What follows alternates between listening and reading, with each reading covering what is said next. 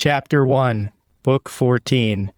Chapter 1. The war between Aristobulus and Hyrcanus about the kingdom, and how they made an agreement that Aristobulus should be king and Hyrcanus live a private life, as also how Hyrcanus a little afterward was persuaded by him to do. We have related the affairs of Queen Alexandra and her death in the foregoing book, and will now speak of what followed, and was connected with those histories, declaring, before we proceed, that we have nothing so much at heart as this, that we may omit no facts, either through ignorance or laziness, for we are upon the history and explication of such things as the greatest part are unacquainted withal, because of their distance from our times. And we aim to do it with a proper beauty of style, so far as that is derived from proper words harmonically disposed, and from such ornaments of speech also as may contribute to the pleasure of our readers, that they may entertain the knowledge of what we write with some agreeable satisfaction and pleasure. But the principal scope that authors ought to aim at above all the rest is to speak accurately and to speak truly, for the satisfaction of those that are otherwise unacquainted with such transactions, and obliged to believe what these writers inform them of. Hyrcanus then began his high priesthood on the 3rd year of the 177th Olympiad, when Quintus Hortensius and Quintus Metellus, who was called Metellus of Crete, were consuls at Rome, when presently Aristobulus began to make war against him, and as it came to a battle with Hyrcanus at Jericho, many of his soldiers deserted him, and went over to his brother, upon which Hyrcanus fled into the citadel, where Aristobulus' wife and children were imprisoned by their mother, as we have said already, and attacked and overcame those his adversaries that had fled thither, and lay within the walls of the temple. So when he had sent a message to his brother about agreeing the matters between them, he laid aside his enmity to him on these conditions, that Aristobulus should be king, that he should live without intermeddling with public affairs, and quietly enjoy the estate he had acquired. When they had agreed upon these terms in the temple, and had confirmed the agreement with oaths, and the giving one another their right hands, and embracing one another in the sight of the whole multitude, they departed, the one, Aristobulus, to the palace, and Hyrcanus as a private man to the former house of Aristobulus. But there was a certain friend of Hyrcanus, an Idumean called Antipater, who was very rich, and in his nature an active and a seditious man, who was at enmity with Aristobulus, and had differences with him on account of his goodwill to Hyrcanus. It is true that Nicholas of Damascus says that Antipater was of the stock of the principal Jews who came out of Babylon into Judea, but that assertion of his was to gratify Herod, who was his son, and who, by certain revolutions of fortune, came afterward to be king of the Jews, whose history we shall give you in its proper place hereafter. However, this Antipater was at first called Antipas, and that was his father's name also, of whom they relate this. That king Alexander and his wife made him general of all Idumea, and that he made a league of friendship with those Arabians and Gezites and Ascalonites that were of his own party, and had by many and large presents made them his fast friends. But now this younger Antipater was suspicious of the power of Aristobulus, and was afraid of some mischief he might do him, because of his hatred to him. So he stirred up the most powerful of the Jews, and talked against him to them privately, and said that it was unjust to overlook the conduct of Aristobulus, who had gotten the government unrighteously, and ejected his brother out of it, who was the elder, and ought to retain what belonged to him by prerogative of his birth. And the same speeches he perpetually made to Hyrcanus, and told him that his own life would be in danger, unless he guarded himself and got shut of Aristobulus. For he said that the friends of Aristobulus omitted no opportunity of advising him to kill him, as being then, and not before, sure to retain his principality. Hyrcanus gave no credit to these words of his as being of a gentle disposition, and one that did not easily admit of calumnies against other men. This temper of his not disposing him to meddle with public affairs and want of spirit occasioned him to appear to spectators to be degenerate and unmanly, while Aristobulus was of a contrary temper, an active man, and one of a great and generous soul. Since therefore Antipater saw that Hyrcanus did not attend to what he said, he never ceased, day by day, to charge rain crimes upon Aristobulus, and to calumniate him before him, as if he had a mind to kill him. And so, by urging him perpetually, he advised him and persuaded him to fly to Aretas, the king of Arabia, and promised that if he would comply with his advice, he would also himself assist him and go with him. When Hyrcanus heard this, he said that it was for his advantage to fly away to Aretas. Now Arabia is a country that borders upon Judea. However, Hyrcanus sent Antipater first to the king of Arabia, in order to receive assurances from him that when he should come in the manner of a supplicant to him, he would not deliver him up to his enemies. So Antipater, having received such assurances, returned to Hyrcanus to Jerusalem.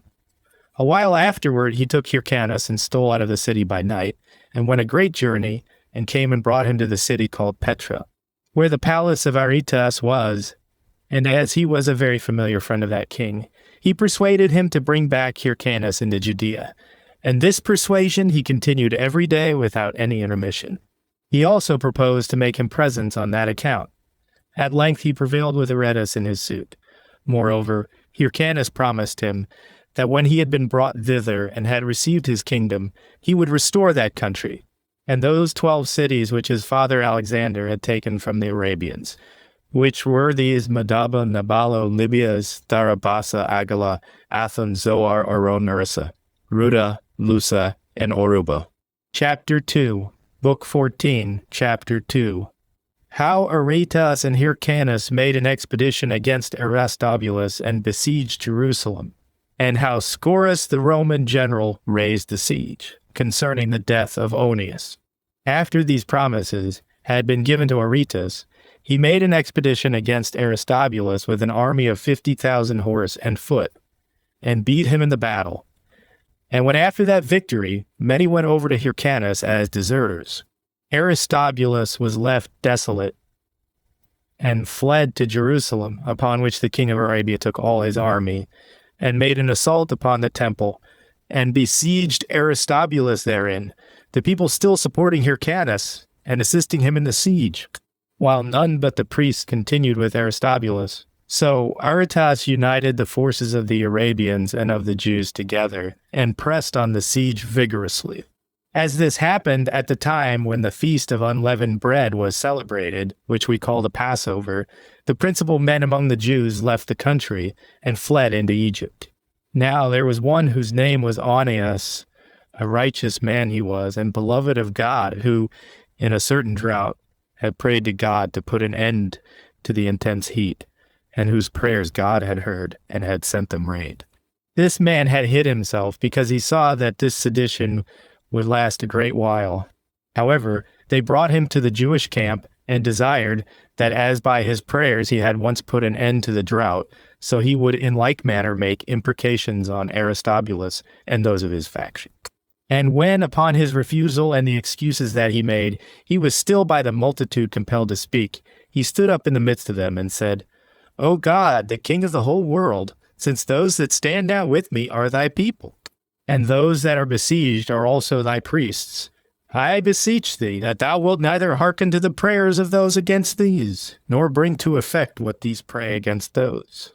Whereupon such wicked Jews as stood about him, as soon as he had made this prayer, stoned him to death.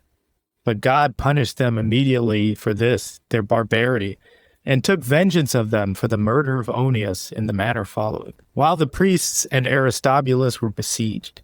It happened that the feast called the Passover was come, at which it is our custom to offer a great number of sacrifices to God. But those that were with Aristobulus wanted sacrifices, and desired that their countrymen without would furnish them with such sacrifices, and assured them they should have as much money for them as they should desire. And when they required them to pay 1,000 drachmae for each head of cattle, Aristobulus and the priests willingly undertook to pay for them accordingly. And those within let down the money over the walls and gave it them. But when the others had received it, they did not deliver the sacrifices, but arrived at that height of wickedness as to break the assurances they had given, and to be guilty of impiety towards God, by not furnishing those that wanted them with sacrifices. And when the priests found they had been cheated, and that the agreements they had made were violated, they prayed to God that he would avenge them on their countrymen. Nor did he delay at their punishment, but sent a strong and vehement storm of wind that destroyed the fruits of the whole country, till a modius of wheat was then bought for 11 drachmae. In the meantime, Pompey sent Scourus into Syria, while he was himself in Armenia, and making war with Tigranes. But when Scourus was come to Damascus, and found that Lawlins and Metellus had newly taken the city, he came himself hastily into Judea. And when he was come thither, ambassadors came to him, both from Aristobulus and Hyrcanus, and both desired he would assist them. And when both of them promised to give him money, Aristobulus 400 talents, and Hyrcanus no less, he accepted of Aristobulus's promise, for he was rich, and had a great soul, and desired to obtain nothing but what was moderate, whereas the other was poor and tenacious, and made incredible promises, hopes of greater advantages. For it was not the same thing to take a city that was exceeding strong and powerful, as it was to eject out of the country some fugitives, with a greater number of Mabbitians, who were no very warlike people. He therefore made an agreement with Aristobulus for the reasons before mentioned, and took his money and raised the siege, and ordered Aurelius to depart, or else he should be declared an enemy to the Romans. So Scourus returned to Damascus again, and Aristobulus, with a great army, made war with Aretas and Hyrcanus, and fought them at a place called Papyron, and beat them in the battle, and slew about 6,000 of the enemy, with whom fell Phalion also, the brother of Antipater. Chapter 3. Book 14. Chapter 3. How Aristobulus and Hyrcanus came to Pompey, in order to argue who ought to have the kingdom, and how upon the plight of Aristobulus to the fortress Alexandrium, Pompey led his army against him, and ordered him to deliver up the fortresses whereof he was possessed. A little afterward Pompey came to Damascus, and marched over Cilicia. At which time there came ambassadors to him from all Syria, and Egypt, and out of Judea also, for Aristobulus had sent him a great present, which was a golden vine of the value of 500 talents. Now Strabo of Cappadocia mentions this present in these words: There came also an embassage out of Egypt, and a crown of the value of 4,000 pieces of gold. And out of Judea there came another, whether you call it a vine or a garden. They call the thing Turpole, the delight. However, we ourselves saw that present reposited at Rome in the temple of Jupiter Capitolinus, with this inscription: The gift of Alexander, the king of the Jews. It was valued at 500 talents. And the report is that Aristobulus, the governor of the Jews, sent it. In a little time afterward came ambassadors again to him, Antipater from Hyrcanus, and Nicodemus from Aristobulus, which last also accused such as taken bribes. First Gabinius, and then Scourus,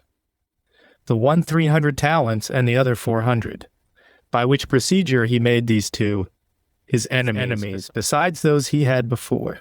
And when Pompey had ordered those that had controversy one with another to come to him in the beginning of the spring, he brought his army out of their winter quarters and marched into the country of Damascus. And as he went along, he demolished the citadel that was at Apamia, which Antiochus Cyzicenus had built, and took cognizance of the country of Ptolemy Menneus, a wicked man, and not less so than Dionysius of Tripoli, who had been beheaded, who was also his relation by marriage. Yet did he buy off the punishment of his crimes for 1,000 talents, with which money Pompey paid the soldiers their wages. He also conquered the place called Lysias, of which Silas a Jew was tyrant. And when he had passed over the cities of Heliopolis and Chalcis, and got over the mountain, which is on the limit of Celesyria, he came from Pella to Damascus, and there it was that he heard the causes of the Jews, and of their governors Hyrcanus and Aristobulus, who were at difference one with another, as also of the nation against them both, which did not desire to be under kingly government, because the form of government they received from their forefathers was that of subjection to the priests of that God whom they worshipped, and they complained that though these two were the posterity of priests, yet did they seek to change the government of their nation to another form in order to enslave them. Hyrcanus complained that although he were the elder brother, he was deprived of the prerogative of his birth by Aristobulus, and that he had but a small part of the country under him, Aristobulus having taken away the rest from him by force. He also accused him that the incursions which had been made into their neighbors' countries and the piracies that had been at sea were owing to him, and that the nation would not have revolted unless Aristobulus had been a man given to violence and disorder, and there were no fewer than 1,000 Jews of the best esteem among them, who confirmed this accusation, which confirmation was procured by Antipater. But Aristobulus alleged against him that it was Hyrcanus' own temper, which was inactive, and on that account contemptible, which caused him to be deprived of the government, and that for himself he was necessitated to take it upon him, for fear lest it should be transferred to others, and that as to his title of king, it was no other than what his father had taken before him. He also called for witnesses of what he said some persons who were both young and insolent, whose purple garments, fine heads of hair, and other ornaments were detested by the court, and which they appeared in, not as though they were to plead their cause in a court of justice, but as if they were marching in a pompous procession. When Pompey had heard the causes of these two, and had condemned Aristobulus for his violent procedure, he then spake civilly to them, and sent them away, and told them that when he came again into their country, he would settle all their affairs, after he had first taken a view of the affairs of the Nabateans. In the meantime, he ordered them to be quiet, and treated Aristobulus civilly, lest he should make the nation revolt, and hinder his return, which yet Aristobulus did. For without expecting any further determination which Pompey had promised them, he went to the city Delius, and thence marched into Judea. At this behavior Pompey was angry, and taking with him that army which he was leading against the Nabateans, and the auxiliaries that came from Damascus, and the other parts of Syria, with the other Roman legions which he had with him, he made an expedition against Aristobulus. But as he passed by Pella and Scythopolis, he came to Corinth, which is the first entrance into Judea when one passes over the midland countries, where he came to a most beautiful fortress that was built on the top of a mountain called Alexandrium, whither Aristobulus had fled. And thence Pompey sent his commands to him that he should come to him.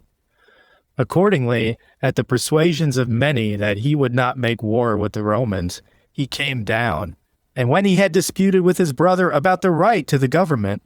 he went up again to the citadel, as Pompey gave him leave to do. And this he did 2 or 3 times, as flattering himself with the hopes of having the kingdom granted him, so that he still pretended he would obey Pompey in whatsoever he commanded. Although at the same time he retired to his fortress, that he might not depress himself too low, and that he might be prepared for a war, in case it should prove as he feared, that Pompey would transfer the government to Hyrcanus. But when Pompey enjoined Aristobulus to deliver up the fortresses he held, and to send an injunction to their governors under his own hand for that purpose, for they had been forbidden to deliver them up upon any other commands, he submitted indeed to do so. But still he retired in displeasure to Jerusalem, and made preparation for war. A little after this, certain persons came out of Pontus and informed Pompey as he was on the way, and conducting his army against Aristobulus, that Mithridates was dead and was slain by his son Pharmaces. Chapter 4. Book 14, Chapter 4. How Pompey, when the citizens of Jerusalem shut their jihad against him, besieged the city and took it by force, as also what other things he did in Judea. Now, when Pompey had pitched his camp at Jericho, where the palm tree grows, and that balsam, which is an ointment of all the most precious, which upon any incision made in the wood with a sharp stone, distills out thence like a juice, he marched in the morning to Jerusalem. Hereupon Aristobulus repented of what he was doing, and came to Pompey and promised to give him money, and received him into Jerusalem, and desired that he would leave off the war and do what he pleased peaceably. So Pompey, upon his entreaty, forgave him and sent Gabinius, and soldiers with him to receive the money in the city. Yet was no part of this performed, but Gabinius came back, being both excluded out of the city, and receiving none of the money promised, because Aristobulus' soldiers would not permit the agreements to be executed. At this Pompey was very angry, and put Aristobulus into prison, and came himself to the city, which was strong on every side, excepting the north, which was not so well fortified, for there was a broad and deep ditch that encompassed the city, and included within it the temple, which was itself encompassed about with a very strong stone wall. Now there was a sedition of the men that were within the city, who did not agree what was to be done in their present circumstances, while some thought it best to deliver up the city to Pompey. But Aristobulus' party exhorted them to shut the gates, because he was kept in prison. Now these prevented the others, and seized upon the temple, and cut off the bridge which reached from it to the city, and prepared themselves to abide a siege. But the others admitted Pompey's army in, and delivered up both the city and the king's palace to him. So Pompey sent his lieutenant Piso with an army, and placed garrisons both in the city and in the palace to secure them, and fortified the houses that joined to the temple, and all those which were more distant and without it. And in the first place he offered terms of accommodation to those within. But when they would not comply with what was desired, he encompassed all the places thereabout with a wall, wherein Hyrcanus did gladly assist him on all occasions. But Pompey pitched his camp within the wall on the north part of the temple, where it was most practicable. But even on that side there were great towers, and a ditch had been dug, and a deep valley begirt it round about. For on the parts towards the city were precipices, and the bridge on which Pompey had gotten in was broken down. However, a bank was raised day by day with a great deal of labor, while the Romans cut down materials for it from the places round about. And when this bank was sufficiently raised, and the ditch filled up, though but poorly, by reason of its immense depth, he brought his mechanical engines and battering rams from Tyre, and placing them on the bank, he battered the temple with the stones that were thrown against it. And had it not been our practice, from the days of our forefathers to rest on the seventh day, this bank could never have been perfected by reason of the opposition the Jews would have made. For though our law gives us leave then to defend ourselves against those that begin to fight with us and assault us, yet does it not permit us to meddle with our enemies while they do anything else. Which thing when the Romans understood, on those days which we call Sabbaths, they threw nothing at the Jews, nor came to any pitched battle with them, but raised up their earthen banks, and brought their engines into such forwardness that they might do execution the next day. And anyone may hence learn how very great piety we exercise towards God, and the observance of his laws, since the priests were not at all hindered from their sacred ministrations by their fear during the siege, but did still twice a day, in the morning and about the 9th hour, offer their sacrifices on the altar, nor did they omit those sacrifices if any melancholy accident happened by the stones that were thrown among them. For although the city was taken on the 3rd month, on the day of the fast, upon the 179th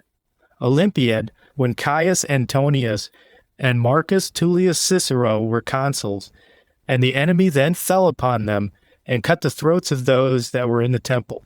Yet could not those that offered the sacrifices be compelled to run away, neither by the fear they were in of their own lives, nor by the number that were already slain, as thinking it better to suffer whatever came upon them at their very altar, than to omit anything that their laws require them, and that this is not a mere brag, or an encomium to manifest a degree of our piety that was false, but as the real truth. I appeal to those that have written of the acts of Pompey, and among them to Strabo and Nicolaus of Damascus, and besides these two, Titus Livius, the writer of the Roman history, who will bear witness to this thing. But when the battering engine was brought near, the greatest of the towers was shaken by it, and fell down and broke down a part of the fortifications, so the enemy poured in apace, and Cornelius Faustus, the son of Sylla, with his soldiers, first of all ascended the wall, and next to him Furius the centurion, with those that followed on the other part, while Fabius, who was also a centurion, ascended it in the middle with a great body of men after him. But now all was full of slaughter, some of the Jews being slain by the Romans, and some by one another. Nay, some there were who threw themselves down the precipices, or put fire to their houses, and burnt them, as not able to bear the miseries they were under. Of the Jews there fell 12,000, but of the Romans very few. Absalom, who was at once both uncle and father-in-law to Aristobulus, was taken captive, and no small enormities were committed about the temple itself, which, in former ages, had been inaccessible, and seen by none, for Pompey went into it, and not a few of those that were with him also, and saw all that which it was unlawful for any other men to see, but only for the high priests. There were in that temple the golden table, the holy candlestick, and the pouring vessels, and a great quantity of spices, and besides these there were among the treasures 2,000 talents of sacred money. Yet did Pompey touch nothing of all this, on account of his regard to religion. And in this point also, he acted in a manner that was worthy of his virtue. The next day, he gave order to those that had the charge of the temple to cleanse it, and to bring what offerings the law required to God, and restored the high priesthood to Hyrcanus, both because he had been useful to him in other respects, and because he hindered the Jews in the country from giving Aristobulus any assistance in his war against him. He also cut off those that had been the authors of that war, and bestowed proper rewards on Faustus and those others that mounted the wall with such alacrity. And he made Jerusalem tributary to the Romans, and took away those cities of Celesyria which the inhabitants of Judea had subdued, and put them under the government of the Roman president, and confined the whole nation, which had elevated itself so high before within its own bounds. Moreover, he rebuilt Gadara, which had been demolished a little before, to gratify Demetrius of Gadara, who was his freedman, and restored the rest of the cities, Hippos, and Scythopolis, and Pella, and Dios, and Samaria, as also Marissa, and Ashdod, and Jamnia, and Arathusa to their own inhabitants. These were in the inland parts. Besides those that had been demolished, and also of the maritime cities, Gaza, and Joppa, and Dora, and Strato's tower, which last Herod rebuilt after a glorious manner, and adorned with havens and temples, and changed its name to Caesarea. All these Pompey left in a state of freedom, and joined them to the province of Syria. Now the occasions of this misery which came upon Jerusalem were Hyrcanus and Aristobulus, by raising a sedition one against the other. For now we lost our liberty, and became subject to the Romans, and were deprived of that country which we had gained by our arms from the Syrians, and were compelled to restore it to the Syrians. Moreover, the Romans exacted of us in a little time above 10,000 talents, and the royal authority, which was a dignity formerly bestowed on those that were high priests, by the right of their family, became the property of private men. But of these matters we shall treat in their proper places. Now Pompey committed Celesyria, as far as the river Euphrates in Egypt, to Scaurus with 2 Roman legions, and then went away to Cilicia, and made haste to Rome. He also carried bound along with him Aristobulus and his children, for he had 2 daughters and as many sons, the one of which ran away, but the younger Antigonus was carried to Rome, together with his sisters. Chapter 5. Book 14, Chapter 5. How Scaurus made a league of mutual assistance with Aretas, and what Gabinius did in Judea, after he had conquered Alexander, the son of Aristobulus. Scaurus made now an expedition against Petrea in Arabia, and set on fire all the places round about it, because of the great difficulty of access to it. And as his army was pinched by famine, Antipater furnished him with corn out of Judea, and with whatever else he wanted, and this at the command of Hyrcanus. And when he was sent to Aretas as an ambassador by Scaurus, because he had lived with him formerly, he persuaded Aretas to give Scaurus a sum of money to prevent the burning of his country, and undertook to be his surety for 300 talents. So Scaurus, upon these terms, ceased to make war any longer, which was done as much at Scaurus's desire as at the desire of Aretas. Some time after this, when Alexander, the son of Aristobulus, made an incursion into Judea, Gabinius came from Rome into Syria as commander of the Roman forces. He did many considerable actions, and particularly made war with Alexander. since Hyrcanus was not yet able to oppose his power, but was already attempting to rebuild the wall of Jerusalem, which Pompey had overthrown, although the Romans which were there restrained him from, however. Alexander went over all the country round about, and armed many of the Jews, and suddenly got together 10,000 armed footmen and 1,500 horsemen, and fortified Alexandrium, a fortress near to Corinth and Machaerus, near the mountains of Arabia. Gabinius therefore came upon him, having sent Marcus Antonius with other commanders before. These armed such Romans as followed them, and together with them such Jews as were subject to them, whose leaders were Pythilas and Malachus. And they took with them also their friends that were with Antipater, and met Alexander, while Gabinius himself followed with his legion. Hereupon Alexander retired to the neighborhood of Jerusalem, where they fell upon one another, and it came to a pitched battle, in which the Romans slew of their enemies about 3,000, and took a like number alive. At which time Gabinius came to Alexandrium, and invited those that were in it to deliver it up on certain conditions, and promised that then their former offenses should be forgiven. But as a great number of the enemy had pitched their camp before the fortress, whom the Romans attacked, Marcus Antonius fought bravely, and slew a great number, and seemed to come off with the greatest honor. So Gabinius left part of his army there, in order to take the place, and he himself went into other parts of Judea, and gave order to rebuild all the cities that he met with that had been demolished, at which time were rebuilt Samaria, Ashdod, Scythopolis, Antidote, Raphia, and Dora, Marissa also, and Gaza, and not a few others besides. And as the men acted according to Gabinius' command, it came to pass that at this time these cities were securely inhabited, which had been desolate for a long time.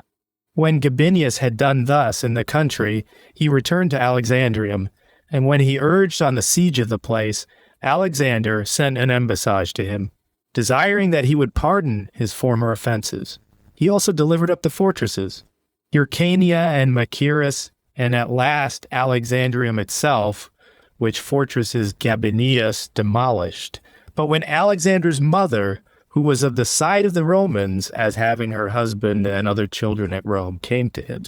he granted her whatsoever she asked. And when he had settled matters with her, he brought Hyrcanus to Jerusalem, and committed the care of the temple to him. And when he had ordained 5 councils, he distributed the nation into the same number of parts. So these councils governed the people. The first was at Jerusalem, the second at Gadara, the third at Amethyst, the fourth at Jericho, and the 5th at Sepphoris in Galilee. So the Jews were now freed from monarchic authority, and were governed by an aristocracy. Chapter 6, Book 14, Chapter 6. How Gabinius caught Aristobulus after he had fled from Rome, and sent him back to Rome again. And how the same Gabinius, as he returned out of Egypt, overcame Alexander and the Nabateans in battle. Now Aristobulus ran away from Rome to Judea, and set about the rebuilding of Alexandrium, which had been newly demolished. Hereupon Gabinius sent soldiers against him, and for their commanders Sisenna and Antonius and Servilius, in order to hinder him from getting possession of the country, and to take him again. And indeed many of the Jews ran to Aristobulus on account of his former glory, as also because they should be glad of an innovation. Now there was one Pythilas, a lieutenant at Jerusalem, who deserted to him with 1,000 men, although a great number of those that came to him were unarmed. And when Aristobulus had resolved to go to Machaerus, he dismissed those people, because they were unarmed, for they could not be useful to him in what actions he was going about. But he took with him 8,000 that were armed, and marched on, and as the Romans fell upon them severely, the Jews fought valiantly, but were beaten in the battle. And when they had fought with alacrity, but were overborne by the end, they were put to flight, of whom were slain about 5,000, and the rest being dispersed, tried, as well as they were able, to save themselves. However, Aristobulus had with him still above 1,000, and with them he fled to Machaerus, and fortified the place. And though he had had ill success, he still had good hope of his affairs. But when he had struggled against the siege for 2 days' time, and had received many wounds, he was brought as a captive to Gabinius, with his son Antigonus, who also fled with him from Rome. And this was the fortune of Aristobulus, who was sent back again to Rome, and was there retained in bonds, having been both king and high priest for 3 years and 6 months, and was indeed an eminent person, and one of a great soul. However, the Senate let his children go upon Gabinius's writing to them that he had promised their mother so much when she delivered up the fortresses to him, and accordingly they then returned into Judea. Now when Gabinius was making an expedition against the Parthians, and had already passed over Euphrates, he changed his mind, and resolved to return into Egypt, in order to restore Ptolemy to his kingdom. This hath also been related elsewhere. However, Antipater supplied his army, which he sent against Archelaus with corn and weapons and money. He also made those Jews who were above Pelusium his friends and confederates, and had been the guardians of the passes that led into Egypt. But when he came back out of Egypt, he found Syria in disorder, with seditions and troubles. For Alexander, the son of Aristobulus, having seized on the government a second time by force, made many of the Jews revolt to him. And so he marched over the country with a great army, and slew all the Romans he could light upon, and proceeded to besiege the mountain called Gerizim, whither they had retreated. But when Gabinius found Syria in such a state, he sent Antipater, who was a prudent man, to those that were seditious, to try whether he could cure them of their madness, and persuade them to return to a better mind. And when he came to them, he brought many of them to a sound mind, and induced them to do what they ought to do. But he could not restrain Alexander, for he had an army of 30,000 Jews, and met Gabinius, and joining battle with him, was beaten, and lost 10,000 of his men about Mount Tabor. So Gabinius settled the affairs which belonged to the city Jerusalem, as was agreeable to Antipater's inclination, and went against the Nabateans, and overcame them in battle. He also sent away in a friendly manner Mithridates and Orsans, who were Parthian deserters, and came to him, though the report went abroad that they had run away from him.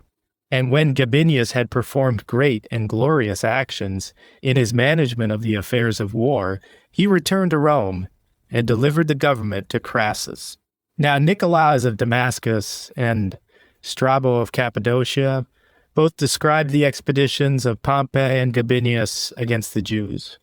while neither of them say anything new which is not in the other. Chapter 7, Book 14, Chapter 7. How Crassus came into Judea and pillaged the temple, and then marched against the Parthians and perished with his army.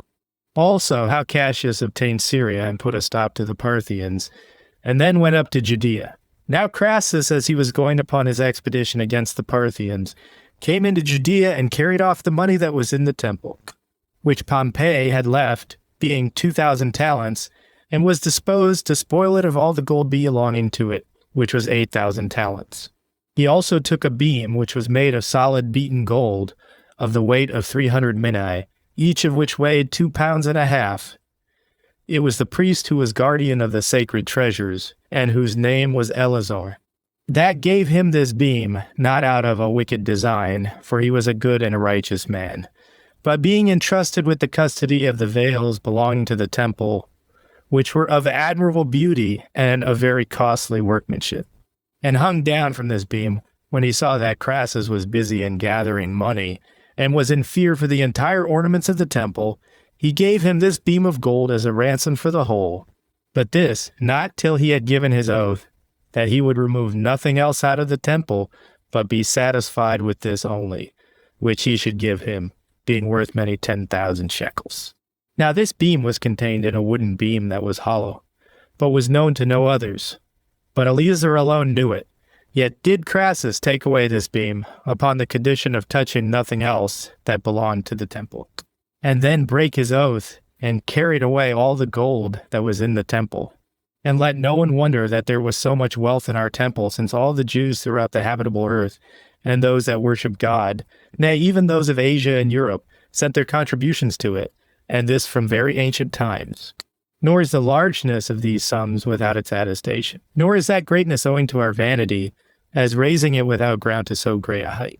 But there are many witnesses to it, and particularly Strabo of Cappadocia, who says thus: Mithridates sent to Coos and took the money which Queen Cleopatra had deposited there, as also 800 talents belonging to the Jews. Now we have no public money, but only what appertains to God.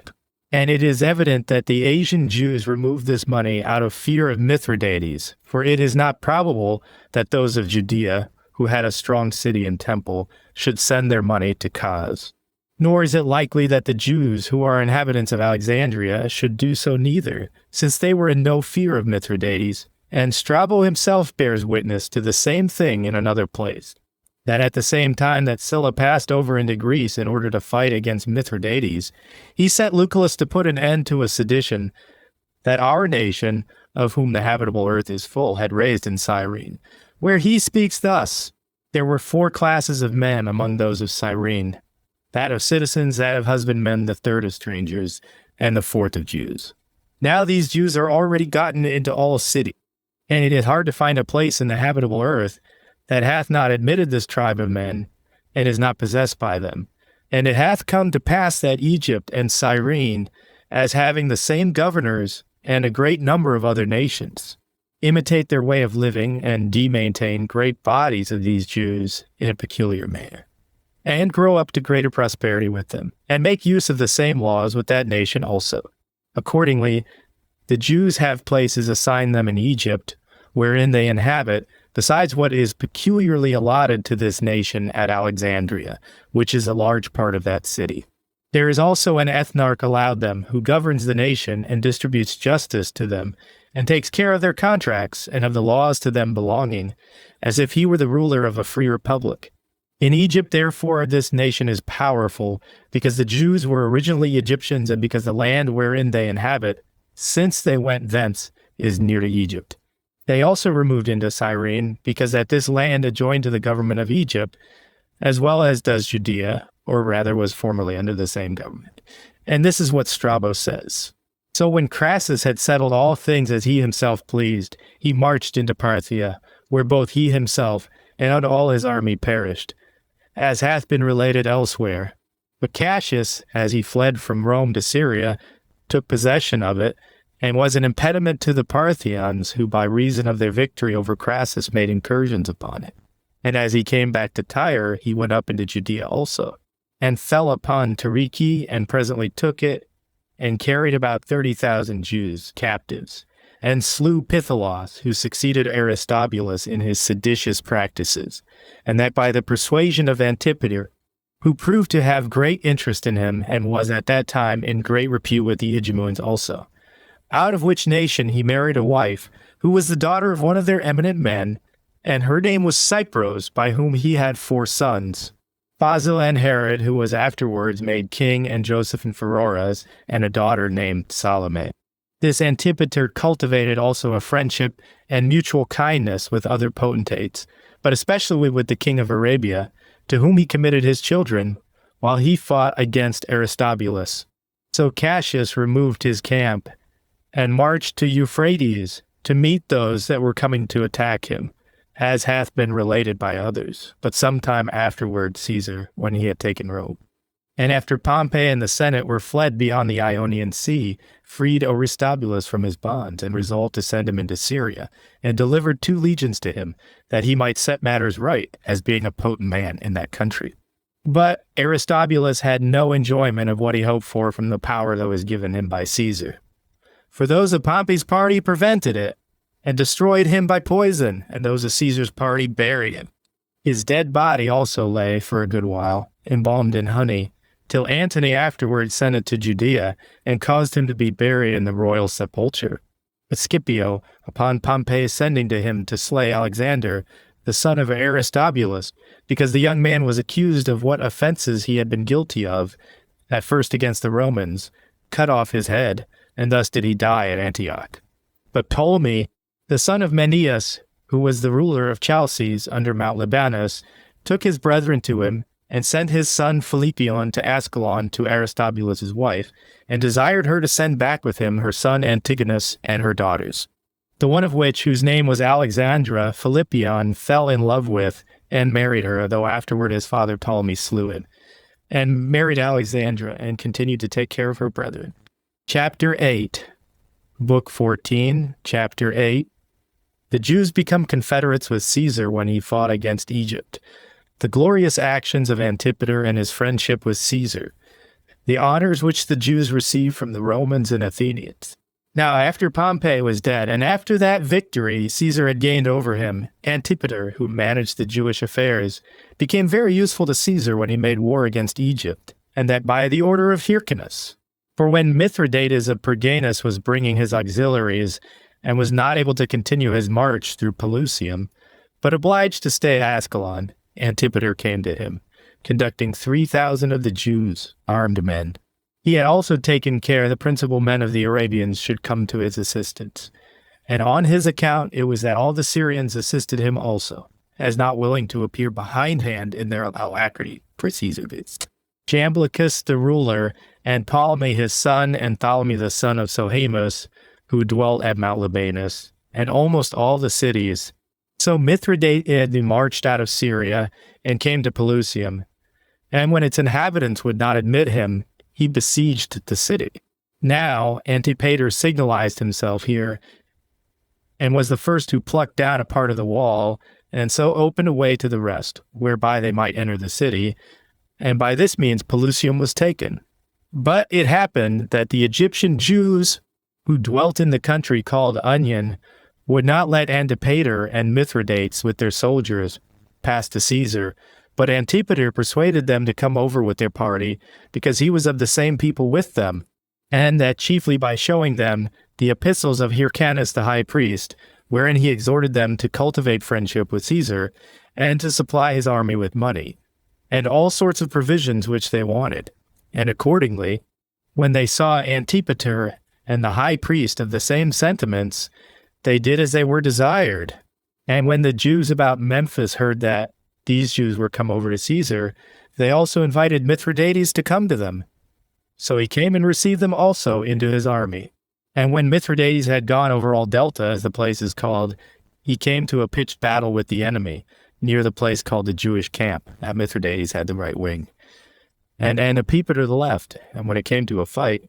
that wing where Mithridates was gave way,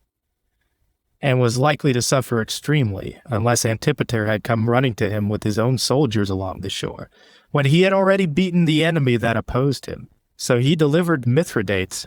and put those Egyptians who had been too hard for him to flight. He also took their camp and continued in the pursuit of them. He also recalled Mithridates, who had been worsted, and was retired a great way off,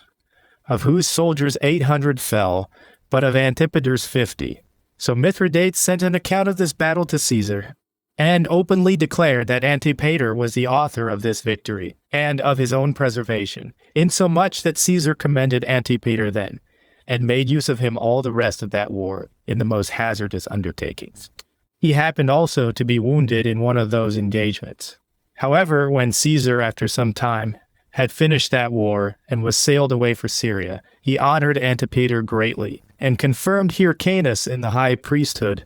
and bestowed on Antipater the privilege of a citizen of Rome, and a freedom from taxes everywhere. And it is reported by many that Hyrcanus went along with Antipater in this expedition, and came himself into Egypt. And Strabo of Cappadocia bears witness to this, when he says thus in the name of Asinius, after Mithridates had invaded Egypt, and with him Hyrcanus the high priest of the Jews. Nay, the same Strabo says thus again in another place, in the name of Hypsicrates, that Mithridates at first went out alone, but that Antipater, who had the care of the Jewish affairs, was called by him to Ascalon, and that he had gotten ready 3,000 soldiers to go along with him, and encouraged other governors of the country to go along with him also, and that Hyrcanus the high priest was also present in this expedition. This is what Strabo says, but Antigonus the son of Aristobulus came at this time to Caesar, and lamented his father's fate, and complained that it was by Antipater's means that Aristobulus was taken off by poison, and his brother was beheaded by Scipio, and desired that he would take pity of him who had been ejected out of that principality which was due to him. He also accused Hyrcanus and Antipater as governing the nation by violence, and offering injuries to himself. Antipater was present, and made his defense as to the accusations that were laid against him. He demonstrated that Antigonus and his party were given to innovation, and were seditious persons, He also put Caesar in mind what difficult services he had undergone when he assisted him in his wars, and discoursed about what he was a witness of himself. He added that Aristobulus was justly carried away to Rome as one that was an enemy to the Romans and could never be brought to be a friend to them, and that his brother had no more than he deserved from Scipio, as being seized in committing robberies, and that this punishment was not inflicted on him in a way of violence or injustice by him that did it. When Antipater had made this speech, Caesar appointed Harcius to be high priest, and gave Antipater what principality he himself should choose, leaving the determination to himself. So he made him procurator of Judea. He also gave Hyrcanus leave to raise up the walls of his own city, upon his asking that favor of him, for they had been demolished by Pompey. And this grant he sent to the consuls to Rome, to be engraven in the Capitol. The decree of the Senate was this that follows. 13 Lucius Valerius, the son of Lucius the praetor, referred this to the Senate upon the Ides of December in the Temple of Concord. There were present at the writing of this decree Lucius Coponius, the son of Lucius of the Colline tribe, and Papirius of the Quirine tribe, concerning the affairs which Alexander, the son of Jason, and Numenius, the son of Antiochus, and Alexander, the son of Dositheus, ambassadors of the Jews, good and worthy men proposed, who came to renew that league of goodwill and friendship with the Romans which was in being before. They also brought a shield of gold as a mark of confederacy, valued at 50,000 pieces of gold, and desired that letters might be given them, directed both to the free cities and to the kings, that their country and their havens might be at peace, and that no one among them might receive any injury. It therefore pleased the Senate to make a league of friendship and goodwill with them, and to bestow on them whatsoever they stood in need of, and to accept of the shield which was brought by them. This was done in the 9th year of Hyrcanus the high priest and ethnarch in the month Panemus. Hyrcanus also received honors from the people of Athens, as having been useful to them on many occasions, and when they wrote to him, they sent him this decree, as it here follows under the prutenea and priesthood of Dionysius, the son of Aesculapius, on the 5th day of the latter part of the month Panemus.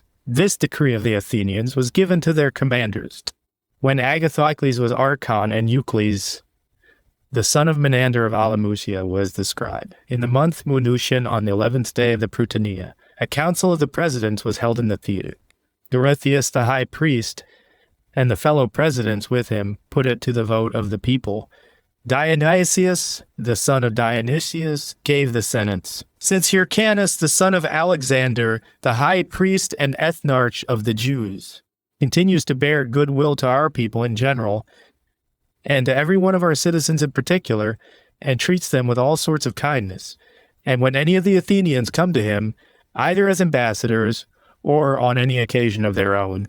he receives them in an obliging manner, and sees that they are conducted back in safety, of which we have had several former testimonies.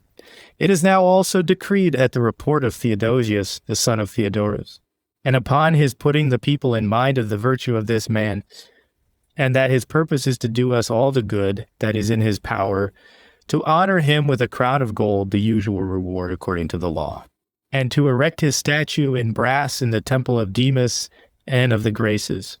and that this present of a crown shall be proclaimed publicly in the theater in the Dionysian shows, while the new tragedies are acting, and in the Panathenian and Eleusinian and gymnical shows also, and that the commanders shall take care, while he continues in his friendship and preserves his goodwill to us, to return all possible honor and favor to the man for his affection and generosity, that by this treatment it may appear how our people receive the good kindly,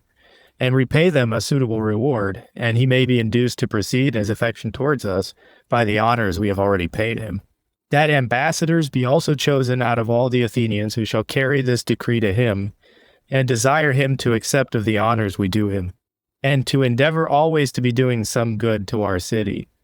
And this shall suffice us to have spoken as to the honors that were paid by the Romans and the people of Athens to Hyrcanus. Chapter 9. Book 14, Chapter 9. How Antipater committed the care of Galilee to Herod, and that of Jerusalem to Phasaelus, as also how Herod upon the Jews' envy at Antipater was accused before Hyrcanus. Now when Caesar had settled the affairs of Syria, he sailed away, and as soon as Antipater had conducted Caesar out of Syria, he returned to Judea. He then immediately raised up the wall which had been thrown down by Pompey, and by coming thither, he pacified that tumult which had been in the country, and this by both threatening and advising them to be quiet. For that if they would be of Hyrcanus' side, they would live happily, and lead their lives without disturbance, and in the enjoyment of their own possessions, but if they were addicted to the hopes of what might come by innovation, and aimed to get wealth thereby, they should have him a severe master instead of a gentle governor,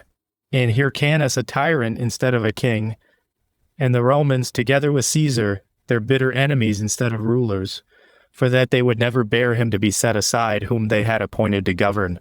And when Antipater had said this to them, he himself settled the affairs of this country. And seeing that Hyrcanus was of a slow and slothful temper, he made Phasaelus his eldest son governor of Jerusalem,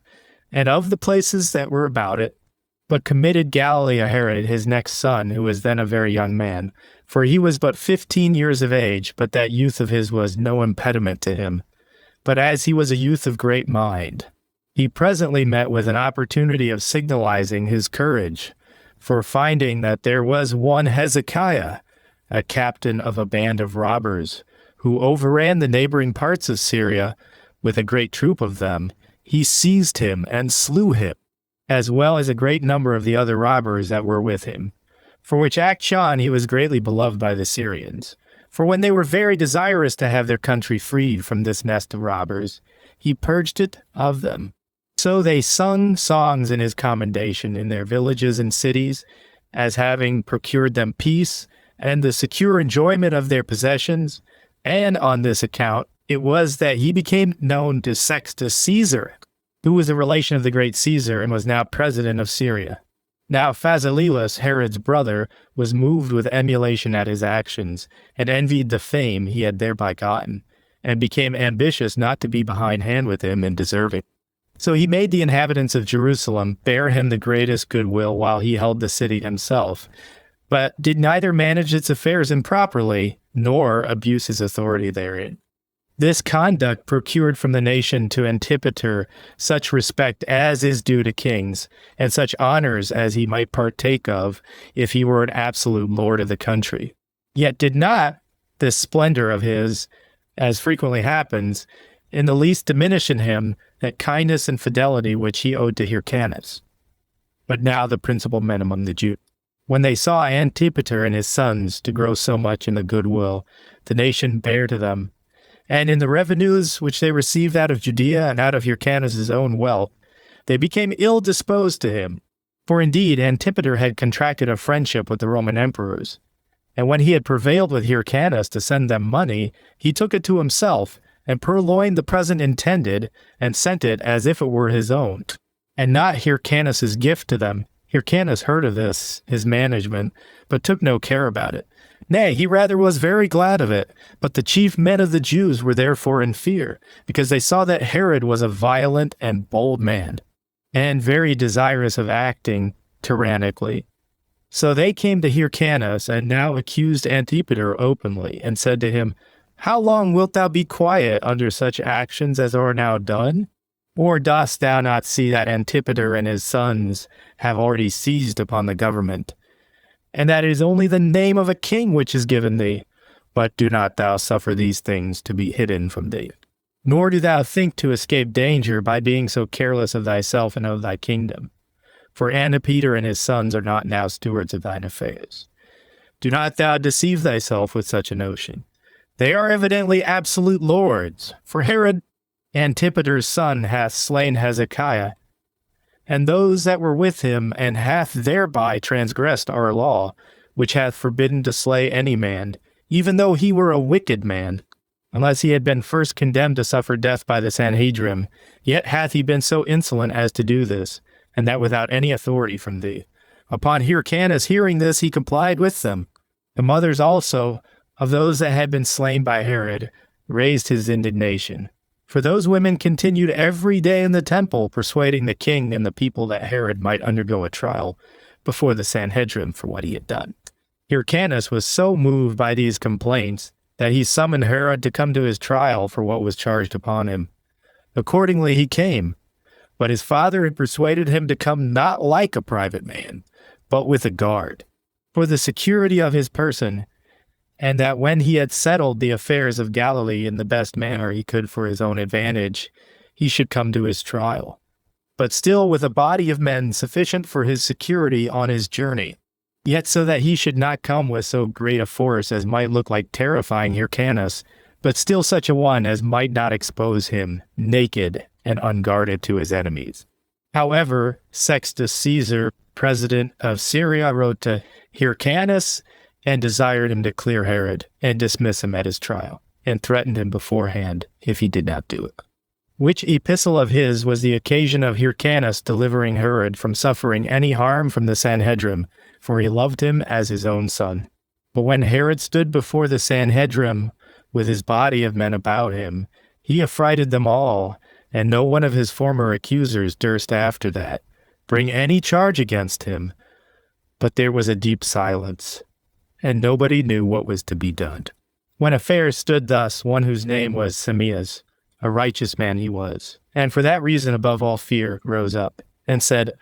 O you that are assessors with me, and O thou that art our king, I neither have ever myself known such a case, nor do I suppose that any one of you can name its parallel, that one who was called to take his trial by us ever stood in such a manner before us. But everyone, whosoever he be, that comes to be tried by this Sanhedrim, presents himself in a submissive manner, and like one that is in fear of himself, and that endeavors to move us to compassion, with his hair disheveled, and in a black and mourning garment. But this admirable man, Herod, who is accused of murder, and called to answer so heavy an accusation, stands here clothed in purple, and with the hair of his head finely trimmed, and with his armed men about him, that if we shall condemn him by our law, he may slay us, and by overbearing justice may himself escape death. Yet do not I make this complaint against Herod himself. He is to be sure more concerned for himself than for the laws. But my complaint is against yourselves and your king, who gave him a license so to do. However, take you notice that God is great, and that this very man whom you are going to absolve and dismiss, for the sake of Hyrcanus, will one day punish both you and your king himself also. Nor did Simeas mistake in any part of this prediction. For when Herod had received the kingdom, he slew all the members of this Sanhedrim, and Hyrcanus himself also, excepting Simeas. For he had a great honor for him on account of his righteousness, and because when the city was afterward besieged by Herod and Antiochus, he persuaded the people to admit Herod into it, and told them that for their sins they would not be able to escape his hands, which things will be related by us in their proper places. But when Hyrcanus saw that the members of the Sanhedrim were ready to pronounce the sentence of death upon Herod, he put off the trial to another day, and sent privately to Herod, and advised him to fly out of the city, for that by this means he might escape. So he retired to Damascus, as though he fled from the king. And when he had been with Sextus Caesar, and had put his own affairs in a sure posture, he resolved to do thus: that, in case he were again summoned before the Sanhedrim to take his trial, he would not obey that summons. Hereupon the members of the Sanhedrim had great indignation at this posture of affairs, and endeavored to persuade Hyrcanus that all these things were against him, which state of matters he was not ignorant, but his temper was so unmanly, and so foolish, that he was able to do nothing at all. But when Sextus had made Herod general in the army of Celesyria, for he sold him that post for money, Hyrcanus was in fear lest Herod should make war upon him. Nor was the effect of what he feared long in coming upon him. For Herod came and brought an army along with him to fight with Hyrcanus, as being angry at the trial he had been summoned to undergo before the Sanhedrim. But his father Antipater and his brother Phasaelus met him, and hindered him from assaulting Jerusalem. They also pacified his vehement temper, and persuaded him to do no overt action, but only to affright them with threatenings, and to proceed no further against one who had given him the dignity he had. They also desired him not only to be angry that he was summoned, and obliged to come to his trial, but to remember withal how he was dismissed without condemnation, and how he ought to give Hyrcanus thanks for the same, and that he was not to regard only what was disagreeable to him, and be unthankful for his deliverance. So they desired him to consider that since it is God that turns the scales of war, there is great uncertainty in the issue of battles, and that therefore he ought to expect the victory when he should fight with his king, and him that had supported him and bestowed many benefits upon him, and had done nothing itself very severe to him, for that his accusation, which was derived from evil counselors and not from himself, had rather the suspicion of some severity than anything really severe in it. Herod was persuaded by these arguments, and believed that it was sufficient for his future hopes to have made a show of his strength before the nation, and done no more to it. And in this state were the affairs of Judea at this time. Chapter 10, Book 14, Chapter 10, the honors that were paid the Jews, and the leagues that were made by the Romans and other nations with them. Now when Caesar was come to Rome, he was ready to sail into Africa to fight against Scipio and Cato, when Hyrcanus sent ambassadors to him, and by them desired that he would ratify that league of friendship and mutual alliance which was between them. And it seems to me to be necessary here to give an account of all the honors that the Romans and their emperor paid to our nation, and of the leagues of mutual assistance they have made with it, that all the rest of mankind may know what regard the kings of Asia and Europe have had to us, and that they have been abundantly satisfied of our courage and fidelity. For whereas many will not believe what hath been written about us by the Persians and Macedonians, because those writings are not everywhere to be met with, nor do lie in public places, but among us ourselves and certain other barbarous nations. While there is no contradiction to be made against the decrees of the Romans, for they are laid up in the public places of the cities, and are extant still in the Capitol, and engraven upon pillars of brass. Nay, besides this, Julius Caesar made a pillar of brass for the Jews at Alexandria, and declared publicly that they were citizens of Alexandria. Out of these evidences will I demonstrate what I say, and will now set down the decrees made both by the Senate and by Julius Caesar, which relate to Hyrcanus and to our nation. Caius Julius Caesar, imperator and high priest, and dictator the second time to the magistrates, senate, and people of Sidon, sendeth greeting. If you be in health, it is well. I also, and the army are well. I have sent you a copy of that decree, registered on the tables, which concerns Hyrcanus, the son of Alexander, the high priest and ethnarch of the Jews, that it may be laid up among the public records. And I will that it be openly proposed in a table of brass, both in Greek and in Latin. It is as follows: I, Julius Caesar, imperator the second time, and high priest, have made this decree, with the approbation of the Senate. Whereas Hyrcanus, the son of Alexander the Jew, hath demonstrated his fidelity and diligence about our affairs, and this both now and in former times, both in peace and in war, as many of our generals have borne witness, and came to our assistance in the last Alexandrian war with 1,500 soldiers, and when he was sent to Mithridates, showed himself superior in valor to all the rest of that army. For these reasons I will that Hyrcanus, the son of Alexander, and his children be ethnarchs of the Jews, and have the high priesthood of the Jews forever, according to the customs of their forefathers, and that he and his sons be our confederates,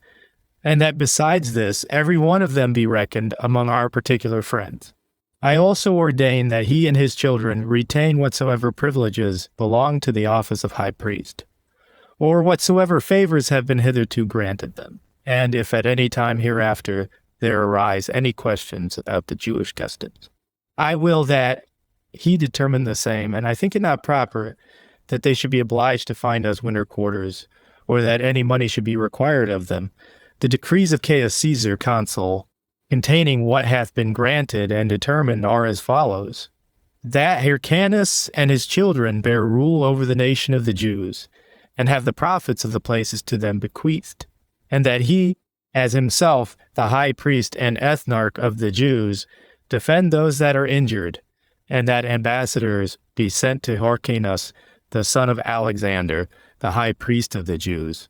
that may discourse with him about a league of friendship and mutual assistance, and that a table of brass containing the premises be openly proposed in the capital, and at Sidon, and Tyre, and at Ascalon, and in the temple, engraven in Roman and Greek letters, that this decree may also be communicated to the quaestors and praetors of the several cities, and to the friends of the Jews, and that the ambassadors may have presents made them, and that these decrees be sent everywhere. 18 Caius, Caesar, Imperator, Dictator, Consul, hath granted, that out of regard to the honor and virtue and kindness of the man, and for the advantage of the Senate and of the people of Rome, Hyrcanus, the son of Alexander, both he and his children, be high priests and priests of Jerusalem, and of the Jewish nation by the same right, and according to the same laws by which their progenitors have held the priesthood. Caius Caesar, consul the 5th time, hath decreed that the Jews shall possess Jerusalem, and may encompass that city with walls, and that Hyrcanus, the son of Alexander, the high priest and ethnarch of the Jews, retain it in the manner he himself pleases, and that the Jews be allowed to deduct out of their tribute every 2nd year the land is let in the sabbatic period, a chorus of that tribute, and that the tribute they pay be not let to farm, nor that they pay always the same tribute. Caius Caesar, Imperator the 2nd time, hath ordained that all the country of the Jews, excepting Joppa, do pay a tribute yearly for the city Jerusalem, excepting the 7th,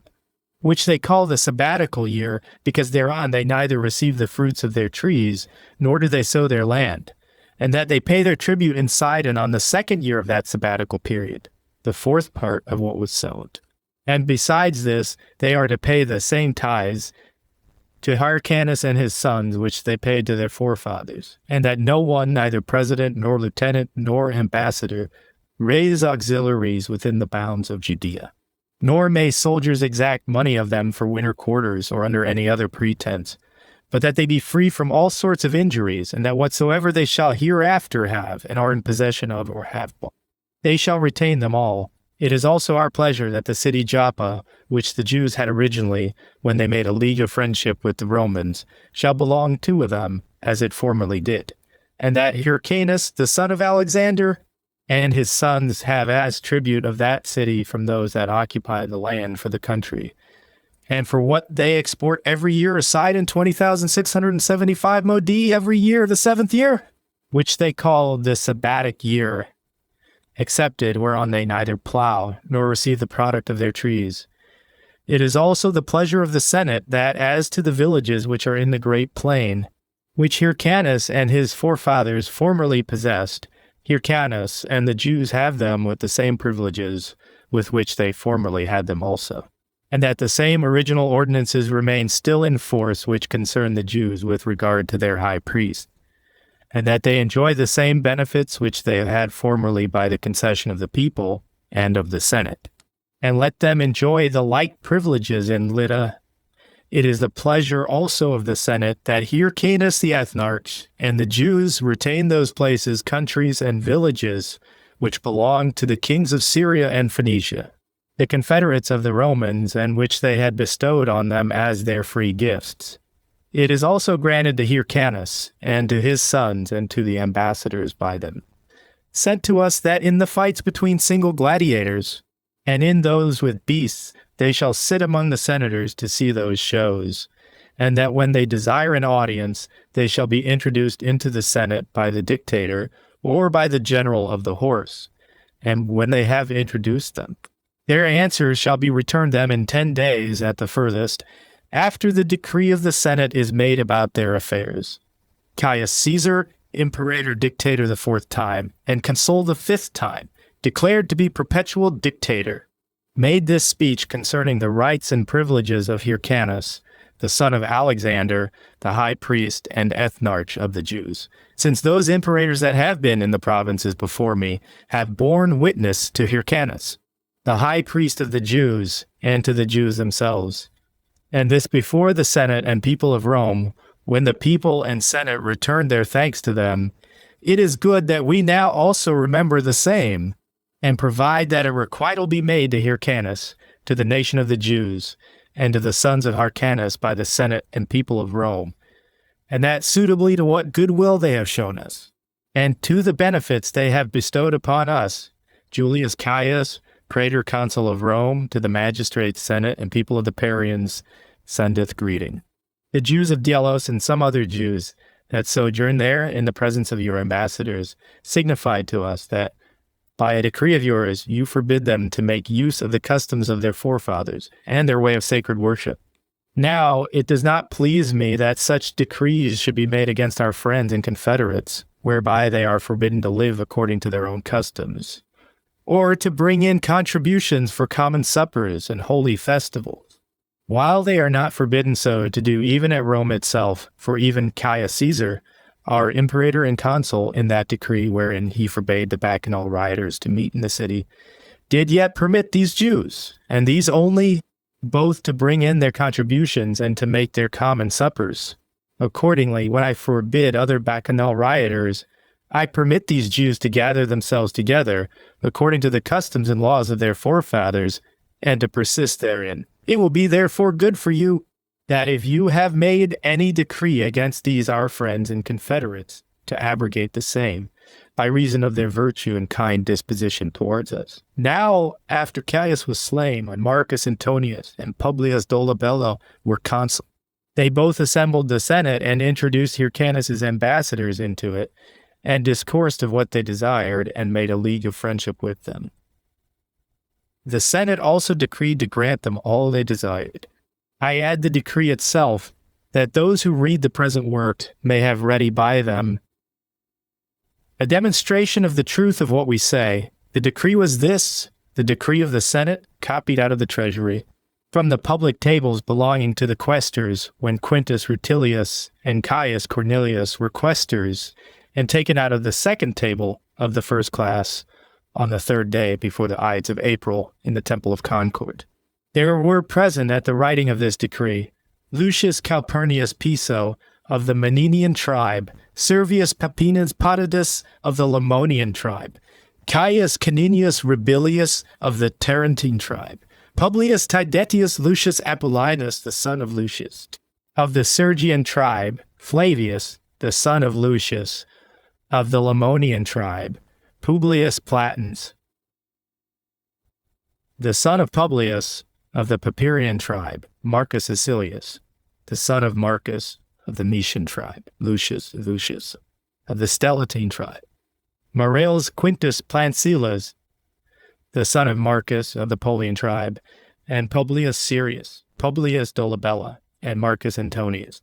The consuls made this reference to the Senate, that as to those things which, by the decree of the Senate,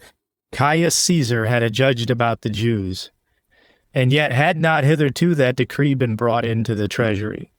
It is our will, as it is also the desire of Publius Dolabella and Marcus Antonius, our consuls, to have these decrees put into the public tables and brought to the city quaestors, that they may take care to have them put upon the double tables. This was done before the 5th of the Ides of February in the Temple of Concord. Now the ambassadors from Hyrcanus, the high priests, were these: Lysimachus, the son of Pausanias, Alexander, the son of Theodorus, Patroclus, the son of Cherias, and Jonathan, the son of Onias, who was then the prefect of Asia, and desired him to dismiss the Jews from military services, and to preserve to them the customs of their forefathers, and to permit them to live according to them. And when Dolabella had received Hyrcanus' letter, without any further deliberation, he sent an epistle to all the Asiatics, and particularly to the city of the Ephesians, the metropolis of Asia, about the Jews. A copy of which epistle here follows. When Artemon was Prytanis, on the first day of the month Leneon, Dolabella, imperator to the Senate and magistrates, and people of the Ephesians, sendeth greeting. Alexander, the son of Theocanus, the son of Alexander, the son of Alexander, the high priest and ethnarch of the Jews, appeared before me, to show that his countrymen could not go into their armies, because they are not allowed to bear arms, or to travel on the Sabbath days, nor there to procure themselves those sorts of food which they have been used to eat from the times of their forefathers. I do therefore grant them a freedom from going into the army, as the former prefects have done, and permit them to use the customs of their forefathers in assembling together for sacred and religious purposes, as their law requires, and for collecting oblations necessary for sacrifices. And my will is that you write this to the several cities under your jurisdiction. And these were the concessions that Dolabella made to our nation when Hyrcanus sent an embassage to him. But Lucius, the consul's decree ran thus: I have at my tribunal set these Jews, who are citizens of Rome, and follow the Jewish religious rites, and yet live at Ephesus, free from going in the army, on account of the superstition they are under. This was done before the 12th of the calends of October, when Lucius Lentulus and Caius Marcellus were consuls, in the presence of Titus Appius Balgus, the son of Titus, and the lieutenant of the Horatian tribe of Titus Tungans, the son of Titus, of the Crustumine tribe of Quintus Resius, the son of Quintus, of Titus Pompeius Longinus, the son of Titus, of Catus Servilius, the son of Caius, of the Tarentine tribe, of Brachus, the military tribune, of Publius Lucius Gallus, the son of Publius, of the Veturian tribe, of Caius Sentens, the son of Caius of the Sabbatine tribe, of Titus Atilius Bulbus, the son of Titus, lieutenant and vice praetor to the magistrates, senate, and people of the Ephesians, sendeth greeting. Lucius Lentulus the consul freed the Jews that are in Asia from going into the armies, at my intercession for them. And when I had made the same petition sometime afterward to Phanius the imperator, and to Lucius Antonius the vice-quaestor, I obtained that privilege of them also. And my will is that you take care that no one give them any disturbance. The decree of the Delians, the answer of the praetor, is when Theodos was archon on the 20th day of the month Thargelian. While Marcus Piso, the lieutenant, lived in our city, who was also appointed over the choice of the soldiers, he called us, and many other of the citizens, and gave order that if there be here any Jews who are Roman citizens, no one is to give them any disturbance about going into the army. Because Cornelius Lentulus, the consul, freed the Jews from going into the army, on account of the superstition they are under. You are therefore obliged to submit to the praetor, and the like decree was made by the Sardians about us also. Caius Phanius, the son of Caius, imperator and consul to the magistrates of Caius, sendeth greeting. I would have you know that the ambassadors of the Jews have been with me, and desired they might have those decrees which the Senate had made about them, which decrees are here subjoined. My will is that you have a regard to and take care of these men according to the Senate's decree, that they may be safely conveyed home through your country. The declaration of Lucius Lentulus the consul: I have dismissed those Jews who are Roman citizens, and who appear to me to have their religious rights, and to observe the laws of the Jews at Ephesus, on account of the superstition they are under. This act was done before the 13th of the calends of October. Lucius Antonius, the son of Marcus, vice-quaestor and vice-praetor, to the magistrates, senate, and people of the Sardians, sendeth greeting. Those Jews that are our fellow citizens of Rome came to me, and demonstrated that they had an assembly of their own, according to the laws of their forefathers, and this from the beginning, as also a place of their own, wherein they determined their suits and controversies with one another. Upon their petition, therefore, to me, if these might be lawful for them, I gave order that these their privileges be preserved, and they be permitted to do accordingly. The declaration of Marcus Publius, the son of Spurius, and of Marcus, the son of Marcus, and of Lucius, the son of Publius. We went to the proconsul and informed him of what Josephus, the son of Cleopatrina of Alexandria, desired that if he thought good, he would dismiss those Jews who were Roman citizens and were wont to observe the rites of the Jewish religion on account of the superstition they were under. Accordingly, he did dismiss them. This was done before the 13th of the calends of October, in the month Quintius, when Lucius Lentulus and Caius Marcellus were consuls. And there were present Titus Appius Balbus, the son of Titus, lieutenant of the Horatian tribe, Titus Tongius of the Crustumine tribe, Quintus Resius, the son of Quintus, Titus Pompeius, the son of Titus Cornelius Longinus, Caius Servilius Brachus, the son of Caius, a military tribune of the Tarentine tribe, Publius Clusius Gallus, the son of Publius of the Veturian tribe, Caius Todius, the son of Caius, a milital tribune,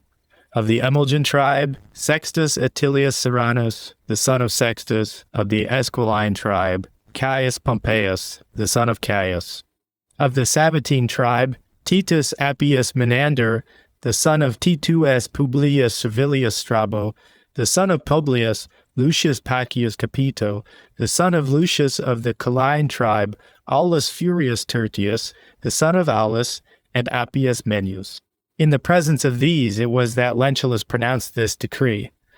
I have before the tribunal dismissed those Jews that are Roman citizens, and are accustomed to observe the sacred rites of the Jews at Ephesus. On account of the superstition they are under, the magistrates of the Laodiceans to Caius Rubilius, the son of Caius, the consul, sendeth greeting. Soper,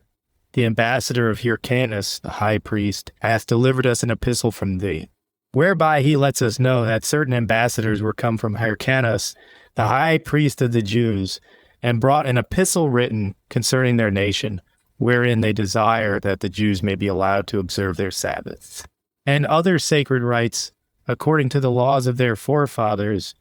and that they may be under no command, because they are our friends and confederates, and that nobody may injure them in our provinces. Now, although the Trallians there present contradicted them and were not pleased with these decrees, yet didst thou give order that they should be observed, and informest us that thou hadst been desired to write this to us about them. We therefore, in obedience to the injunctions we have received from thee, have received the epistle which thou sentest us, and have laid it up by itself among our public records. And as to the other things about which thou didst send to us, we will take care that no complaint be made against us. Publius Servilius, the son of Publius of the Galban tribe, the proconsul to the magistrate senate, and people of the Milesians, sendeth greeting. Prydens, the son of Hermes, a citizen of yours, came to me when I was at Tralles and held a court there, and informed me that you used the Jews in a way different from my opinion, and forbade them to celebrate their Sabbaths, and to perform the sacred rites received from their forefathers, and to manage the fruits of the land according to their ancient custom, and that he had himself been the promulgator of your decree according as your laws require. I would therefore have you know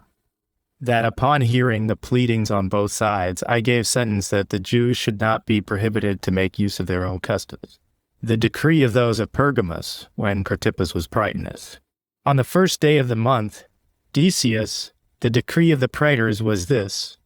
since the Romans, following the conduct of their ancestors, undertake dangers for the common safety of all mankind,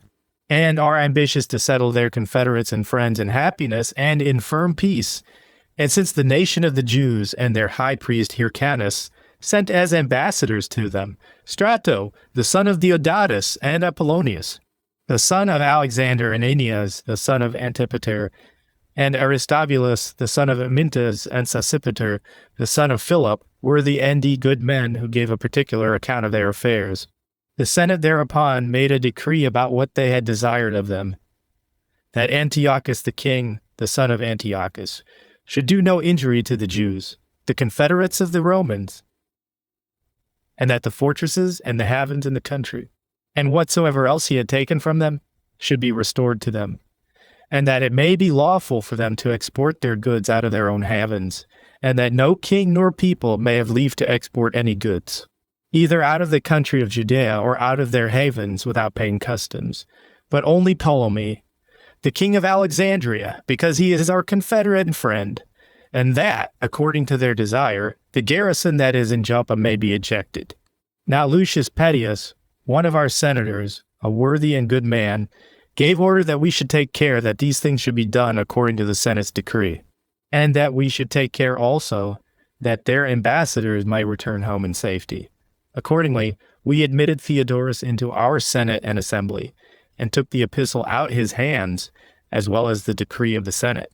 And as he discoursed with great zeal about the Jews, and described Hyrcanus' virtue and generosity,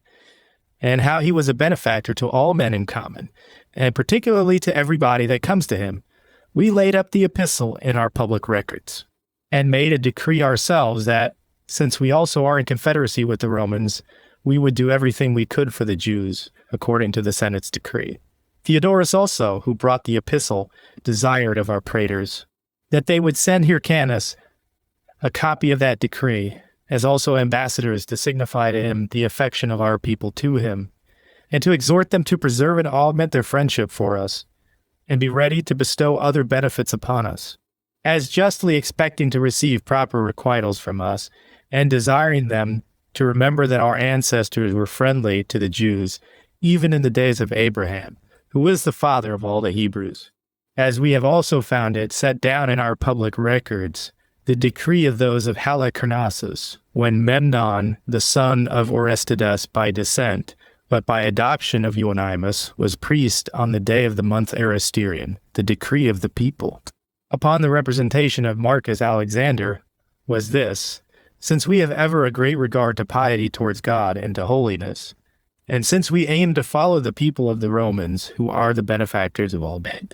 and what they have written to us about a league of friendship and mutual assistance between the Jews and our city, and that their sacred offices and accustomed festivals and assemblies may be observed by them, we have decreed that as many men and women of the Jews as are willing so to do may celebrate their Sabbaths and perform their holy offices according to Jewish laws, and may make their prosuci at the seaside according to the customs of their forefathers. And if anyone, whether he be a magistrate or private person, hindereth them from so doing, he shall be liable to a fine to be applied to the uses of the city. The decree of the Sardians, this decree was made by the Senate and people, upon the representation of the praetors, whereas those Jews who are fellow citizens and live with us in the city have ever had great benefits heaped upon them by the people, and have come now into the Senate, and desired of the people, that upon the restitution of their law and their liberty by the Senate and people of Rome, they may assemble together according to their ancient legal custom, and that we will not bring any suit against them about it, and that a place may be given them where they may have their congregations with their wives and children, and may offer, as did their forefathers, their prayers and sacrifices to God. Now the Senate and people have decreed to permit them to assemble together on the days formally appointed,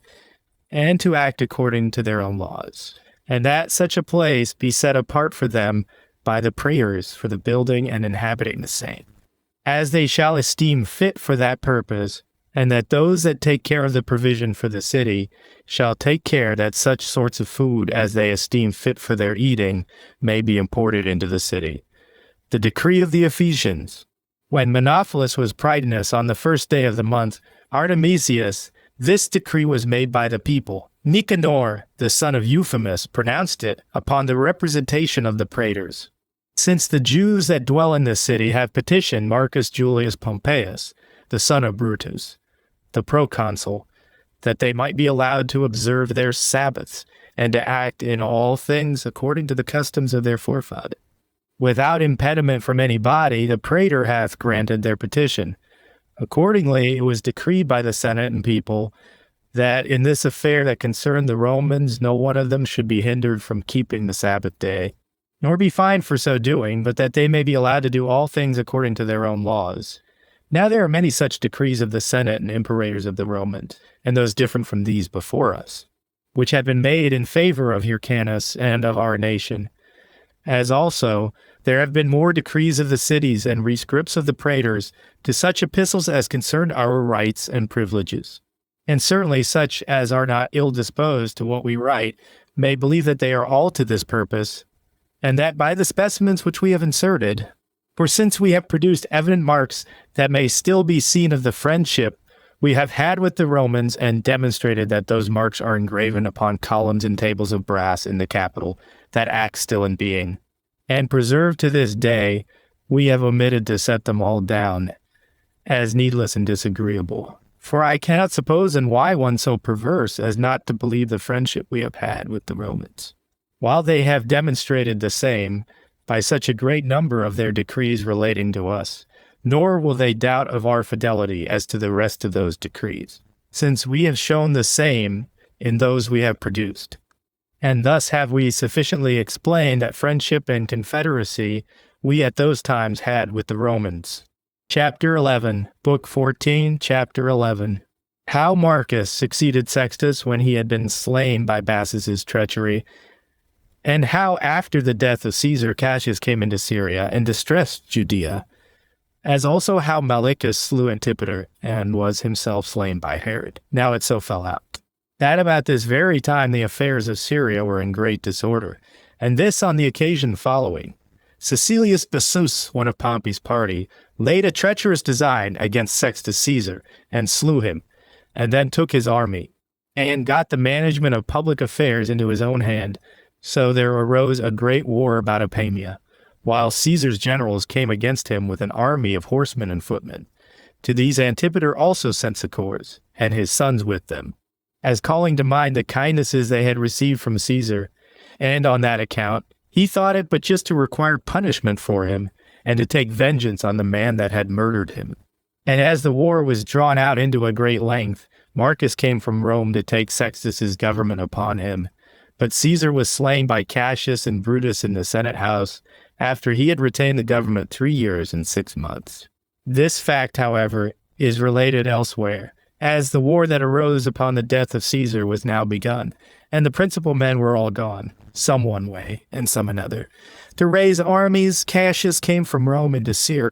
in order to receive the army that lay in the camp at Apamia, and having raised the siege, he brought over both Bassus and Marcus to his party. He then went over the cities, and got together weapons and soldiers, and laid great taxes upon those cities, and he chiefly oppressed Judea, and exacted of it 700 talents. But Antipater, when he saw the state to be in so great consternation and disorder, he divided the collection of that sum, and appointed his 2 sons to gather it, and so that part of it was to be exacted by Malichus, who was ill disposed to him, and part by others. And because Herod did exact what is required of him from Galilee before others, he was in the greatest favor with Cassius, for he thought it a part of prudence to cultivate a friendship with the Romans, and to gain their goodwill at the expense of others, whereas the curators of the other cities with their citizens were sold for slaves, and Cassius reduced 4 cities into a state of slavery, the 2 most potent of which were Gophna and Emmaus, and besides these, Lydia and Thamna. Nay, Cassius was so very angry at Malichus that he had killed him, for he assaulted him, had not Hyrcanus, by the means of Antipater, sent him 100 talents of his own, and thereby pacified his anger against him. But after Cassius was gone out of Judea, Malichus laid snares for Antipater, as thinking that his death would be the preservation of Hyrcanus's government. But his design was not unknown to Antipater, which when he perceived, he retired beyond Jordan and got together an army, partly of Arabs and partly of his own countrymen. However, Malichus, being one of great cunning, denied that he had laid any snares for him, and made his defense with an oath, both to himself and his sons, and said that while Phasaelus had a garrison in Jerusalem, and Herod had the weapons of war in his custody, he could never have a thought of any such thing. So Antipater, perceiving the distress that Malichus was in, was reconciled to him and made an agreement with him. This was when Marcus was president of Syria, who yet perceiving that this Malichus was making a disturbance in Judea, proceeded so far that he had almost killed him, but still, at the intercession of Antipater, he saved him. However, Antipater little thought that by saving Malichus he had saved his own murderer. For now Cassius and Marcus had got together an army, and entrusted the entire care of it with Herod, and made him general of the forces of Celesyria, and gave him a fleet of ships, and an army of horsemen and footmen, and promised him that after the war was over they would make him king of Judea. For a war was already begun between Antony and the younger Caesar, but as Malichus was most afraid of Antipater, he took him out of the way, and by the offer of money persuaded the butler of Hyrcanus, with whom they were both to feast, to kill him by poison. This being done, and he having armed men with him, settled the affairs of the city. But when Antipater's sons, Herod and Phasaelus, were acquainted with this conspiracy against their father, and had indignation at it, Malichus denied all, and utterly renounced any knowledge of the murder. And thus died Antipater, a man that had distinguished himself for piety and justice, and love to his country. And whereas one of his sons, Herod, resolved immediately to revenge their father's death, and was coming upon Malichus with an army for that purpose, the elder of his sons, Phasaelus, thought it best rather to get this man into their hands by policy, lest they should appear to begin a civil war in the country. So he accepted of Malichus's defense for himself, and pretended to believe him that he had had no hand in the violent death of Antipater, his father, but erected a fine monument for him. Herod also went to Samaria, and when he found them in great distress, he revived their spirits and composed their differences. However, a little after this, Herod, upon the approach of a festival, came with his soldiers into the city, whereupon Malichus was affrighted and persuaded Hyrcanus not to permit him to come into the city. Hyrcanus complied, and for a pretense of excluding him alleged that a rout of strangers ought not to be admitted when the multitude were purifying themselves. But Herod had little regard to the messengers that were sent to him, and entered the city in the night time, and affrighted Malichus. Yet did he remit nothing of his former dissimulation, but wept for Antipater, and bewailed him as a friend of his with a loud voice. But Herod and his friends, though it proper not openly to contradict Malichus's hypocrisy, but to give him tokens of mutual friendship, in order to prevent his suspicion of them. However, Herod sent to Cassius, and informed him of the murder of his father, who, knowing what sort of man Malichus was, as to his morals, sent him back word that he should revenge his father's death, and also sent privately to the commanders of his army at Tyre, with orders to assist Herod in the execution of a very just design of his.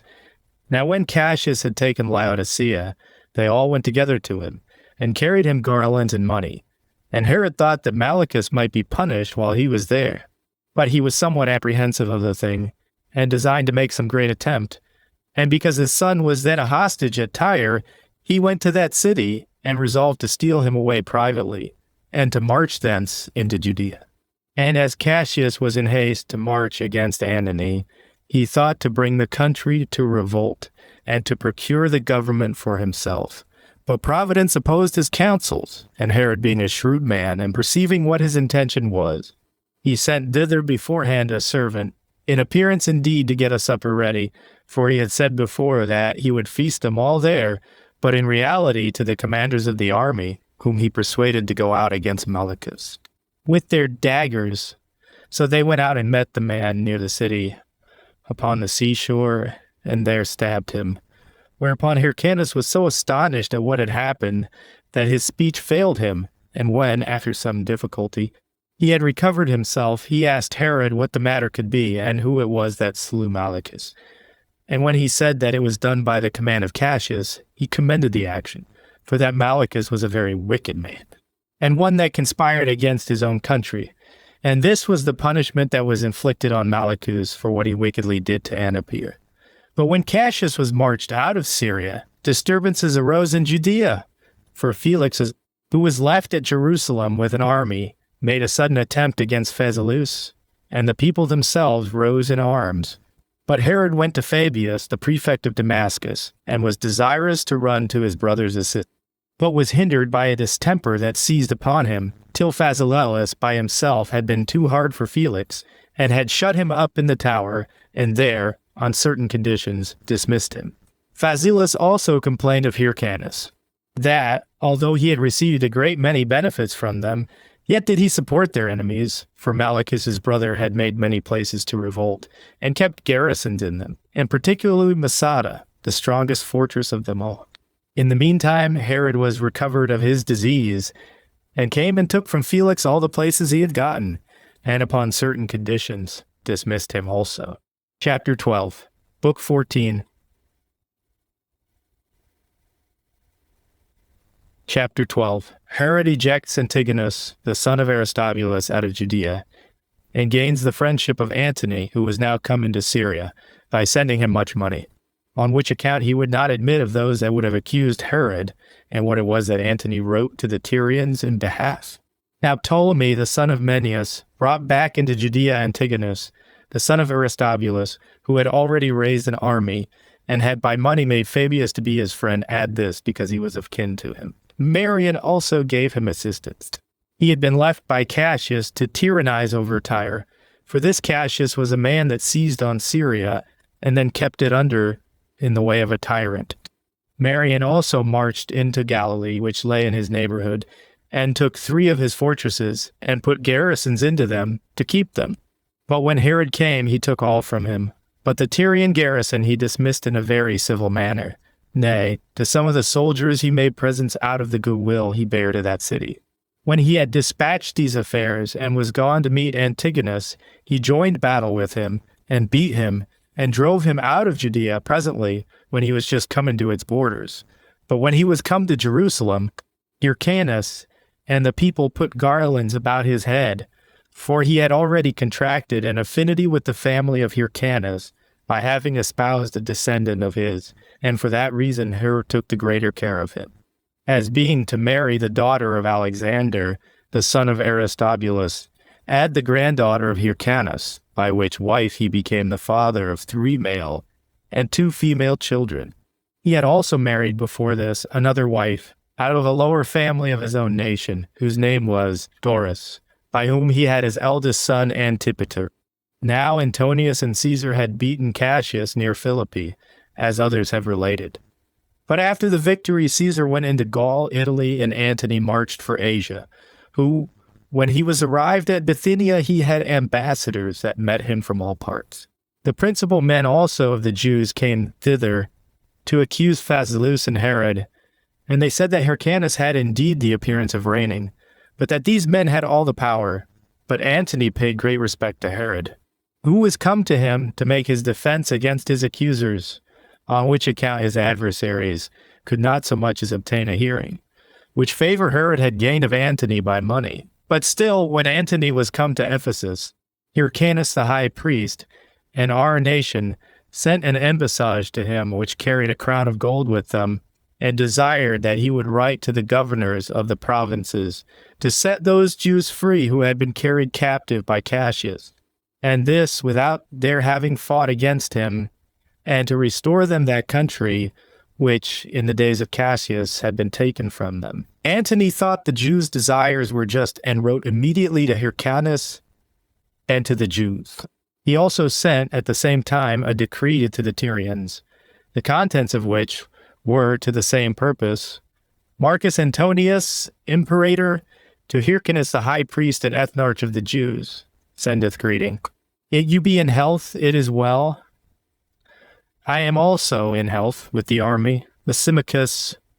the son of Pausanias, and Josephus, the son of Mennius, and Alexander, the son of Theodorus. Your ambassadors met me at Ephesus, and have renewed the embassage which they had formerly been upon at Rome, and have diligently acquitted themselves of the present embassage, which thou and thy nation have entrusted to them, and have fully declared the goodwill thou hast for us. I am therefore satisfied, both by your actions and your words, that you are well disposed to us, and I understand that your conduct of life is constant and religious. So I reckon upon you as our own. But when those that were adversaries to you and to the Roman people abstained neither from cities nor temples, and did not observe the agreement they had confirmed by oath, it was not only on account of our contest with them, but on account of all mankind in common, that we have taken vengeance on those who have been the authors of great injustice toward men, and of great wickedness towards the gods, for the sake of which we suppose it was that the sun turned away his light from us, as unwilling to view the horrid crime they were guilty of in the case of Caesar. We have also overcome their conspiracies, which threatened the gods themselves, which Macedonia received. As it is a climate peculiarly proper for impious and insolent attempts, and we have overcome that confused rout of men, half mad with spite against us, which they got together at Philippi in Macedonia, when they seized on the places that were proper for their purpose, and, as it were, walled them round with mountains to the very sea, and where the passage was open only through a single gate. This victory we gained, because the gods had condemned those men for their wicked enterprises. Now Brutus, when he had fled as far as Philippi, was shut up by us, and became a partaker of the same perdition with Cassius. And now these have received their punishment, we suppose that we may enjoy peace for the time to come, and that Asia may be at rest from war. We therefore make that peace which God hath given us common to our confederates also, insomuch that the body of Asia is now recovered out of that distemper it was under by the means of our victory. I therefore, bearing in mind both thee and your nation, shall take care of what may be for your advantage. I have also sent epistles in writing to the several cities that if any persons, whether freemen or bondmen, have been sold under the spear by Caius Cassius, or his subordinate officers, they may be set free. And I will that you kindly make use of the favors which I and Dolabella have granted you. I also forbid the Tyrians to use any violence with you, and for what places of the Jews they now possess, I order them to restore it. I have withal accepted of the crown which thou sentest me. Marcus Antonius, imperator, to the magistrates, senate, and people of Tyre sendeth greeting. The ambassadors of Hyrcanus, the high priest and ethnarch of the Jews, appeared before me at Ephesus, and told me that you are in possession of part of their country which you entered upon under the government of our adversaries. Since therefore we have undertaken a war for the obtaining the government, and have taken care to do what was agreeable to piety and justice, and have brought to punishment those that had neither any remembrance of the kindnesses they had received, nor have kept their oaths, I will that you be at peace with those that are our confederates. As also that what you have taken by the means of our adversaries shall not be reckoned your own, but be returned to those from whom you took them. For none of them took their provinces or their armies by the gift of the Senate, but they seized them by force and bestowed them by violence upon such as became useful to them in their unjust proceedings. Since therefore those men have received the punishment due to them, we desire that our confederates may retain whatsoever it was that they formerly possessed without disturbance, and that you restore all the places which belonged to Hyrcanus, the ethnarch of the Jews, which you have had, though it were but one day before Caius Cassius began an unjustifiable war against us, and entered into our province. Nor do you use any force against him in order to weaken him, that he may not be able to dispose of that which is his own. But if you have any contest with him about your respective rights, it shall be lawful for you to plead your cause when we come upon the places concerned. For we shall alike preserve the rights and hear all the causes of our confederates. Marcus Antonius, imperator, to the magistrates, senate, and people of Tyre, sendeth greeting. I have sent you my decree, of which I will that ye take care that it be engraven on the public tables, in Roman and Greek letters, and that it stand engraven in the most illustrious places, that it may be read by all. One of the triumvirate over the public affair has made this declaration. Since Caius Cassius in this revolt he hath pillaged that province which belonged not to him, and was held by garrisons there encamped, while they were our confederates, and hath spoiled that nation of the Jews that was in friendship with the Roman people, as in war. And since we have overcome his madness by our MS, we now correct by our decrees and judicial determinations what he hath laid waste, that those things may be restored to our confederates. And as for what hath been sold of the Jewish possessions, whether they be bodies or possessions, let them be released. The bodies into that state of freedom they were originally in, and the possessions to their former owners. I also will that he who shall not comply with this decree of mine shall be punished for his disobedience. And if such a one be caught, I will take care that the offenders suffer condign punishment. The same thing did Antony write to the Sidonians, and the Antiochians, and the Aradians. We have produced these decrees, therefore, as marks for futurity of the truth of what we have said, that the Romans had a great concern about our nation. Chapter 13, Book 14. Chapter 13. How Antony made Herod and Phasaelus tetrarchs, after they had been accused to no purpose, and how the Parthians, when they brought Antigonus into Judea, took Hyrcanus and Phasaelus captives. Herod's flight, and what afflictions Hyrcanus and Phasaelus endured. When after this Antony came into Syria, Cleopatra met him in Cilicia, and brought him to fall in love with her. And there came now also 100 of the most potent of the Jews to accuse Herod, and those about him, and set the men of the greatest eloquence among them to speak. But Messala contradicted them on behalf of the young men, and all this in the presence of Hyrcanus, who was Herod's father-in-law already. When Antony had heard both sides at Daphne, he asked Hyrcanus who they were that governed the nation best. He replied, Herod and his friends. Hereupon Antony, by reason of the old hospitable friendship he had made with his father Antipater, at that time when he was with Gabinius, he made both Herod and Phasaelus tetrarchs, and committed the public affairs of the Jews to them, and wrote letters to that purpose. He also bound 15 of their adversaries, and was going to kill them, but that Herod obtained their pardon. Yet did not these men continue quiet when they were come back, but 1,000 of the Jews came to Tyre to meet him there, whither the report was that he would come. But Antony was corrupted by the money which Herod and his brother had given him. And so he gave order to the governor of the place to punish the Jewish ambassadors, who were for making innovations, and to settle the government upon Herod. But Herod went out hastily to them, and Hyrcanus was with him. For they stood upon the shore before the city, and he charged them to go their ways, because great mischief would befall them if they went on with their accusation.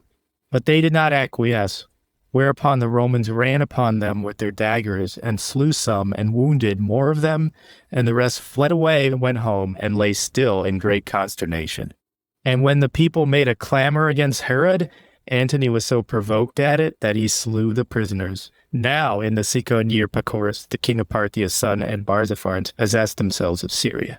Ptolemy, the son of Menneus, also was now dead, and Licinius his son took his government, and made a league of friendship with Antigonus, the son of Aristobulus, and in order to obtain it made use of that commander, who had great interest in him. Now Antigonus had promised to give the Parthians 1,000 talents, and 500 women, upon condition they would take the government away from Hyrcanus, and bestow it upon him, and withal kill Herod. And although he did not give them what he had promised, yet did the Parthians make an expedition into Judea on that account, and carried Antigonus with them. Pacorus went along the maritime parts, but the commander Barzapharnes through the midland. Now the Tyrians excluded Pacorus, but the Sidonians and those of Ptolemy received him. However, Pacorus sent a troop of horsemen into Judea to take a view of the state of the country and to assist Antigonus, and sent also the king's butler of the same name with himself. So when the Jews that dwelt about Mount Carmel came to Antigonus, and were ready to march with him into Judea, Antigonus hoped to get some part of the country by their assistance. The place is called Drymi, and when some others came and met them, the men privately fell upon Jerusalem. And when some more were come to them, they got together in great numbers, and came against the king's palace, and besieged it. But as Phasaelus's and Herod's party came to the others' assistance, and a battle happened between them in the marketplace, the young men beat their enemies, and pursued them into the temple, and sent some armed men into the adjoining houses to keep them in, who yet being destitute of such as should support them, were burnt, and the houses with them, by the people who rose up against them. Herod was revenged on these seditious adversaries of his a little afterward for this injury they had offered him when he fought with them, and slew a great number of them. But while there were daily skirmishes, the enemy waited for the coming of the multitude out of the country to Pentecost, a feast of ours so called, and when that day was come, many 10,000s of the people were gathered together about the temple, some in armor and some without. Now those that came guarded both the temple and the city, excepting what belonged to the palace, which Herod guarded with a few of his soldiers, and Phasaelus had the charge of the wall, while Herod, with a body of his men, sallied out upon the enemy who lay in the suburbs and fought courageously, and put many 10,000s to flight, some flying into the city, and some into the temple, and some into the outer fortifications. For some such fortifications there were in that place. Phasaelus came also to his assistance. Yet was Pacorus, the general of the Parthians, at the desire of Antigonus, admitted into the city, with a few of his horsemen, under pretense indeed as if he would still the sedition, but in reality to assist Antigonus in obtaining the government. And when Phasaelus met him and received him kindly, Pacorus persuaded him to go himself as ambassador to Barzapharnes, which was done fraudulently. While Herod did not give his consent to what was done, because of the perfidiousness of these barbarians, but desired Phasaelus rather to fight those that were come into the city. So both Hyrcanus and Phasaelus went on the embassage. But Pacorus left with Herod 200 horsemen, and 10 men who were called the freemen, and conducted the others on their journey. And when they were in Galilee, the governors of the cities there met them in their arms. Barzapharnes also received them at the first with cheerfulness and made them presents, though he afterward conspired against them. And Phasaelus with his horsemen were conducted to the seaside. But when they heard that Antigonus had promised to give the Parthians 1,000 talents, and 500 women to assist him against them, they soon had a suspicion of the barbarians. Moreover, there was one who informed them that snares were laid for them by night, while a guard came about them secretly, and they had then been seized upon, had not they waited for the seizure of Herod by the Parthians that were about Jerusalem, lest, upon the slaughter of Hyrcanus and Phasaelus, he should have an intimation of it, and escape out of their hands. And these were the circumstances they were now in, and they saw who they were that guarded them. Some persons indeed would have persuaded Phasaelus to fly away immediately on horseback, and not stay any longer. And there was one Onphelius, who, above all the rest, was earnest with him to do so. For he had heard of this treachery from Saramalla, the richest of all the Syrians at that time, who also promised to provide him ships to carry him off, for the sea was just by them. But he had no mind to desert Hyrcanus, nor bring his brother into danger. But he went to Barzapharnes, and told him he did not act justly when he made such a contrivance against them, for that if he wanted money, he would give him more than Antigonus, and besides, that it was a horrible thing to slay those that came to him upon the security of their oaths, and that when they had done them, no injury. But the barbarian swore to him that there was no truth in any of his suspicions, but that he was troubled with nothing but false proposals, and then went away to Pacorus. But as soon as he was gone away, some men came and bound Hyrcanus and Phasaelus, while Phasaelus greatly reproached the Parthians for their perjury. However, that butler who was sent against Herod had it in command to get him without the walls of the city and seize upon him. But messengers had been sent by Phasaelus to inform Herod of the perfidiousness of the Parthians. And when he knew that the enemy had seized upon them, he went to Pacorus and to the most potent of the Parthians, as to the lord of the rest, who, although they knew the whole matter, dissembled with him in a deceitful way, and said that he ought to go out with them before the walls, and meet those which were bringing him his letters, for that they were not taken by his adversaries, but were coming to give him an account of the good success Phasaelus had had. Herod did not give credit to what they said, for he had heard that his brother was seized upon by others also, and the daughter of Hyrcanus, whose daughter he had espoused, was his monitor also not to credit them, which made him still more suspicious of the Parthians, for although other people did not give heed to her, yet did he believe her as a woman of very great wisdom. Now while the Parthians were in consultation what was fit to be done, for they did not think it proper to make an open attempt upon a person of his character, and while they put off the determination to the next day, Herod was under great disturbance of mind, and rather inclining to believe the reports he heard about his brother and the Parthians than to give heed to what was said on the other side, he determined that when the evening came on, he would make use of it for his flight and not make any longer delay, as if the dangers from the enemy were not yet certain. He therefore removed with the armed men whom he had with him, and set his wives upon the beasts, as also his mother and sister and her whom he was about to marry. Mariam, the daughter of Alexander, the son of Aristobulus, with her mother, the daughter of Hyrcanus, and his youngest brother, and all their servants and the rest of the multitude that was with him, and without the enemy's privity pursued his way to Idumea. Nor could any enemy of his who then saw him in this case be so hard-hearted, but would have commiserated his fortune.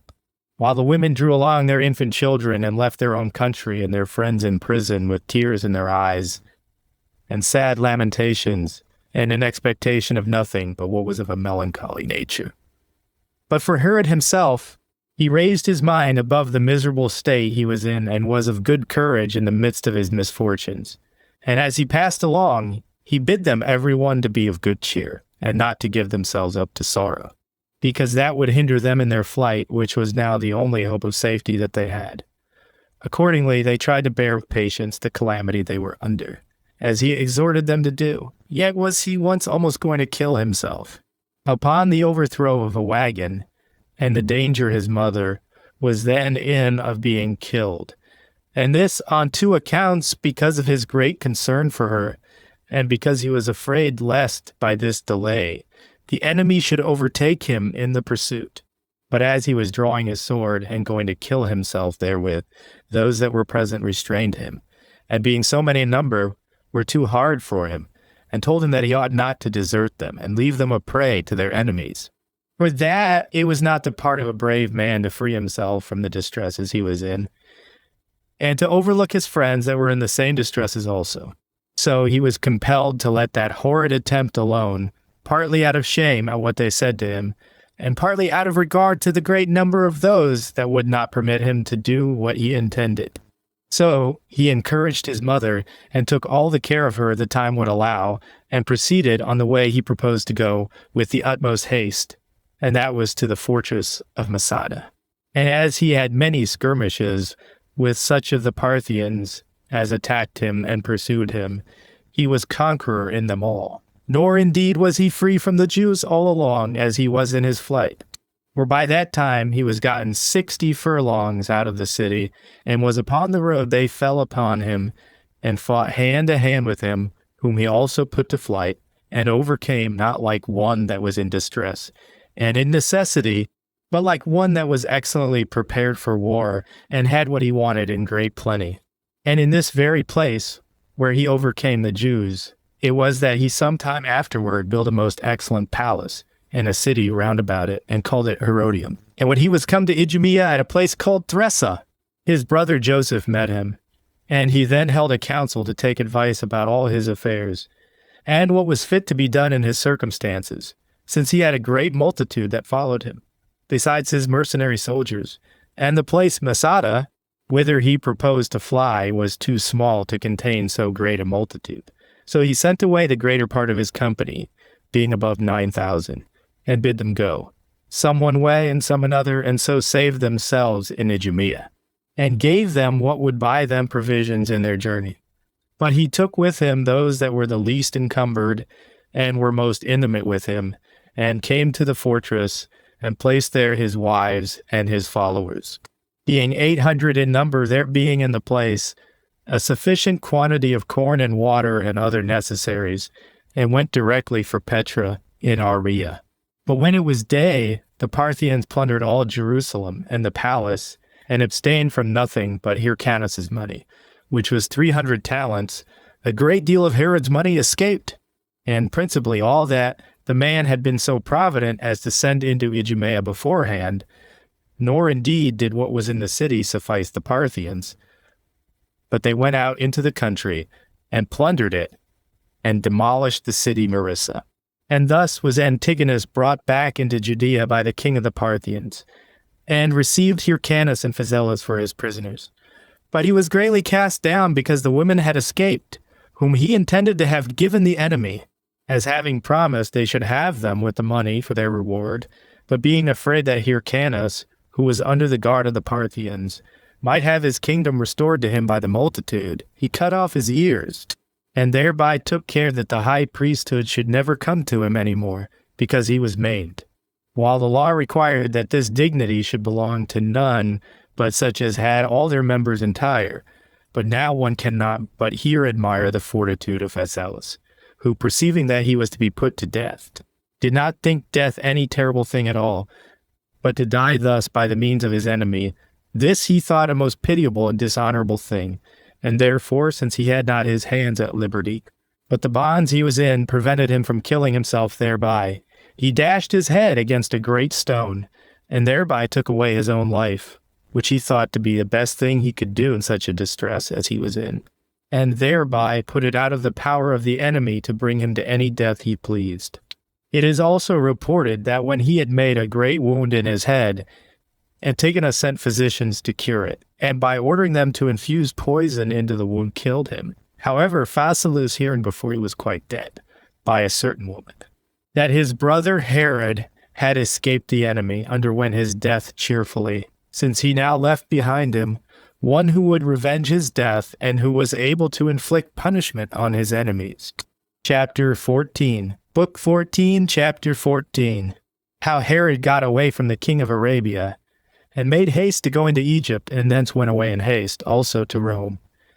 And how by promising a great deal of money to Antony, he obtained of the Senate and of Caesar to be made king of the Jews. As for Herod, the great miseries he was in did not discourage him, but made him sharp in discovering surprising undertakings. For he went to Malchus, king of Arabia, whom he had formerly been very kind to, in order to receive somewhat by way of requital. Now he was in more than ordinary want of it, and desired he would let him have some money, either by way of loan or as his free gift, on account of the many benefits he had received from him. For not knowing what was become of his brother, he was in haste to redeem him out of the hand of his enemies, as willing to give 300 talents for the price of his redemption. He also took with him the son of Phasaelus, who was a child of but 7 years of age, for this very reason, that he might be a hostage for the repayment of the money. But there came messengers from Malchus to meet him,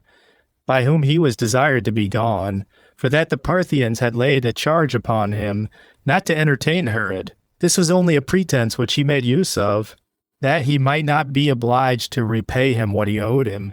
And this he was further induced to by the principal men among the Arabians, that they might cheat him of what sums they had received from his fath Antipater, and which he had committed to their fidelity. He made answer that he did not intend to be troublesome to them by his conning thither, but that he desired only to discourse with them about certain affairs that were to him of the greatest importance. Hereupon he resolved to go away, and did go very prudently the road to Egypt. And then it was that he lodged in a certain temple, for he had left a great many of his followers there. On the next day he came to Rhinocolura, and there it was that he heard what was befallen his brother. Though Malchus soon repented of what he had done, and came running after Herod, but with no manner of success, for he was gotten a very great way off, and made haste into the road to Pelusium. And when the stationary ships that lay there hindered him from sailing to Alexandria, he went to their captains, by whose assistance, and that, out of much reverence of and great regard to him, he was conducted into the city Alexandria, and was retained there by Cleopatra, yet was she not able to prevail with him to stay there, because he was making haste to Rome, even though the weather was stormy, and he was informed that the affairs of Italy were very tumultuous, and in great disorder. So he set sail from thence to Pamphylia, and falling into a violent storm, he had much ado to escape to Rhodes, with the loss of the ship's burden, and there it was that 2 of his friends, Sapinas and Ptolemaeus, met with him. And as he found that city very much damaged in the war against Cassius, though he were in necessity himself, he neglected not to do it a kindness, but did what he could to recover it to its former state. He also built there a 3-decked ship, and set sail thence with his friends for Italy, and came to the port of Brundusium. And when he was come from thence to Rome, he first related to Antony what had befallen him in Judea, and how Phasaelus his brother was seized on by the Parthians, and put to death by them, and how Hyrcanus was detained captive by them, and how they had made Antigonus king, who had promised them a sum of money, no less than 1,000 talents, with 500 women, who were to be of the principal families and of the Jewish stock, and that he had carried off the women by night,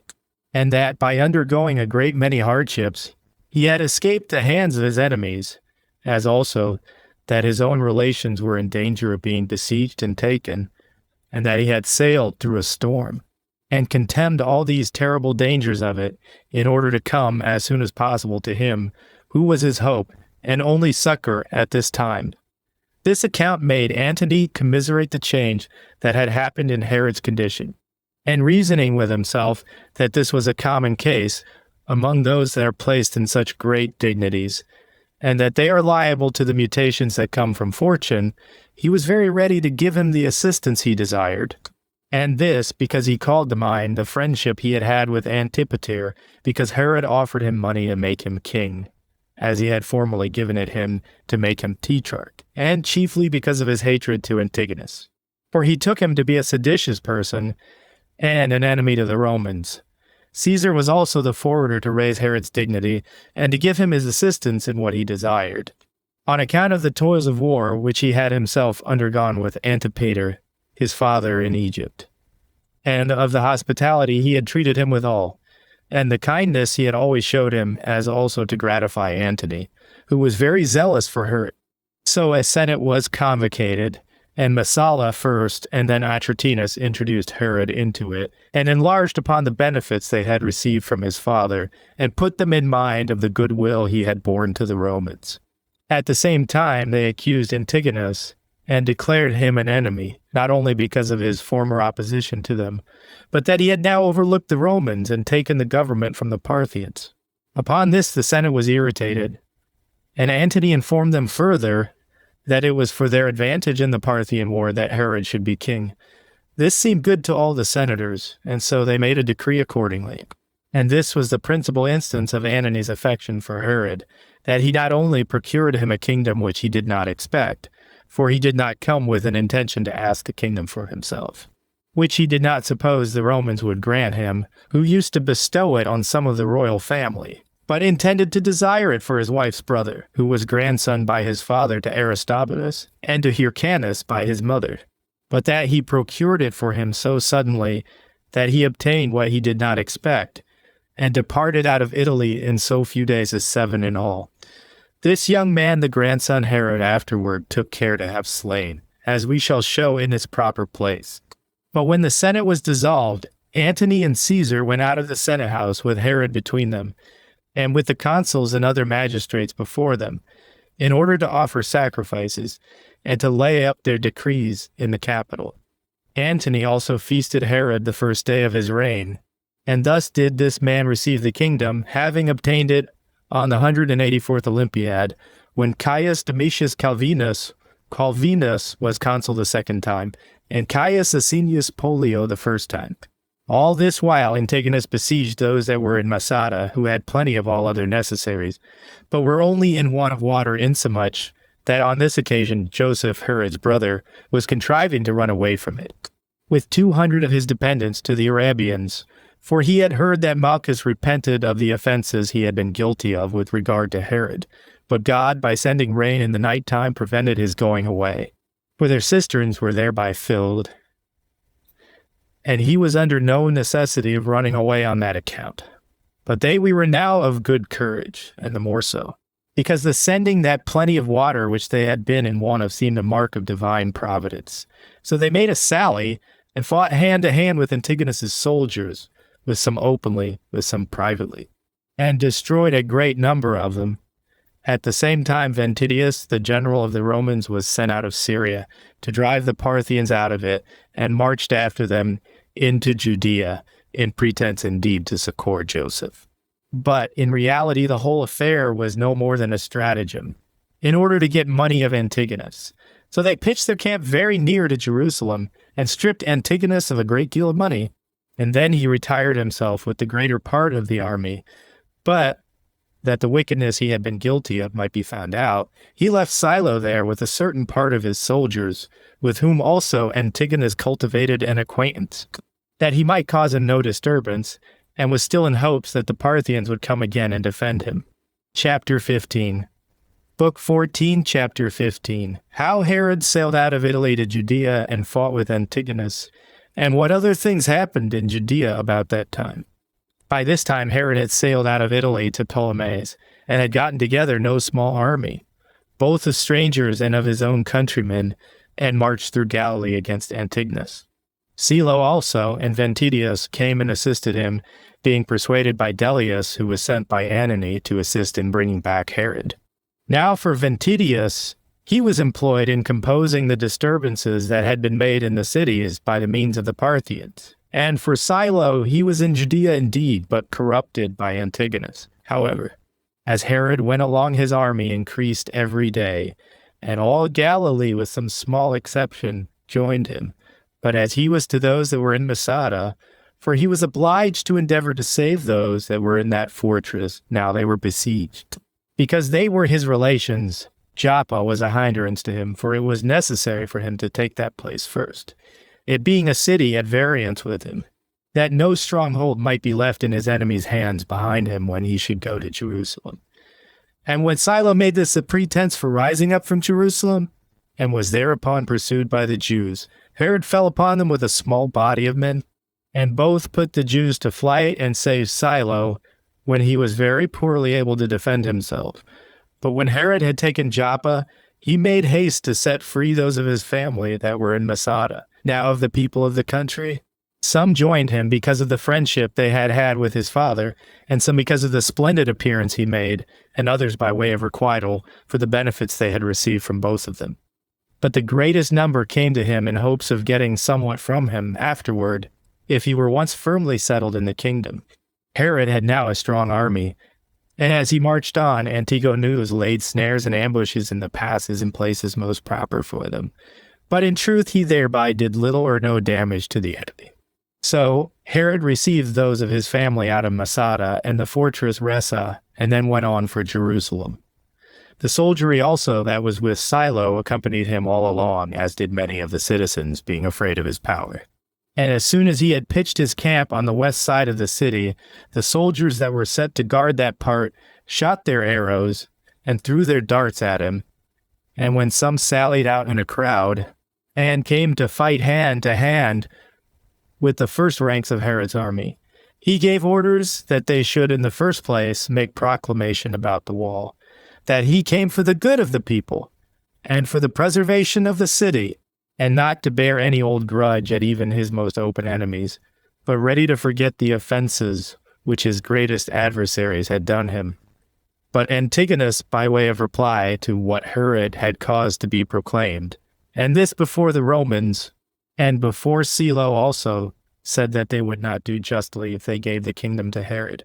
who was no more than a private man, and an Idumean, that is a half-Jew, whereas they ought to bestow it on one of the royal family, as their custom was. For that, in case they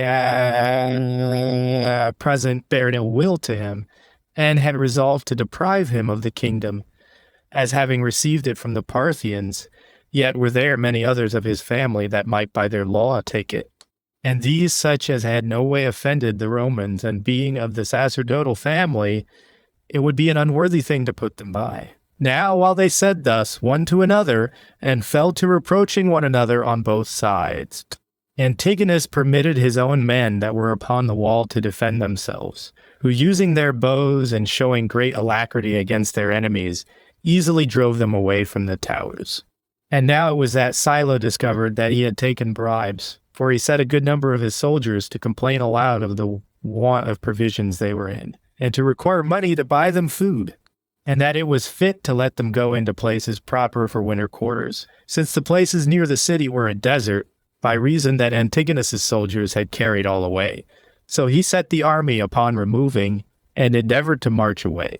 But Herod pressed Silo not to depart, and exhorted Silo's captains and soldiers not to desert him, when Caesar and Antony and the Senate had sent him thither, for that he would provide them plenty of all the things they wanted, and easily procure them a great abundance of what they required, after which entreaty he immediately went out into the country, and left not the least pretense to Silo for his departure. For he brought an unexpected quantity of provisions, and sent to those friends of his who inhabited about Samaria to bring down corn and wine and oil and cattle,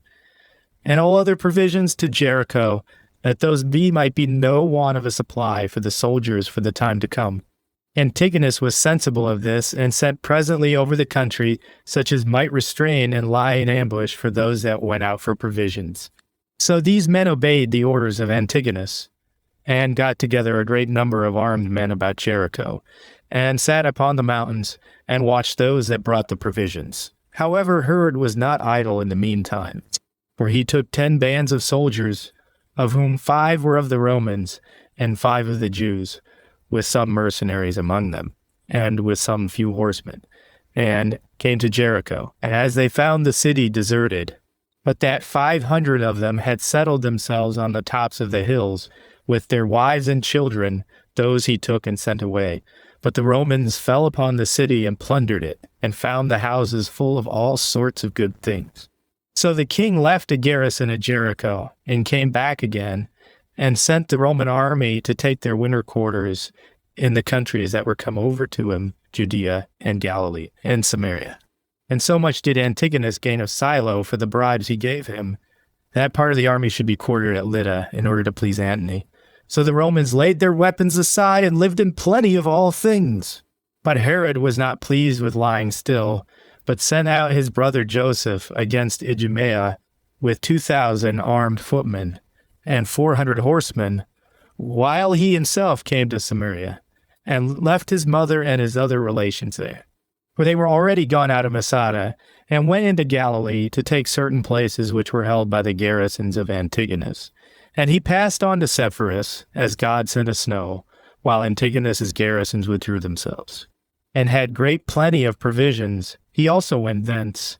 and resolved to destroy those robbers that dwelt in the caves, and did much mischief in the country. So he sent a troop of horsemen and 3 companies of armed footmen against them. They were very near to a village called Arbela, and on the 40th day after, he came himself with his whole army. And as the enemy sallied out boldly upon him, the left wing of his army gave way. But he, appearing with a body of men, put those to flight who were already conquerors, and recalled his men that ran away. He also pressed upon his enemies and pursued them as far as the river Jordan, though they ran away by different roads. So he brought over to him all Galilee, excepting those that had dwelt in the caves, and distributed money to every one of his soldiers, giving them 150 drachmae apiece, and much more to their captains, and sent them into winter quarters. At which time Silo came to him, and his commanders with him, because Antigonus would not give them provisions any longer, for he supplied them for no more than 1 month. Nay, he had sent to all the country about, and ordered them to carry off the provisions that were there, and retire to the mountains, that the Romans might have no provisions to live upon, and so might perish by famine. But Herod committed the care of that matter to Pheroras, his youngest brother,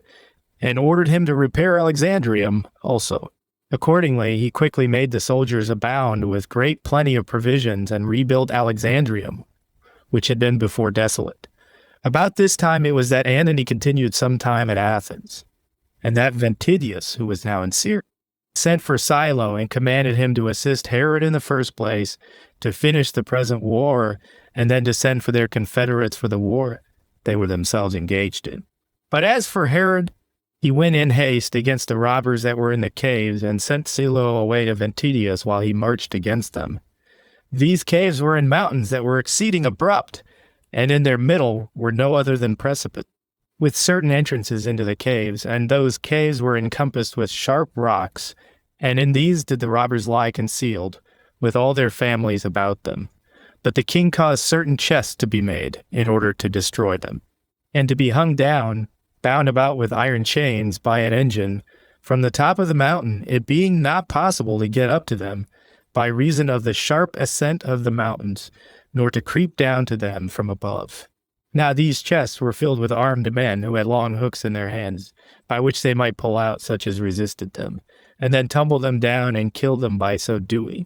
But the letting the chests down proved to be a matter of great danger, because of the vast depth they were to be let down, although they had their provisions in the chests themselves. But when the chests were let down, and not one of those in the mouths of the caves durst come near them, but lay still out of fear, some of the armed men girt on their armor, and by both their hands took hold of the chain by which the chests were let down, and went into the mouths of the caves, because they fretted that such delay was made by the robbers not daring to come out of the caves. And when they were at any of those mouths, they first killed many of those that were in the mouths with their darts, and afterwards pulled those to them that resisted them with their hooks, and tumbled them down the precipices, and afterwards went into the caves, and killed many more, and then went into their chests again, and lay still there. But upon this terror seized the rest, when they heard the lamentations that were made, and they despaired of escaping. However, when the night came on, that put an end to the whole work, and as the king proclaimed pardon by a herald to such as delivered themselves up to him, many accepted of the offer. The same method of assault was made use of the next day, and they went further, and got out in baskets to fight them, and fought them at their doors, and sent fire among them, and set their caves on fire, for there was a great deal of combustible matter within them. Now there was one old man who was caught within one of these caves, with 7 children and a wife. These prayed him to give them leave to go out, and yield themselves up to the enemy. But he stood at the cave's mouth, and always slew that child of his who went out, till he had destroyed them everyone. And after that he slew his wife, and cast their dead bodies down the precipice, and himself after them, and so underwent death rather than slavery. But before he did this, he greatly reproached Herod with the meanness of his family, although he was then king. Herod also saw what he was doing, and stretched out his hand, and offered him all manner of security for his life, by which means all these caves were at length subdued entirely. And when the king had set Ptolemy over these parts of the country as his general, he went to Samaria with 600 horsemen and 3,000 armed footmen, as intending to fight Antigonus. But still this command of the army did not succeed well with Ptolemy, but those that had been troublesome to Galilee before attacked him and slew him. And when they had done this, they fled among the lakes and places almost inaccessible, laying waste and plundering whatsoever they could come at in those places. But Herod soon returned, and punished them for what they had done. For some of these rebels he slew, and others of them who had fled to the strongholds he besieged, and both slew them and demolished their strongholds. And when he had thus put an end to their rebellion, he laid a fine upon the cities of 100 talents. In the meantime Pacorus was fallen in a battle, and the Parthians were defeated, when Ventidius sent Machaerus to the assistance of Herod, with 2 legions and 1,000 horsemen, while Antony encouraged him to make haste. But Machaerus, at the instigation of Antigonus, without the approbation of Herod, as being corrupted by money, went about to take a view of his affairs. But Antigonus, suspecting this intention of his coming, did not admit him into the city, but kept him at a distance with throwing stones at him, and plainly showed what he himself meant. But when Machaerus was sensible that Herod had given him good advice, and that he had made a mistake himself in not hearkening to that advice, he retired to the city Emmaus, and what Jews he met with he slew them, whether they were enemies or friends, out of the rage he was in at what hardships he had undergone. The king was provoked at this conduct of his, and went to Samaria, and resolved to go to Antony about these affairs, and to inform him that he stood in no need of such helpers, who did him more mischief than they did his enemies, and that he was able of himself to beat Antigonus. But Machaerus followed him, and desired that he would not go to Antony, or if he was resolved to go, that he would join his brother Joseph with them, and let them fight against Antigonus. So he was reconciled to Machaerus upon his earnest entreaties. Accordingly, he left Joseph there with his army, but charged him to run no hazards, nor to quarrel with Machaerus. But for his own part, he made haste to Antony, who was then at the siege of Samosata, a place upon Euphrates with his troops, both horsemen and footmen, to be auxiliaries to him. And when he came to Antioch, and met there a great number of men gotten together that were very desirous to go to Antony, but durst not venture to go, out of fear, because the barbarians fell upon men on the road and slew many. So he encouraged them, and became their conductor upon the road. Now when they were within 2 days' march of Samosata, the barbarians had laid an ambush there to disturb those that came to Antony, and where the woods made the passes narrow, as they led to the plains. There they laid not a few of their horsemen, who were to lie still until those passengers were gone by into the wide place. Now as soon as the first ranks were gone by, for Herod brought on the rear those that lay in ambush, who were about 500, fell upon them on the sudden. And when they had put the foremost to flight, the king came riding hard with the forces that were about him, and immediately drove back the enemy, by which means he made the minds of his own men courageous, and emboldened them to go on, insomuch that those who ran away before now returned back. And the barbarians were slain on all sides. The king also went on killing them, and recovered all the baggage, among which were a great number of beasts for burden and of slaves, and proceeded on in his march. And whereas there were a great number of those in the woods that attacked them, and were near the passage that led into the plain, he made a sally upon these also with a strong body of men, and put them to flight, and slew many of them, and thereby rendered the way safe for those that came after. And these called Herod their savior and protector. And when he was near to Samosata, Antony sent out his army in all their proper habiliments to meet him, in order to pay Herod this respect and because of the assistance he had given him. For he had heard what attacks the barbarians had made upon him in Judea. He also was very glad to see him there, as having been made acquainted with the great actions he had performed upon the road. So he entertained him very kindly and could not but admire his courage. Antony also embraced him as soon as he saw him, and saluted him after a most affectionate manner, and gave him the upper hand, as having himself lately made him a king. And in a little time Antiochus delivered up the fortress, and on that account this war was at an end. Then Antony committed the rest to Sosius, and gave him orders to assist Herod, and went himself to Egypt. Accordingly, Sosius sent 2 legions before into Judea to the assistance of Herod, and he followed himself with the body of the army. Now Joseph was already slain in Judea, in the manner following. He forgot what charge his brother Herod had given him when he went to Antony. And when he had pitched his camp among the mountains, for Machaerus had lent him 5 regiments, with these he went hastily to Jericho, in order to reap the corn thereto belonging. And as the Roman regiments were but newly raised, and were unskillful in war, for they were in great part collected out of Syria, he was attacked by the enemy, and caught in those places of difficulty, and was himself slain as he was fighting bravely,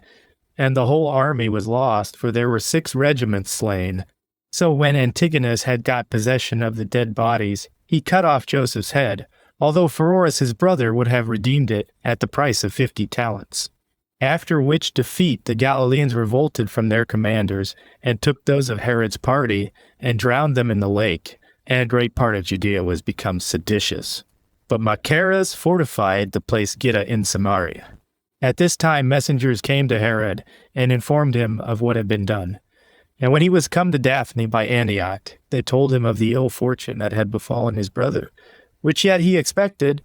from certain visions that appeared to him in his dreams, which clearly foreshowed his brother's death. So he hastened his march, and when he came to Mount Libanus, he received about 800 of the men of that place, having already with him also 1 Roman legion, and with these he came to Ptolemais. He also marched thence by night with his army, and proceeded along Galilee. Here it was that the enemy met him, and fought him, and were beaten, and shut up in the same place of strength whence they had sallied out the day before. So he attacked the place in the morning, but by reason of a great storm that was then very violent, he was able to do nothing, but drew off his army into the neighboring villages. Yet as soon as the other legion that Antony sent him was come to his assistance, those that were in garrison in the place were afraid, and deserted it in the night time. Then did the king march hastily to Jericho, intending to avenge himself on the enemy for the slaughter of his brother. And when he had pitched his tents, he made a feast for the principal commanders. And after this collation was over, and he had dismissed his guests, he retired to his own chamber, and here may one see what kindness God had for the king, for the upper part of the house fell down, when nobody was in it, and so killed none, insomuch that all the people believed that Herod was beloved of God, since he had escaped such a great and surprising danger. But the next day 6,000 of the enemy came down from the tops of the mountains to fight the Romans, which greatly terrified them. And the soldiers that were in light armor came near, and pelted the king's guards that were come out with darts and stones, and one of them hit him on the side with a dart. Antigonus also sent a commander against Samaria, whose name was Pappus, with some forces, being desirous to show the enemy how potent he was, and that he had men to spare in his war with them. He sat down to oppose Machaerus, but Herod, when he had taken 5 cities, took such as were left in them, being about 2,000, and slew them, and burnt the cities themselves, and then returned to go against Pappus, who was encamped at a village called Isanas. And there ran into him many out of Jericho and Judea, near to which places he was, and the enemy fell upon his men. So stout were they at this time, and joined battle with them.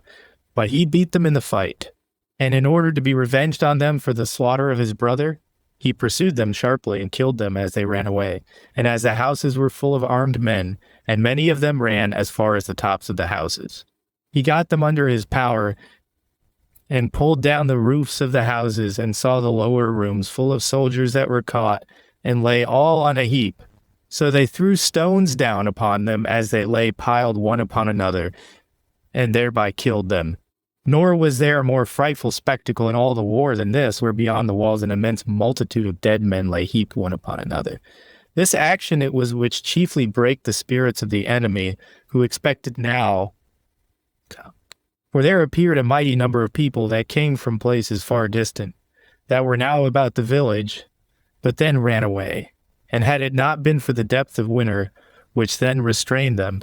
the king's army had presently gone to Jerusalem, as being very courageous at this good success, and the whole work had been done immediately, for Antigonus was already looking about how he might fly away and leave the city. At this time the king gave order that the soldiers should go to supper, for it was late at night, while he went into a chamber to use the bath, for he was very weary. And here it was that he was in the greatest danger, which yet by God's providence he escaped. For as he was naked, and had but one servant that followed him to be with him while he was bathing in an inner room, certain of the enemy, who were in their armor, and had fled thither out of fear, were then in the place. And as he was bathing, the first of them came out with his naked sword drawn, and went out at the doors, and after him a second, and a third, armed in like manner, and were under such a consternation, that they did no hurt to the king, and thought themselves to have come off very well ill-suffering, no harm themselves in their getting out of the house. However, on the next day he cut off the head of Pappus, for he was already slain, and sent it to Pheroras, as a punishment of what their brother had suffered by his means, for he was the man that slew him with his own hand. When the rigor of winter was over, Herod removed his army and came near to Jerusalem, and pitched his camp hard by the city. Now this was the 3rd year since he had been made king at Rome. And as he removed his camp, and came near that part of the wall where it could be most easily assaulted, he pitched that camp before the temple, intending to make his attacks in the same manner as did Pompey. So he encompassed the place with 3 bulwarks and erected towers, and employed a great many hands about the work, and cut down the trees that were round about the city. And when he had appointed proper persons to oversee the works, even while the army lay before the city, he himself went to Samaria to complete his marriage and to take to wife the daughter of Alexander, the son of Aristobulus, for he had betrothed her already, as I have before related. Chapter 16, Book 14. Chapter 16. How Herod, when he had married Marianne, took Jerusalem with the assistance of Josephus by force, and how the government of the Asamoneans was put an end to. After the wedding was over, came Josephus through Phoenicia, having sent out his army before him over the midland parts. He also, who was their commander, came himself with a great number of horsemen and footmen. The king also came himself from Samaria, and brought with him no small army, besides that which was there before, for they were about 30,000. And they all met together at the walls of Jerusalem, and encamped at the north wall of the city, being now an army of 11 legions, armed men on foot, and 6,000 horsemen, with other auxiliaries out of Syria. The generals were 2, Sosius, sent by Antony to assist Herod, and Herod on his own account, in order to take the government from Antigonus, who was declared all enemy at Rome, and that he might himself be king, according to the decree of the Senate. Now the Jews that were enclosed within the walls of the city fought against Herod with great alacrity, and zeal for the whole nation was gathered together. They also gave out many prophecies about the temple, and many things agreeable to the people. As if God would deliver them out of the dangers they were in, they had also carried off what was out of the city, that they might not leave anything to afford sustenance either for men or for beasts. And by private robberies they made the want of necessaries greater. When Herod understood this, he posed ambushes in the fittest places against their private robberies, and he sent legions of armed men to bring its provisions, and that from remote places, so that in a little time they had great plenty of provisions. Now the 3 bulwarks were easily erected, because so many hands were continually at work upon it, for it was summertime. And there was nothing to hinder them in raising their works, neither from the air nor from the workmen. So they brought their engines to bear, and shook the walls of the city, and tried all manner of ways to get it. Yet did not those within discover any fear, but they also contrived not a few engines to oppose their engines withal. They also sallied out and burnt not only Tiho's engines that were not yet perfected, but those that were, and when they came hand to hand, their attempts were not less bold than those of the Romans, though they were behind them in skill. They also erected new works when the former were ruined, and making mines underground they met each other and fought there, and making use of brutish courage rather than of prudent valor. They persisted in this war to the very last. And this they did while a mighty army lay round about them, and while they were distressed by famine and the want of necessaries, for this happened to be a sabbatic year. The first that scaled the walls were 20 chosen men. The next were Josephus's centurions, for the first wall was taken in 40 days, and the second in 15 more, when some of the cloisters that were about the temple were burnt, which Herod gave out to have been burnt by Antiquities, in order to expose him to the hatred of the Jews. And when the outer court of the temple and the lower city were taken, the Jews fled into the inner court of the temple and into the upper city. But now, fearing lest the Romans should hinder them from offering their daily sacrifices to God, they sent an embassage and desired that they would only permit them to bring in beasts for sacrifices, which Herod granted, hoping they were going to yield. But when he saw that they did nothing of what he supposed, but bitterly opposed him, in order to preserve the kingdom to Antigonus, he made an assault upon the city, and took it by storm. And now all parts were full of those that were slain by the rage of the Romans at the long duration of the siege, and by the zeal of the Jews that were on Herod's side, who were not willing to leave one of their adversaries alive. So they were murdered continually in the narrow streets and in the houses by crowds, and as they were flying to the temple for shelter, and there was no pity taken of either infants or the aged, nor did they spare so much as the weaker sex. Nay, although the king sent about and besought them to spare the people, yet nobody restrained their hand from slaughter, but as if they were a company of madmen, they fell upon persons of all ages without distinction. And then Antigonus, without regard to either his past or present circumstances, came down from the citadel, and fell down at the feet of Socius, who took no pity of him in the change of his fortune, but insulted him beyond measure, and called him Antigon, that is a woman, and not a man. Yet did he not treat him as if he were a woman, by letting him go at liberty, but put him into bonds and kept him in close custody. And now Herod, having overcome his enemies, his care was to govern those foreigners who had been his assistants, for the crowd of strangers rushed to see the temple, and the sacred things in the temple. But the king, thinking of victory to be a more severe affliction than a defeat, if any of those things which it was not lawful to see should be seen by them, us add entreaties and threatenings, and even sometimes force itself to restrain them, he also prohibited the ravage that was made in the city, and many times asked Socius whether the Romans would empty the city both of money and men, and leave him king of a desert, and told him that he esteemed the dominion over the whole habitable earth as by no means an equivalent satisfaction for such a murder of his citizens. And when he said that this plunder was justly to be permitted the soldiers for the siege they had undergone, he replied that he would give everyone their reward out of his own money, and by this means be redeemed what remained of the city from destruction. And he performed what he had promised him, for he gave a noble present to every soldier, and a proportionable present to their commanders, but a most royal present to Socius himself, till they all went away full of money. This destruction befell the city of Jerusalem, when Marcus Agrippa and Caninius Gallus were consuls of Rome, on the 185th Olympiad. On the 3rd month,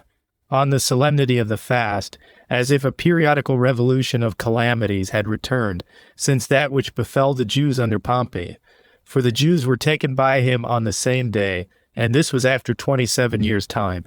So when Socius had dedicated a crown of gold to God, he marched away from Jerusalem, and carried Antigonus with him in bonds to Antony. But Herod was afraid lest Antigonus should be kept in prison only by Antony, and that when he was carried to Rome by him, he might get his cause to be heard by the Senate, and might demonstrate, as he was himself of the royal blood, and Herod but a private man, that therefore it belonged to his sons, however, to have the kingdom on account of the family they were of, in case he had himself offended the Romans by what he had done. Out of Herod's fear of this, it was that he, by giving Antony a great deal of money, endeavored to persuade him to have Antigonus slain, which, if it were once done, he should be free from that fear. And thus did the government of the Asamoneans cease 126 years after it was first set up. This family was a splendid and an illustrious one, both on account of the nobility of their stock, and of the dignity of the high priesthood, as also for the glorious actions their ancestors had performed for our nation. But these men lost the government by their dissensions one with another, and it came to Herod, the son of Antipater, who was of no more than a vulgar family and of no eminent extraction, but one that was subject to other kings. And this is what history tells us was the end of the Asamonean family. Chapter 1, Book 15, Chapter 1, Concerning Pollio and Sameas. Herod slays the principal of Antigonus's friends and spoils the city of its wealth. Antony beheads Antigonus. How Sosius and Herod took Jerusalem by force, and besides that, how they took Antigonus captive, has been related by us in the foregoing book. We will now proceed in the narration. And since Herod had now the government of all Judea put into his hands, he promoted such of the private men in the city as had been of his party, but never left off avenging and punishing every day those that had chosen to be of the party of his enemies. But Pollio the Pharisee and Sameas, a disciple of his, were honored by him above all the rest. For when Jerusalem was besieged, they advised the citizens to receive Herod, for which advice they were well requited. But this Pollio, at the time when Herod was once upon his trial of life and death, foretold, in way of reproach, to Hyrcanus and the other judges, how this Herod, whom they suffered now to escape, would afterward inflict punishment on them all, which had its completion in time, while God fulfilled the words he had spoken. At this time Herod, now he had got Jerusalem under his power, carried off all the royal ornaments and spoiled the wealthy men of what they had gotten. And when, by these means, he had heaped together a great quantity of silver and gold, he gave it all to Antony and his friends that were about him. He also slew 45 of the principal men of Antigonus's party, and set guards at the gates of the city, that nothing might be carried out together with their dead bodies. They also searched the dead, and whatsoever was found, either of silver or gold or other treasure, it was carried to the king. Nor was there any end of the miseries he brought upon them. And this distress was in part occasioned by the covetousness of the prince regent, who was still in want of more, and in part by the sabbatic year which was still going on, and forced the country to lie still uncultivated, since we are forbidden to sow our land in that year. Now when Antony had received Antigonus as his captive, he determined to keep him against his triumph. But when he heard that the nation grew seditious, and that out of their hatred to Herod they continued to bear goodwill to Antigonus, he resolved to behead him at Antioch. For otherwise the Jews could no way be brought to be quiet. And Strabo of Cappadocia attests to what I have said when he thus speaks. Antony ordered Antigonus, the Jew, to be brought to Antioch, and there be beheaded. And this Antony seems to me to have been the very first man who beheaded a king, as supposing he could no other way bend the minds of the Jews so as to receive Herod, whom he had made king in his stead. For by no torments could they be forced to call him king, so great a fondness they had for their former king. So he thought that this dishonorable death would diminish the value they had for Antigonus's memory, and at the same time would diminish the hatred they bear to Herod. Thus far, Strabo. Chapter 2, Book 15, Chapter 2. How Hyrcanus was set at liberty by the Parthians, and returned to Herod, and what Alexandra did when she heard that Annalus was made high priest, now after Herod was in possession of the kingdom. Hyrcanus the high priest, who was then a captive among the Parthians, came to him again, and was set free from his captivity in the manner following. Barzapharnes and Pacorus, the generals of the Parthians, took Hyrcanus, who was first made high priest and afterward king and Herod's brother, Phasaelus, captives, and wore them away into Parthia. Phasaelus indeed could not bear the reproach of being in bonds, and thinking that death with glory was better than any life whatsoever, he became his own executioner, as I have formerly related. But when Hyrcanus was brought into Parthia, the king Phraates treated him after a very gentle manner, as having already learned of what an illustrious family he was, on which account he set him free from his bonds, and gave him a habitation at Babylon, where there were Jews in great numbers. These Jews honored Hyrcanus as their high priest and king, as did all the Jewish nation that dwelt as far as Euphrates, which respect was very much to his satisfaction. But when he was informed that Herod had received the kingdom, new hopes came upon him, as having been himself still of a kind disposition towards him, and expecting that Herod would bear in mind what favor he had received from him.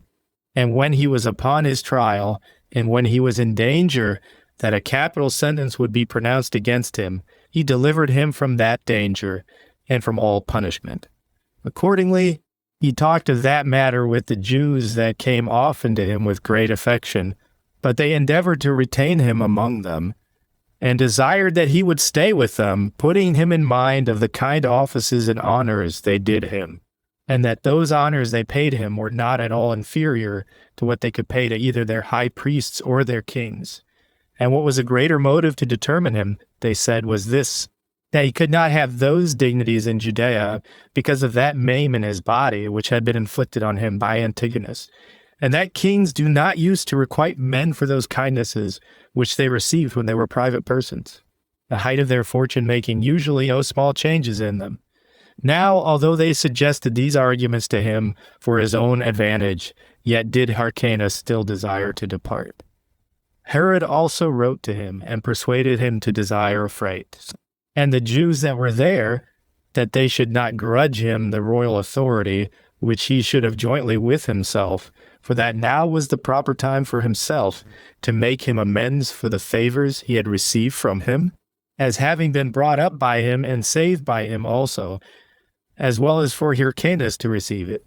And as he wrote thus to Hyrcanus, so did he send also Saramalas, his ambassador to Phraates, and many presents with him, and desired him in the most obliging way that he would be no hindrance to his gratitude towards his benefactor.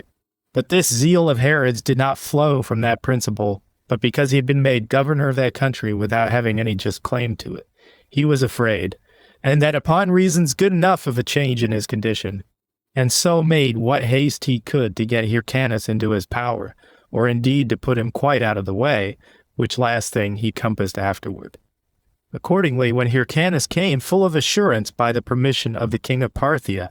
and at the expense of the Jews who supplied him with money, Herod received him with all possible respect, and gave him the upper place at public meetings, and set him above all the rest at feasts, and thereby deceived him. He called him his father, and endeavored by all the ways possible that he might have no suspicion of any treacherous design against him. He also did other things in order to secure his government, which yet occasioned a sedition in his own family. For being cautious how he made any illustrious person the high priest of God,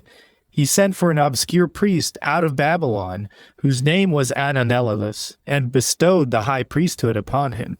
However, Alexandra, the daughter of Hyrcanus, and wife of Alexander, the son of Aristobulus the king, who had also brought Alexander 2 children, could not bear this indignity. Now this son was one of the greatest comeliness, and was called Aristobulus, and the daughter, Miriam, was married to Herod, and eminent for her beauty also. This Alexandra was much disturbed, and took this indignity offered to her son exceeding ill, that while he was alive, anyone else should be sent for, to have the dignity of the high priesthood conferred upon him. Accordingly, she wrote to Cleopatra, a musician, assisting her in taking care to have her letters carried to desire her intercession with Antony, in order to gain the high priesthood for her son. But as Antony was slow in granting this request, his friend Dellius came into Judea upon some affairs, and when he saw Aristobulus, he stood in admiration at the tallness and handsomeness of the child, and no less at Miriam, the king's wife, and was open in his commendations of Alexandra, as the mother of most beautiful children. And when she came to discourse with him, he persuaded her to get pictures drawn of them both, and to send them to Antony, for that when he saw them, he would deny her nothing that she should ask. Accordingly, Alexandra was elevated with these words of his, and sent the pictures to Antony. Dellius also talked extravagantly, and said that these children seemed not derived from men, but from some god or other. His design in doing so was to entice Antony into lewd pleasures with them, who was ashamed to send for the damsel, as being the wife of Herod, and avoided it, because of the reproaches he should have from Cleopatra on that account. But he sent, in the most decent manner he could, for the young man, but added this withal, unless he thought it hard upon him so to do. When this letter was brought to Herod, he did not think it safe for him to send one so handsome as was Aristobulus. In the prime of his life, for he was 16 years of age, and of so noble a family, and particular lot to Antony, the principal man among the Romans, and one that would abuse him in his amours, and besides, one that openly indulged himself in such pleasures as his power allowed him without control. He therefore wrote back to him that if this boy should only go out of the country, all would be in a state of war and uproar, because the Jews were in hopes of a change in the government, and to have another king over them. When Herod had thus excused himself to Antony, he resolved that he would not entirely permit the child or Alexandra to be treated dishonorably. But his wife Marianne lay vehemently at him to restore the high priesthood to her brother. And he judged it was for his advantage so to do, because if he once had that dignity, he could not go out of the country. So he called his friends together and told them that Alexandra privately conspired against his royal authority, and endeavored, by the means of Cleopatra, so to bring it about, that he might be deprived of the government, and that by Antony's means this youth might have the management of public affairs in his stead, and that this procedure of hers was unjust, since she would at the same time deprive her daughter of the dignity she now had, and would bring disturbances upon the kingdom, for which he had taken a great deal of pains, and had gotten it with extraordinary hazards. That yet, while he well remembered her wicked practices, he would not leave off doing what was right himself, but would even now give the youth the high priesthood, and that he formerly set up Ananellus, because Aristobulus was then so very young a child. Now when he had said this not at random, but as he thought with the best discretion he had, in order to deceive the women and those friends whom he had taken to consult with all Alexandra, out of the great joy she had at this unexpected promise, and out of fear from the suspicion she lay under, fell a weeping, and made the following apology for herself, and said that, as to the high priesthood, she was very much concerned for the disgrace her son was under, and so did her utmost endeavors to procure it for him, but that as to the kingdom, she had made no attempts, and that if it were offered her for her son, she would not accept it, and that now she would be satisfied with her son's dignity, while he himself held the civil government, and she had thereby the security that arose from his peculiar ability in governing to all the remainder of her family, that she was now overcome by his benefits, and thankfully accepted of this honor showed by him to her son, and that she would hereafter be entirely obedient. And she desired him to excuse her, if the nobility of her family, and that freedom of acting which she thought that allowed her, had made her act too precipitately and imprudently in this matter. So when they had spoken thus to one another, they came to an agreement, and all suspicion, so far as appeared, were vanished away. Chapter 3, Book 15, Chapter 3. How Herod, upon his making Aristobulus high priest, took care that he should be murdered in a little time, and what apology he made to Antony about Aristobulus, as also concerning Joseph and Mary. So King Herod immediately took the high priesthood away from Ananellus, who, as we said before, was not of this country, but one of those Jews that had been carried captive beyond Euphrates. For there were not a few 10,000s of this people that had been carried captives, and dwelt about Babylonia, whence Ananellus came. He was one of the stock of the high priests, and had been of old a particular friend of Herod. And when he was first made king, he conferred that dignity upon him, and now put him out of it again, in order to quiet the troubles in his family, though what he did was plainly unlawful. For at no other time of old was anyone that had once been in that dignity deprived of it. It was Antiochus Epiphanes who first brake that law, and deprived Jesus, and made his brother Onias high priest in his stead. Aristobulus was the second that did so, and took that dignity from his brother Hyrcanus. And this Herod was the third, who took that high office away from Ananelus, and gave it to this young man, Aristobulus, in his stead. And now Herod seemed to have healed the divisions in his family. Yet was he not without suspicion, as is frequently the case, of people seeming to be reconciled to one another, but thought that, as Alexandra had already made attempts tending to innovations, so did he fear that she would go on therein, if she found a fit opportunity for so doing. So he gave a command that she should dwell in the palace and meddle with no public affairs. Her guards also were so careful that nothing she did in private life every day was concealed. All these hardships put her out of patience by little and little, and she began to hate Herod, for as she had the pride of a woman to the utmost degree, she had great indignation at this suspicious guard that was about her, as desirous rather to undergo anything that could befall her than to be deprived of her liberty of speech, and under the notion of an honorary guard, to live in a state of slavery and terror. She therefore sent to Cleopatra and made a long complaint of the circumstances she was in, and entreated her to do her utmost for her assistance. Cleopatra hereupon advised her to take her son with her and come away immediately to her into Egypt. This advice pleased her, and she had this contrivance for getting away. She got 2 coffins made, as if they were to carry away 2 dead bodies, and put herself into one, and her son into the other, and gave orders to such of her servants as knew of her intentions to carry them away in the night time. Now their road was to be thence to the seaside, and there was a ship ready to carry them into Egypt. Now Aesop, one of her servants, happened to fall upon Sabian, one of her friends, and spake of this matter to him, as thinking he had known of it before. When Sabian knew this, who had formerly been an enemy of Herod, and been esteemed one of those that laid snares for and gave the poison to his father Antipater, he expected that this discovery would change Herod's hatred into kindness. So he told the king of this private stratagem of Alexandra, whereupon he suffered her to proceed to the execution of her project, and caught her in the very fact. But still he passed by her offense, and though he had a great mind to do it, he durst not inflict anything that was severe upon her. For he knew that Cleopatra would not bear that he should have her accused on account of her hatred to him, but made a show as if it were rather the generosity of his soul and his great moderation that made him forgive them.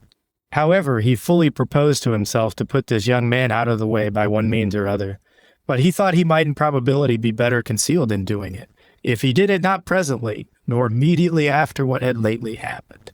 And now, upon the approach of the Feast of Tabernacles, which is a festival very much observed among us, he let those days pass over, and both he and the rest of the people were therein very merry. Yet did the envy which at this time arose in him cause him to make haste to do what he was about, and provoke him to it. For when this youth Aristobulus, who was now in the 17th year of his age, went up to the altar according to the law, to offer the sacrifices, and this with the ornaments of his high priesthood. And when he performed the sacred offices, he seemed to be exceedingly comely, and taller than men usually were at that age, and to exhibit in his countenance a great deal of that high family he was sprung from. A warm zeal and affection towards him appeared among the people, and the memory of the actions of his grandfather, Aristobulus, was fresh in their minds. And their affections got so far the mastery of them that they could not forbear to show their inclinations to him. They at once rejoiced and were confounded, and mingled with good wishes their joyful acclamations, which they made to him, till the good will of the multitude was made too evident, and they more rashly proclaimed the happiness they had received from his family than was fit under a monarchy to have done. While this Herod resolved to complete what he had intended against the young man. When therefore the festival was over, and he was feasting at Jericho with Alexandra, who entertained them there, he was then very pleasant with the young man, and drew him into a lonely place, and at the same time played with him in a juvenile and ludicrous manner.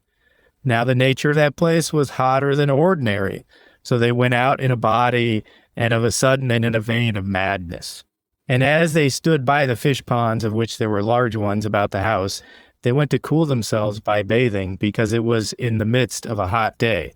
At first, they were only spectators of Herod's servants and acquaintance as they were swimming.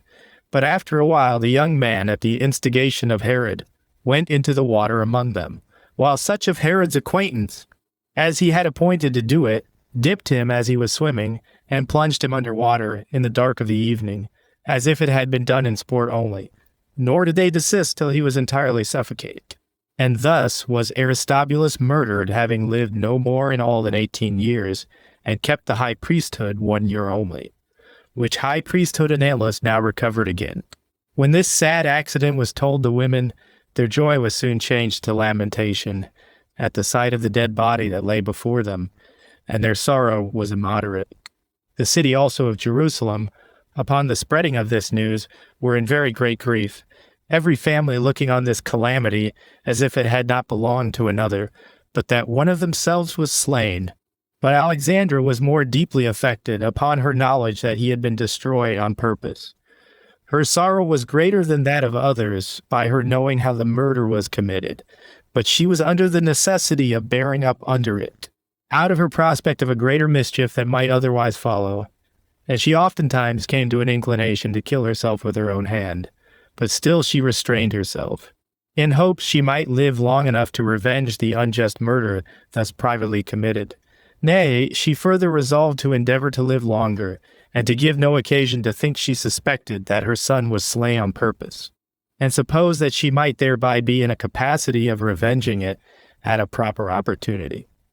Thus did she restrain herself that she might not be noted for entertaining any such suspicion. However, Herod endeavored that none abroad should believe that the child's death was caused by any design of his, and for this purpose he did not only use the ordinary signs of sorrow, but fell into tears also, and exhibited a real confusion of soul.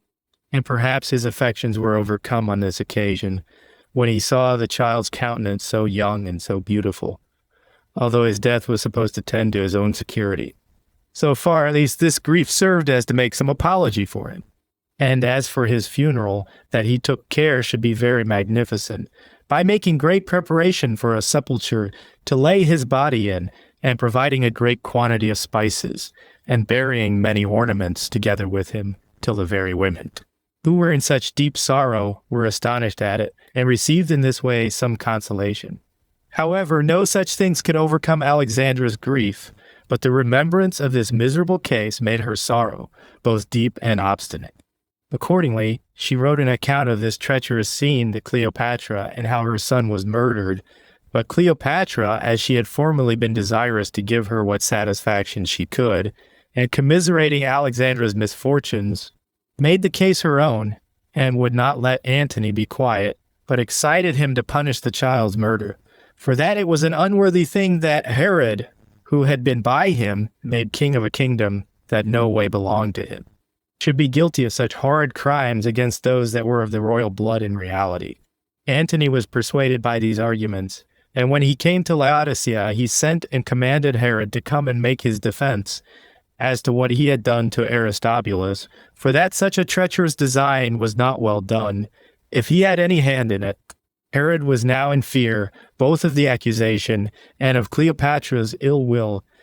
to him, which was such that she was ever endeavoring to make Antony hate him. He therefore determined to obey his summons, for he had no possible way to avoid it. So he left his uncle Joseph procurator for his government, and for the public affairs, and gave him a private charge, that if Antony should kill him, he also should kill Mariamne immediately, for that he had a tender affection for this, his wife, and was afraid of the injury that should be offered him, if, after his death, she for her beauty should be engaged to some other man. But his intimation was nothing but this at the bottom, that Antony had fallen in love with her, when he had formerly heard somewhat of her beauty. So when Herod had given Joseph this charge, and had indeed no sure hopes of escaping with his life, he went away to Antony. But as Joseph was administering the public affairs of the kingdom, and for that reason was very frequently with Mariamne, both because his business required it, and because of the respects he ought to pay to the queen, he frequently let himself into discourses about Herod's kindness and great affection towards her. And when the women, especially Alexandra, used to turn his discourses into feminine raillery, Joseph was so over-desirous to demonstrate the king's inclinations, that he proceeded so far as to mention the charge he had received, and thence drew his demonstration that Herod was not able to live without her,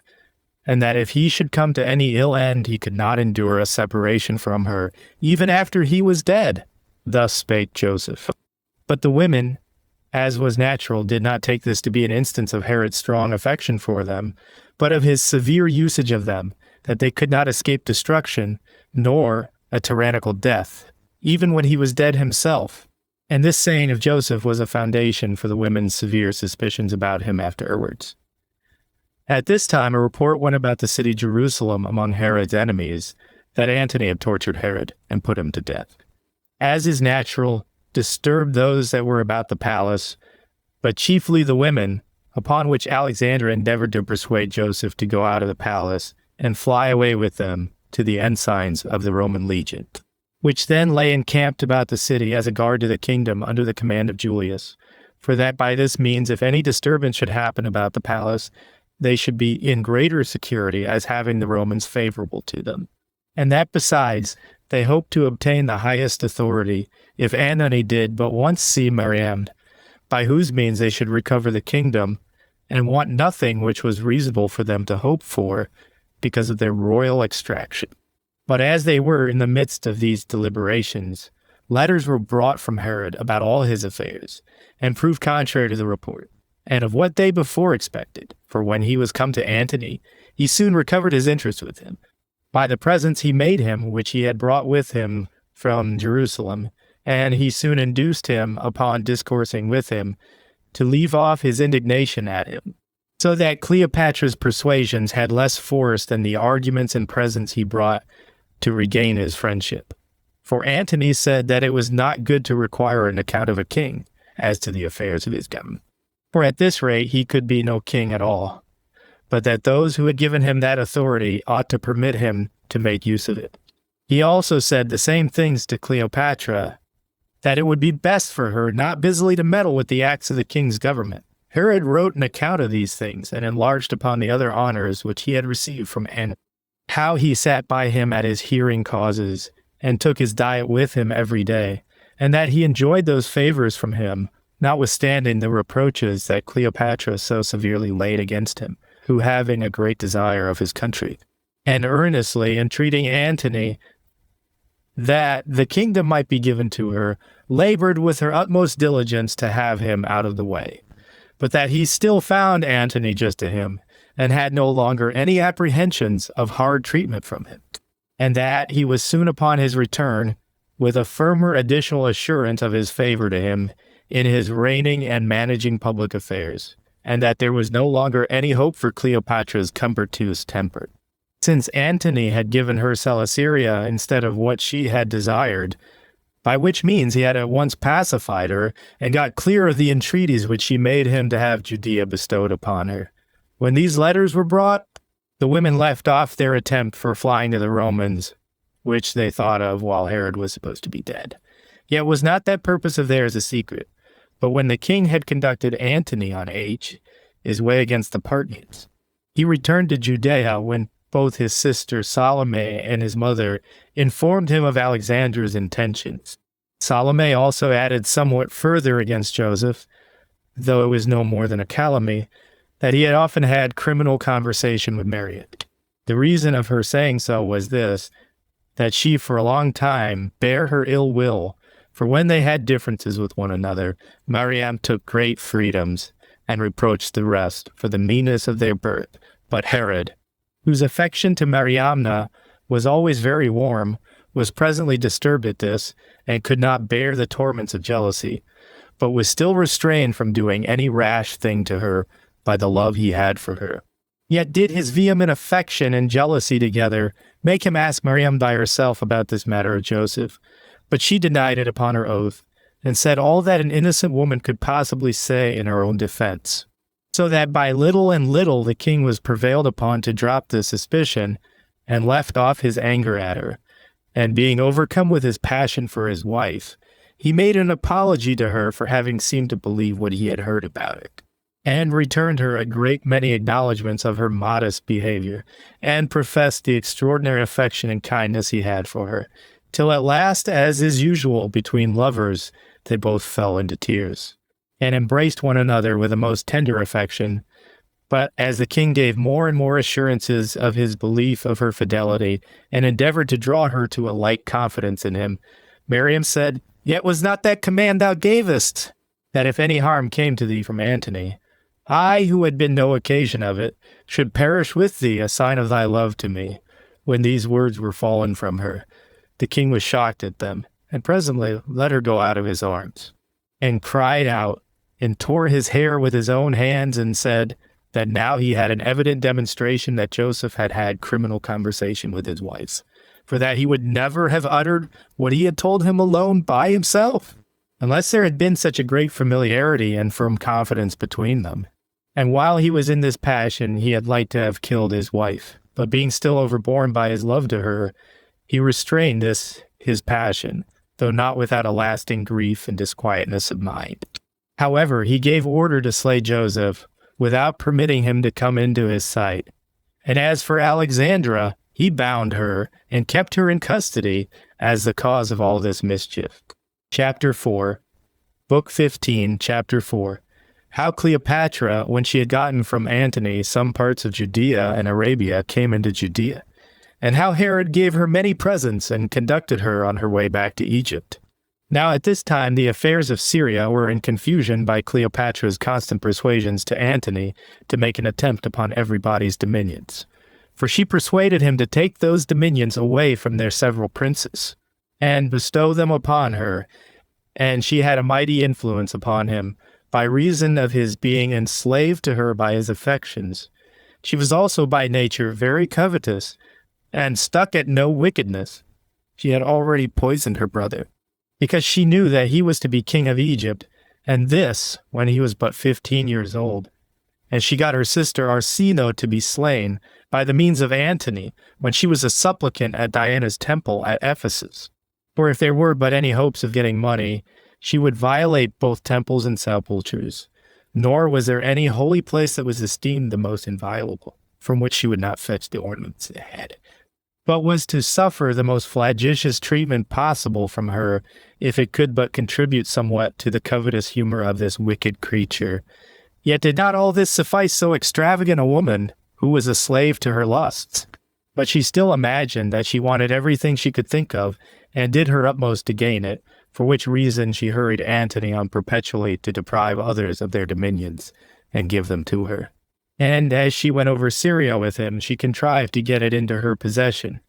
So he slew Licinius, the son of Ptolemy, accusing him of his bringing the Parthians upon those countries. She also petitioned Antony to give her Judea and Arabia, and in order thereto desired him to take these countries away from their present governors. As for Antony, he was so entirely overcome by this woman, that one would not think her conversation only could do it, but that he was some way or other bewitched to do whatsoever she would have him. Yet did the grossest parts of her injustice make him so ashamed,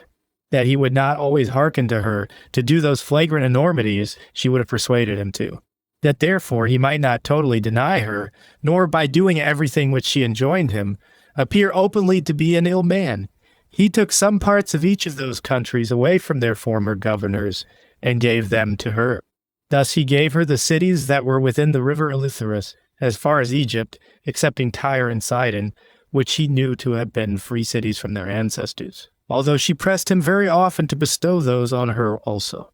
When Cleopatra had obtained thus much, and had accompanied Antony in his expedition to Armenia as far as Euphrates, she returned back and came to Apamia and Damascus, and passed on to Judea, where Herod met her, and farmed of her parts of Arabia, and those revenues that came to her from the region about Jericho. This country bears that balsam, which is the most precious drug that is there, and grows there alone. The place bears also palm trees, both many in number, and those excellent in their kind. When she was there, and was very often with Herod, she endeavored to have criminal conversation with the king, nor did she affect secrecy until he indulgence of such sort of pleasures,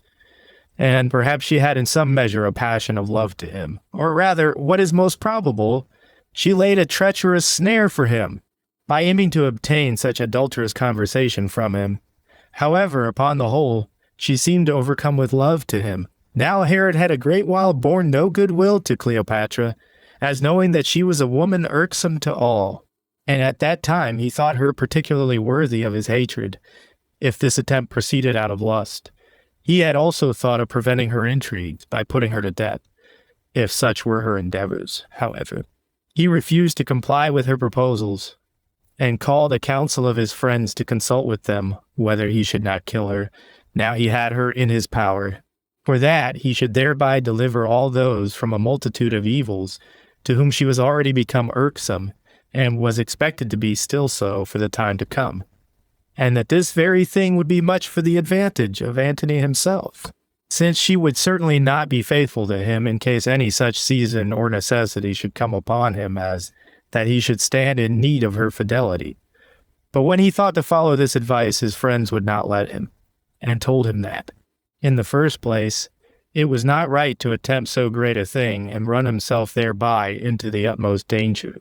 And they laid hard at him, and begged of him to undertake nothing rashly, for that Antony would never bear it, no, not though anyone should evidently lay before his eyes that it was for his own advantage, and that the appearance of depriving him of her conversation by this violent and treacherous method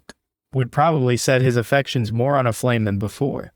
nor did it appear that he could offer anything of tolerable weight in his defense.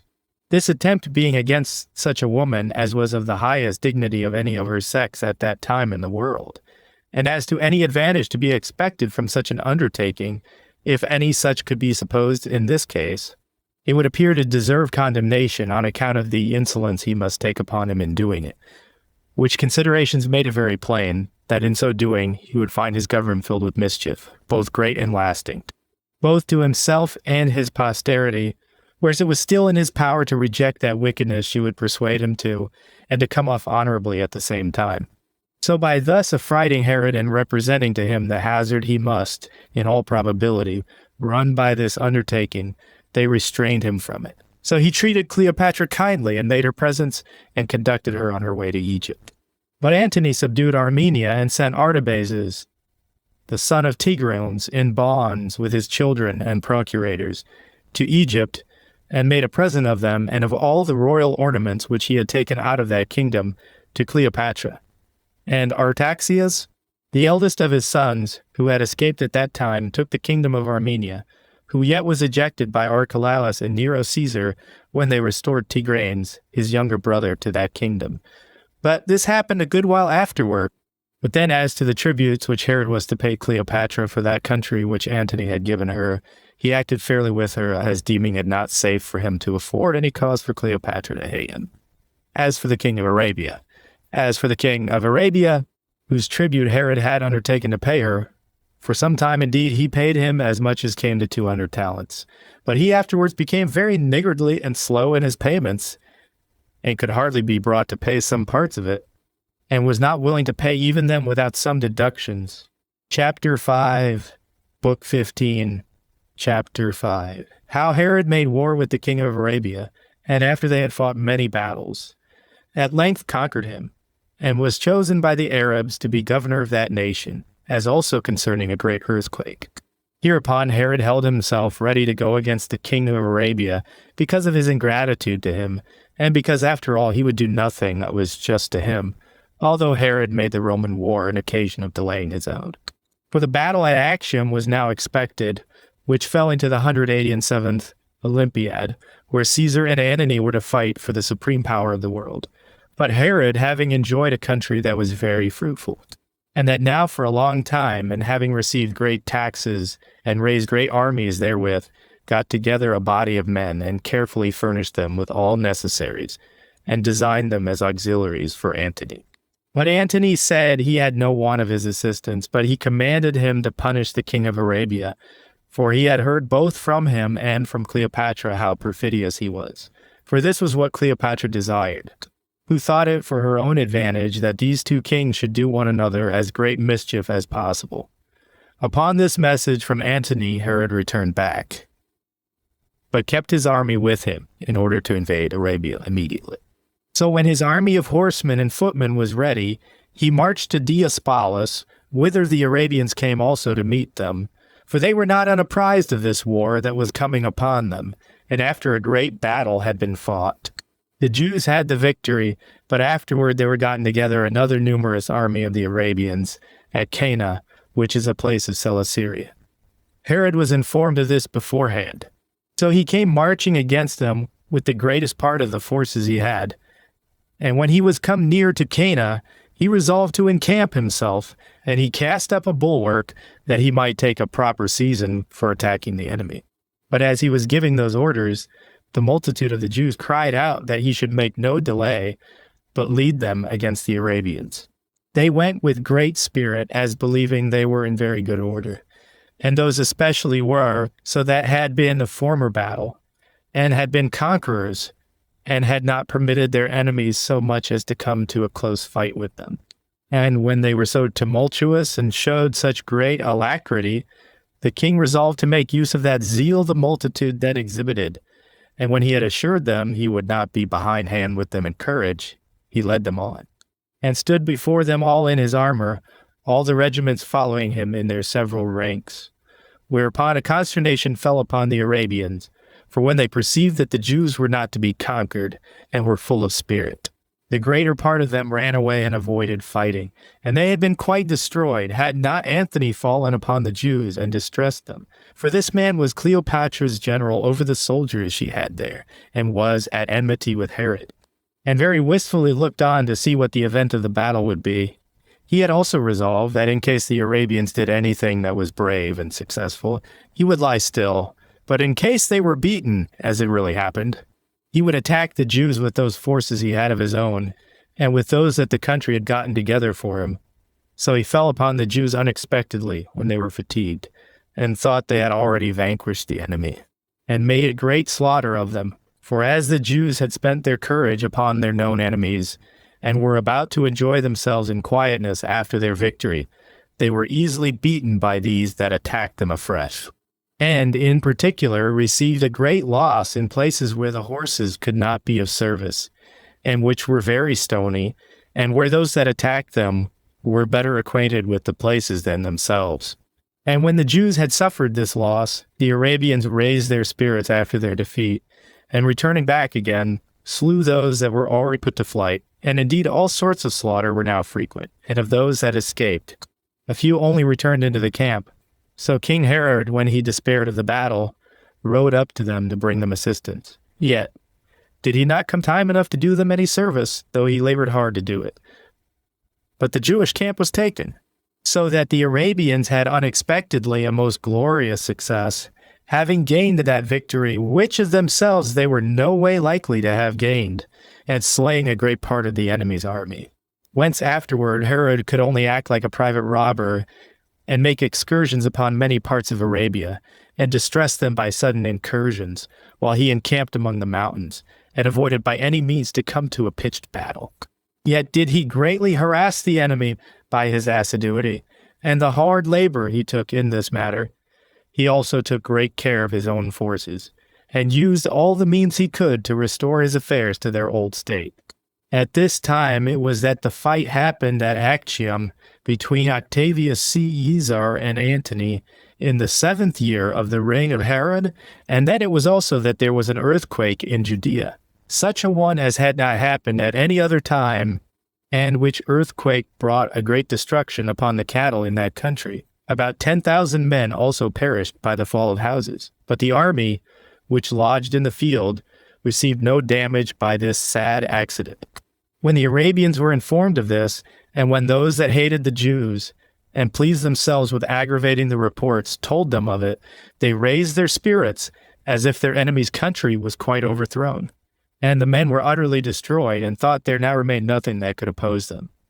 Accordingly, they took the Jewish ambassadors who came to them after all this had happened, to make peace with them, and slew them, and came with great alacrity against their army, but the Jews durst not withstand them, and were so cast down by the calamities they were under, that they took no care of their affairs, but gave up themselves to despair. For they had no hope that they should be upon a level again with them in battles, nor obtain any assistance elsewhere, while their affairs at home were in such great distress also. When matters were in this condition, The king persuaded the commanders by his words and tried to raise their spirits, which were quite sunk. And first he endeavored to encourage and embolden some of the better sort beforehand, and then ventured to make a speech to the multitude, which he had before avoided to do, lest he should find them uneasy thereat, because of the misfortunes which had happened. So he made a consolatory speech to the multitude, in the manner following: You are not unacquainted, my fellow soldiers, that we have had, not long since, many accidents that have put a stop to what we are about, and it is probable that even those that are most distinguished above others for their courage can hardly keep up their spirits in such circumstances. But since we cannot avoid fighting, and nothing that hath happened is of such a nature, but it may by ourselves be recovered into a good state, and this by one brave action only well performed. I propose to myself both to give you some encouragement, and at the same time some information, both which parts of my design will tend to this point, that you may still continue in your own proper fortitude. I will then, in the first place, demonstrate to you that this war is a just one on our side, and that on this account it is a war of necessity, and occasioned by the injustice of our adversaries. For if you be once satisfied of this, it will be a real cause of alacrity to you. After which I will further demonstrate that the misfortunes we are under are of no great consequence, and that we have the greatest reason to hope for victory. I shall begin with the first, and appeal to yourselves as witnesses to what I shall say. You are not ignorant certainly of the wickedness of the Arabians, which is to that degree as to appear incredible to all other men, and to include somewhat that shows the grossest barbarity and ignorance of God. The chief things wherein they have affronted us have arisen from covetousness and envy, and they have attacked us in an insidious manner, and on the sudden. And what occasion is there for me to mention many instances of such their procedure, when they were in danger of losing their own government of themselves, and of being slaves to Cleopatra? What others were they that freed them from that fear? For it was the friendship I had with Antony, and the kind disposition he was in towards us. That hath been the occasion that even these Arabians have not been utterly undone, Antony being unwilling to undertake anything which might be suspected by us of unkindness. But when he had a mind to bestow some parts of each of our dominions on Cleopatra, I also managed that matter so that by giving him presents of my own, I might obtain a security to both nations, while I undertook myself to answer for the money, and gave him 200 talents, and became surety for those 200 more which were imposed upon the land that was subject to this tribute. And this they have defrauded us of, although it was not reasonable that Jews should pay tribute to any man living, or allow part of their land to be taxable. But although that was to be, yet ought we not to pay tribute for these Arabians, whom we have ourselves preserved. Nor is it fit that they, who have professed, and that with great integrity and sense of our kindness, that it is by our means that they keep their principality, should injure us and deprive us of what is our due. And this while we have been still not their enemies, but their friends. And whereas observation of covenants takes place among the bitterest enemies, but among friends is absolutely necessary, this is not observed among these men, who think gain to be the best of all things, let it be by any means whatsoever, and that injustice is no harm if they may but get money by it. Is it therefore a question with you whether the unjust are to be punished or not? When God himself hath declared his mind that so it ought to be, and hath commanded that we ever should hate injuries and injustice, which is not only just, but necessary, in wars between several nations. For these Arabians have done what both the Greeks and barbarians own to be an instance of the grossest wickedness, with regard to our ambassadors, which they have beheaded, while the Greeks declare that such ambassadors are sacred and inviolable. And for ourselves, we have learned from God the most excellent of our doctrines, and the most holy part of our law, by angels or ambassadors. For this name brings God to the knowledge of mankind, and is sufficient to reconcile enemies one to another. What wickedness then can be greater than the slaughter of ambassadors who come to treat about doing what is right? And when such have been their actions, how is it possible they can either live securely in common life or be successful in war? In my opinion, this is impossible, but perhaps some will say that what is holy and what is righteous is indeed on our side, but that the Arabians are either more courageous or more numerous than we are. Now, as to this, in the first place, it is not fit for us to say so, for with whom is what is righteous, with them is God himself. Now, where God is, there is both multitude and courage. But to examine our own circumstances a little, we were conquerors in the first battle. And when we fought again, they were not able to oppose us, but ran away, and could not endure our attacks or our courage. But when we had conquered them, then came Athenians, and made war against us without declaring it. And pray, is this an instance of their manhood, or is it not a second instance of their wickedness and treachery? Why are we therefore of less courage on account of that which ought to inspire us with stronger hopes? And why are we terrified at these who, when they fight upon the level, are continually beaten, and when they seem to be conquerors, they gain it by wickedness? And if we suppose that anyone should deem them to be men of real courage, will not he be excited by that very consideration to do his utmost against them? For true valor is not shown by fighting against weak persons, but in being able to overcome the most hardy. But then if the distresses we are ourselves under, and the miseries that have come by the earthquake, hath affrighted anyone, let him consider, in the first place, that this very thing will deceive the Arabians by their supposal, that what hath befallen us is greater than it really is. Moreover, it is not right that the same thing that emboldens them should discourage us. For these men, you see, do not derive their alacrity from any advantageous virtue of their own, but from their hope, as to us, that we are quite cast down by our misfortunes. But when we boldly march against them, we shall soon pull down their insolent conceit of themselves, and shall gain this by attacking them, that they will not be so insolent when we come to the battle. For our distresses are not so great. Nor is what hath happened all indication of the anger of God against us, as some imagine. For such things are accidental, and adversities that come in the usual course of things. And if we allow that this was done by the will of God, we must allow that it is now over by his will also, and that he is satisfied with what hath already happened. For had he been willing to afflict us still more thereby, he had not changed his mind so soon. And as for the war we are engaged in, he hath himself demonstrated that he is willing it should go on, and that he knows it to be a just war. For while some of the people in the country have perished, all you who were in arms have suffered nothing, but are all preserved alive. Whereby God makes it plain to you that if you had universally with your children and wives been in the army, it had come to pass that you had not undergone anything that would have much hurt you. Consider these things, and what is more than all the rest, that you have God at all times for your protector, and prosecute these men with a just bravery, who in point of friendship are unjust, in their battles perfidious, towards ambassadors impious, and always inferior to you in valor. When the Jews heard this speech, they were much raised in their minds, and more disposed to fight than before. So Herod, when he had offered the sacrifices appointed by the law, made haste, and took them, and led them against the Arabians, and in order to that passed over Jordan, and pitched his camp near to that of the enemy. He also thought fit to seize upon a certain castle that lay in the midst of them, as hoping it would be for his advantage, and would the sooner produce a battle, and that if there were occasion for delay, he should by it have his camp fortified. And as the Arabians had the same intentions upon that place, a contest arose about it. At first they were but skirmishes, after which there came more soldiers, and it proved a sort of fight, and some fell on both sides, till those of the Arabian side were beaten and retreated. This was no small encouragement to the Jews immediately. And when Herod observed that the enemy's army was disposed to anything rather than to come to an engagement, he ventured boldly to attempt the bulwark itself,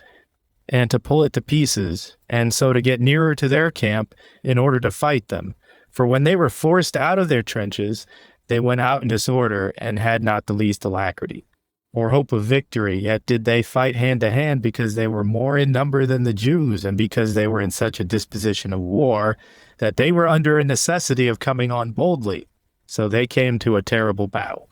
While not a few fell on each side, however, at length the Arabians fled, and so great a slaughter was made upon their being routed, that they were not only killed by their enemies, but became the authors of their own deaths also, and were trodden down by the multitude and the great current of people in disorder, and were destroyed by their own armor. So 5,000 men lay dead upon the spot, while the rest of the multitude soon ran within the bulwark for safety, but had no firm hope of safety by reason of their want of necessaries and especially of water. The Jews pursued them, but could not get in with them, but sat round about the bulwark, and watched any assistance that would get into them, and prevented any there that had a mind to it from running away. When the Arabians were in these circumstances, they sent ambassadors to Herod in the first place to propose terms of accommodation, and after that to offer him, so pressing was their thirst upon them, to undergo whatsoever he pleased, if he would free them from their present distress. But he would admit of no ambassadors, of no price of redemption, nor of any other moderate terms whatever, being very desirous to revenge those unjust actions which they had been guilty of towards his nation. So they were necessitated by other motives, and particularly by their thirst, to come out and deliver themselves up to him, to be carried away captives, and in 5 days' time the number of 4,000 were taken prisoners, while all the rest resolved to make a sally upon their enemies, and to fight it out with them, choosing rather, if so it must be, to die therein, than to perish gradually and ingloriously. When they had taken this resolution, they came out of their trenches, but could no way sustain the fight, being too much disabled both in mind and body, and having not room to exert themselves, and thought it an advantage to be killed and a misery to survive. So at the first onset there fell about 7,000 of them, after which stroke they let all the courage they had put on before fall, and stood amazed at Herod's warlike spirit or his own calamities. So for the future they yielded and made him ruler of their nation, whereupon he was greatly elevated at so seasonable a success, and returned home taking great authority upon him, on account of so bold and glorious an expedition as he had made. Chapter 6, Book 15. Chapter 6. How Herod slew Hyrcanus, and then hasted away to Caesar, and obtained the kingdom from him also, and how a little time afterward he entertained Caesar in a most honorable manner. Herod's other affairs were now very prosperous, and he was not to be easily assaulted on any side. Yet did there come upon him a danger that would hazard his entire dominions, after Antony had been beaten at the battle of Actium by Caesar Octavian. For at that time both Herod's enemies and friends despaired of his affairs, for it was not probable that he would remain without punishment, who had showed so much friendship for Antony. So it happened that his friends despaired and had no hopes of his escape. But for his enemies they all outwardly appeared to be troubled at his case, but were privately very glad of it, as hoping to obtain a change for the better. As for Herod himself, he saw that there was no one of royal dignity left but Hyrcanus, and therefore he thought it would be for his advantage not to suffer him to be an obstacle in his way any longer. For that, in case he himself survived and escaped the danger he was in, he thought it the safest way to put it out of the power of such a man to make any attempt against him at such junctures of affairs as was more worthy of the kingdom than himself. And in case he should be slain by Caesar, his envy prompted him to desire to slay him that would otherwise be king after him. While Herod had these things in his mind, there was a certain occasion afforded him, for Hyrcanus was of so mild a temper, both then and at other times, that he desired no to meddle with public affairs, nor to concern himself with innovations, but left all to fortune, and contented himself with what that afforded him. But Alexandra his daughter was a lover of strife, and was exceeding desirous of a change of the government, and spake to her father not to bear forever Herod's injurious treatment of their family, but to anticipate their future hopes, as he safely might, and desired him to write about these matters to Malchus, who was then governor of Arabia, to receive them, and to secure them from Herod, for that, if they went away and Herod's affairs proved to be as it was likely they would be, by reason of Caesar's enmity to him, they should then be the only persons that could take the government, and this, both on account of the royal family they were of, and on account of the good disposition of the multitude to them. While she used these persuasions, Hyrcanus put off her suit, but as she showed that she was a woman, and a contentious woman too, and would not desist either night or day, but would always be speaking to him about these matters. And about Herod's treacherous designs, she at last prevailed with him to entrust Josephus, one of his friends, with a letter wherein his resolution was declared. And he desired the Arabian governor to send to him some horsemen, who should receive him and conduct him to the lake Asphaltites, which is from the bounds of Jerusalem 300 furlongs. And he did therefore trust Josephus with this letter, because he was a careful attendant on him and on Alexandra, and had no small occasions to bear ill will to Herod. For he was a kinsman of one Joseph, whom he had slain, and a brother of those that were formerly slain at Tyre by Antony. Yet could not these motives induce Josephus to serve Hyrcanus in this affair, for preferring the hopes he had from the present king to those he had from him, he gave Herod the letter. So he took his kindness in good part, and bid him besides do what he had already done. That is, go on in serving him, by rolling up the epistle and sealing it again, and delivering it to Malchus, and then to bring back his letter in answer to it. For it would be much better if he could know Malchus's intentions also. And when Josephus was very ready to serve him in this point also, the Arabian governor returned back for answer that he would receive Hyrcanus, and all that should come with him, and even all the Jews that were of his party, that he would, moreover, send forces sufficient to secure them in their journey, and that he should be in no want of anything he should desire. Now as soon as Herod had received this letter, he immediately sent for Hyrcanus, and questioned him about the league he had made with Malchus. And when he denied it, he showed his letter to the Sanhedrin, and put the man to death immediately. And this account we give the reader, as it is contained in the commentaries of King Herod. But other historians do not agree with the for they suppose that Herod did not find, but rather make, this an occasion for thus putting him to death, and that by treacherously laying a snare for him. For thus do they write, that Herod and he were once at a treat, and that Herod had given no occasion to suspect that he was displeased at it, but put this question to Hyrcanus, whether he had received any letters from Malchus, and when he answered that he had received letters, but those of salutation only, and when he asked further, whether he had not received any presents from him, and when he had replied that he had received no more than 4 horses to ride on, which Malchus had sent him, they pretended that Herod charged these upon him as the crimes of bribery and treason, and gave order that he should be led away and slain. And in order to demonstrate that he had been guilty of no offense, when he was thus brought to his end, they alleged how mild his temper had been, and that even in his youth he had never given any demonstration of boldness or rashness, and that the case was the same when he came to be king, but that he even then committed the management of the greatest part of public affairs to Antiquities, and that he was now above 80 years old, and knew that Herod's government was in a secure state. He also came over Euphrates, and left those who greatly honored him beyond that river, though he were to be entirely under Herod's government, and that it was a most incredible thing that he should enterprise anything by way of innovation, and not at all agreeable to his temper, but that this was a plot of Herod's contrivance. And this was the fate of Hyrcanus, and thus did he end his life, after he had endured various and manifold turns of fortune in his lifetime. For he was made high priest of the Jewish nation in the beginning of his mother, Alexandra's reign, who held the government 9 years, and when, after his mother's death, he took the kingdom himself,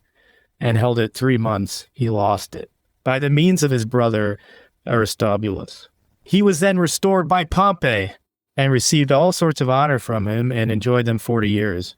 But when he was again deprived by Antigonus, and was maimed in his body, and thence returned home again after some time, on account of the hopes that Herod had given him, none of which came to pass according to his expectation,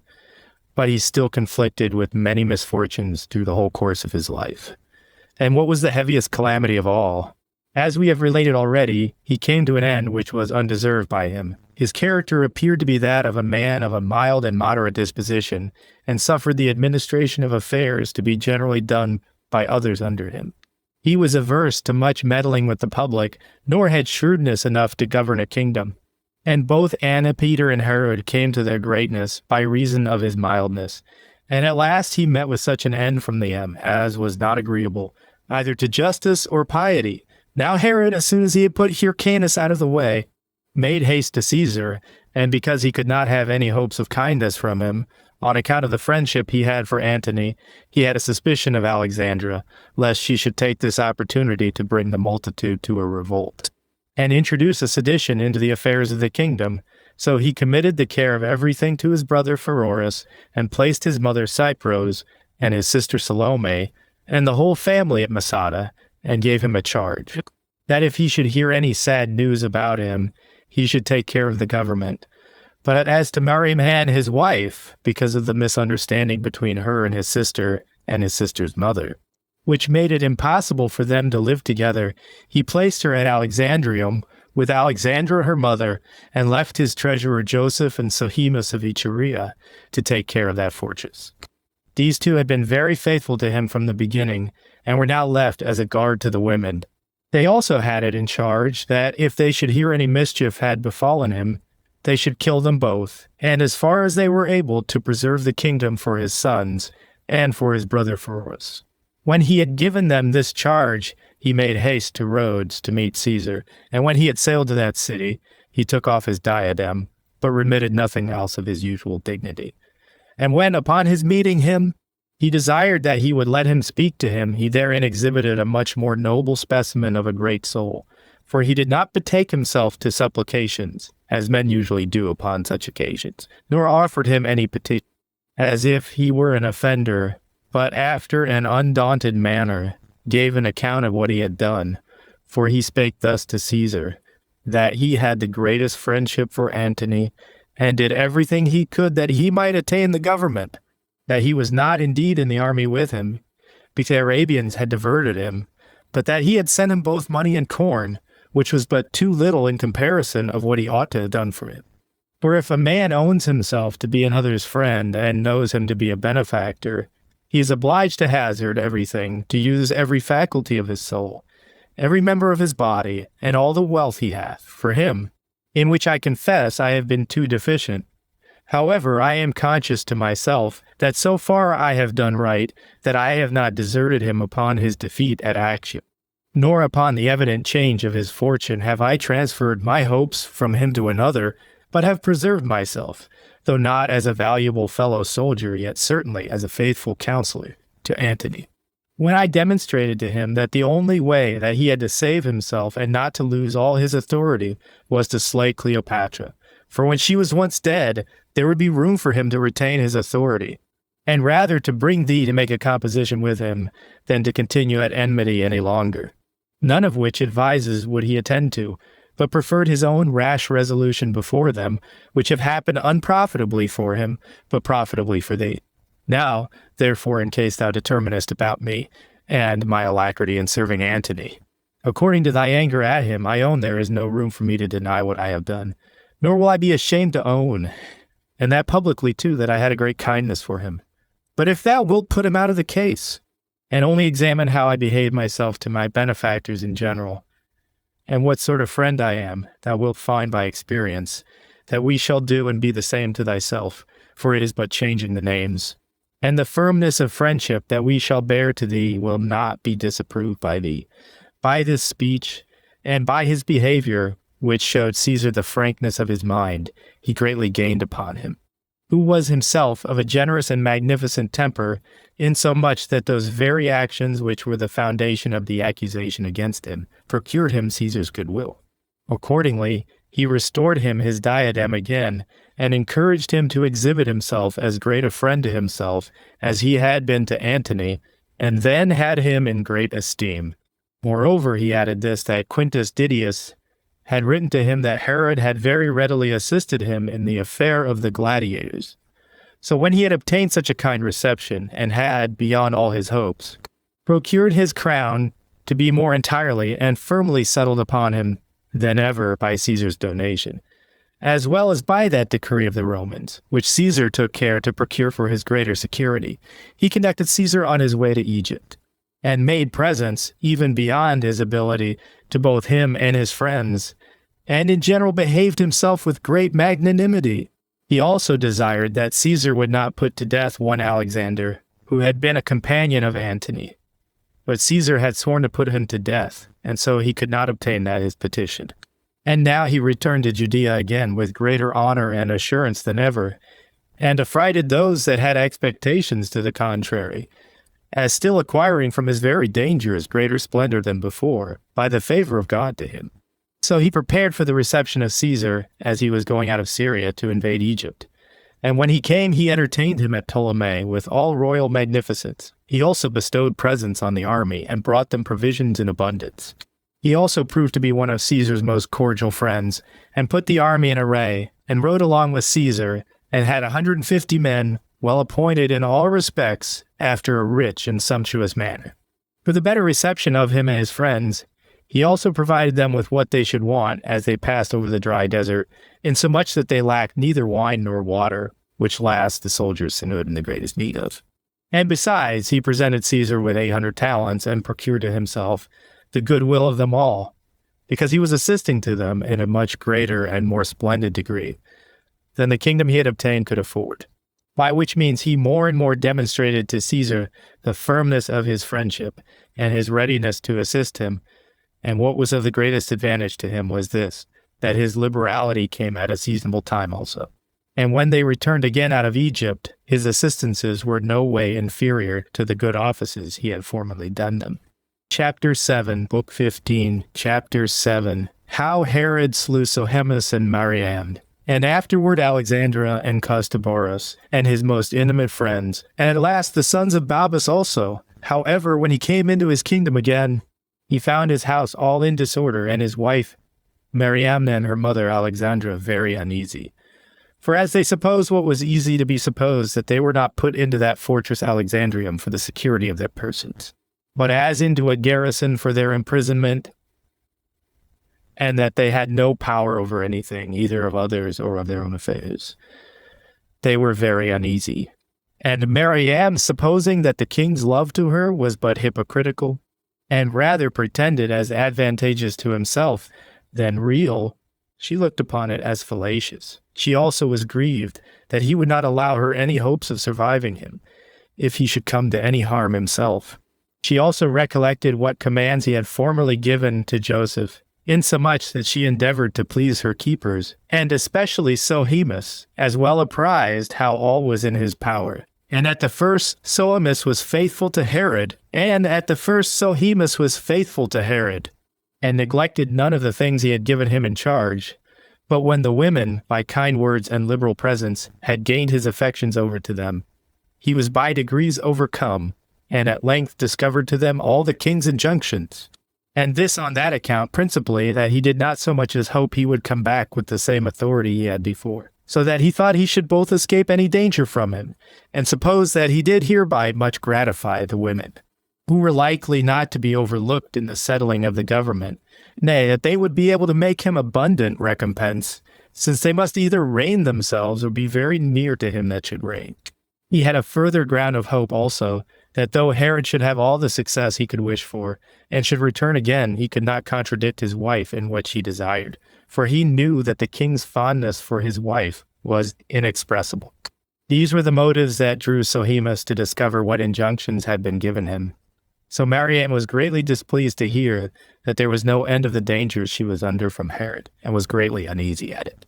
and wished that he might obtain no favors from Caesar, and esteemed it almost an insupportable task to live with him any longer. And this she afterward openly declared, without concealing her resentment. And now Herod sailed home with joy at the unexpected good success he had had, and went first of all, as was proper to this his wife, and told her, and her only, the good news, as preferring her before the rest on account of his fondness for her, and the intimacy there had been between them, and saluted her. But so it happened, that as he told her of the good success he had had, she was so far from rejoicing at it, that she rather was sorry for it, nor was she able to conceal her resentments. But depending on her dignity and the nobility of her birth, in return for his salutations, she gave a groan, and declared evidently that she rather grieved than rejoiced at his success, and this till Herod was disturbed at her, as affording him not only marks of her suspicion, but evident signs of her dissatisfaction. This much troubled him to see that this surprising hatred of his wife to him was not concealed, but open, And he took this so ill, and yet was so unable to bear it, on account of the fondness he had for her, that he could not continue long in any one mind, but sometimes was angry at her, and sometimes reconciled himself to her. But by always changing one passion for another, he was still in great uncertainty. And thus was he entangled between hatred and love, and was frequently disposed to inflict punishment on her for her insolence towards him. But being deeply in love with her in his soul, he was not able to get quit of this woman. In short, as he would gladly have her punished, so was he afraid lest, ere he were aware, he should, by putting her to death, bring a heavier punishment upon himself at the same time. When Herod's sister and mother perceived that he was in this temper with regard to Mariam, they thought they had now got an excellent opportunity to exercise their hatred against her, and provoked Herod to wrath by telling him such long stories and calumnies about her as might at once excite his hatred and his jealousy. Now, though he willingly enough heard their words, yet had not he courage enough to do anything to her as if he believed them. But still he became worse and worse disposed to her, and these ill passions were more and more inflamed on both sides, while she did not hide her disposition towards him, and he turned his love to her into wrath against her. But when he was just going to put this matter past all remedy, he heard the news that Caesar was the victor in the war, and that Antony and Cleopatra were both dead, and that he had conquered Egypt, whereupon he made haste to go to meet Caesar, and left the affairs of his family in their present state. However, Mariam recommended Sohemus to him as he was setting out on his journey, and professed that she owed him thanks for the care he had taken of her, and asked of the king for him a place in the government, upon which an honorable employment was bestowed upon him accordingly. Now when Herod was come into Egypt, he was introduced to Caesar with great freedom as already a friend of his, and received very great favors from him, for he made him a present of those 400 Galatians who had been Cleopatra's guards, and restored that country to him again, which by her means had been taken away from him. He also added to his kingdom Gadara, Hippos, and Samaria, and besides those, the maritime cities, Gaza and Anthedon and Joppa and Stratos Tower. Upon these new acquisitions, he grew more magnificent and conducted Caesar as far as Antioch. But upon his return, as much as his prosperity was augmented by the foreign additions that had been made him, so much the greater were the distresses that came upon him in his own family,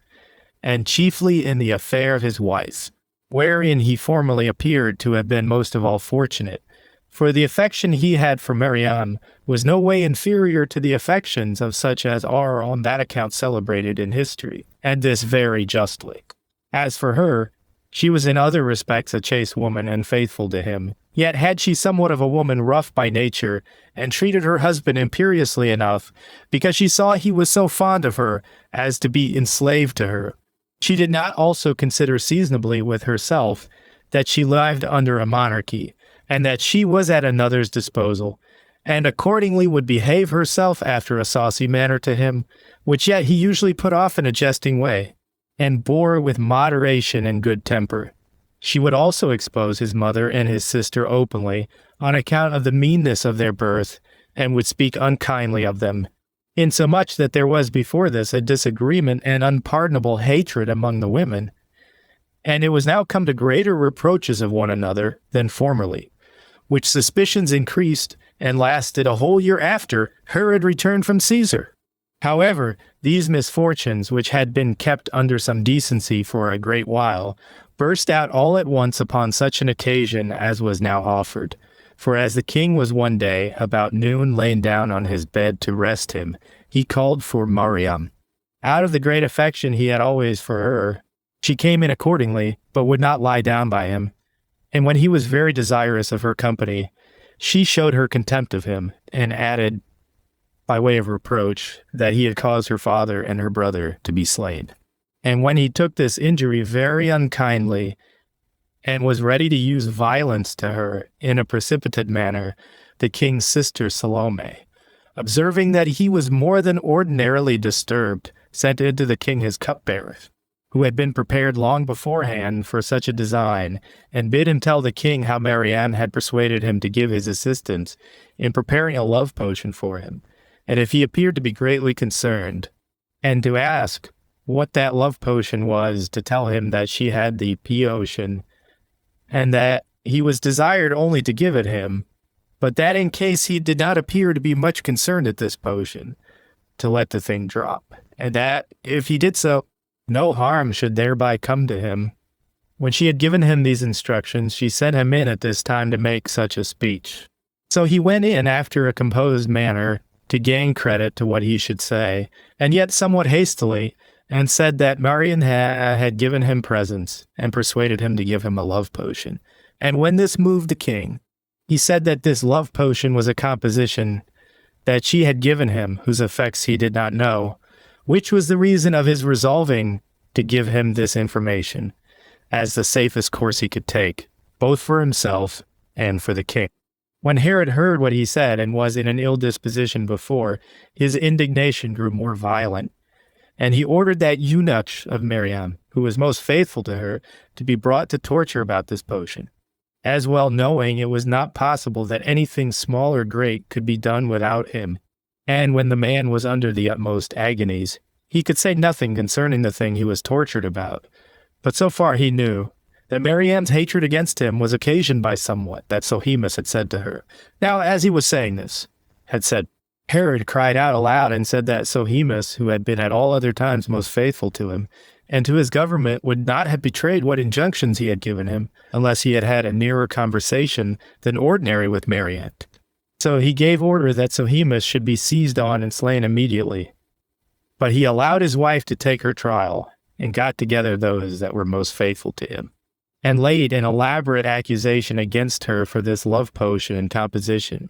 which had been charged upon her by way of calumny only. However, he kept no temper in what he said, and was in too great a passion for judging well about this matter. Accordingly, when the court was at length satisfied that he was so resolved, they passed the sentence of death upon her. But when the sentence was passed upon her, this temper was suggested by himself and by some others of the court, that she should not be thus hastily put to death, but be laid in prison in one of the fortresses belonging to the kingdom. But Salome and her party labored hard to have the woman put to death, and they prevailed with the king to do so, and advised this out of caution, lest the multitude should be tumultuous if she were suffered to live. And thus was Miriam led to execution. When Alexandra observed how things went,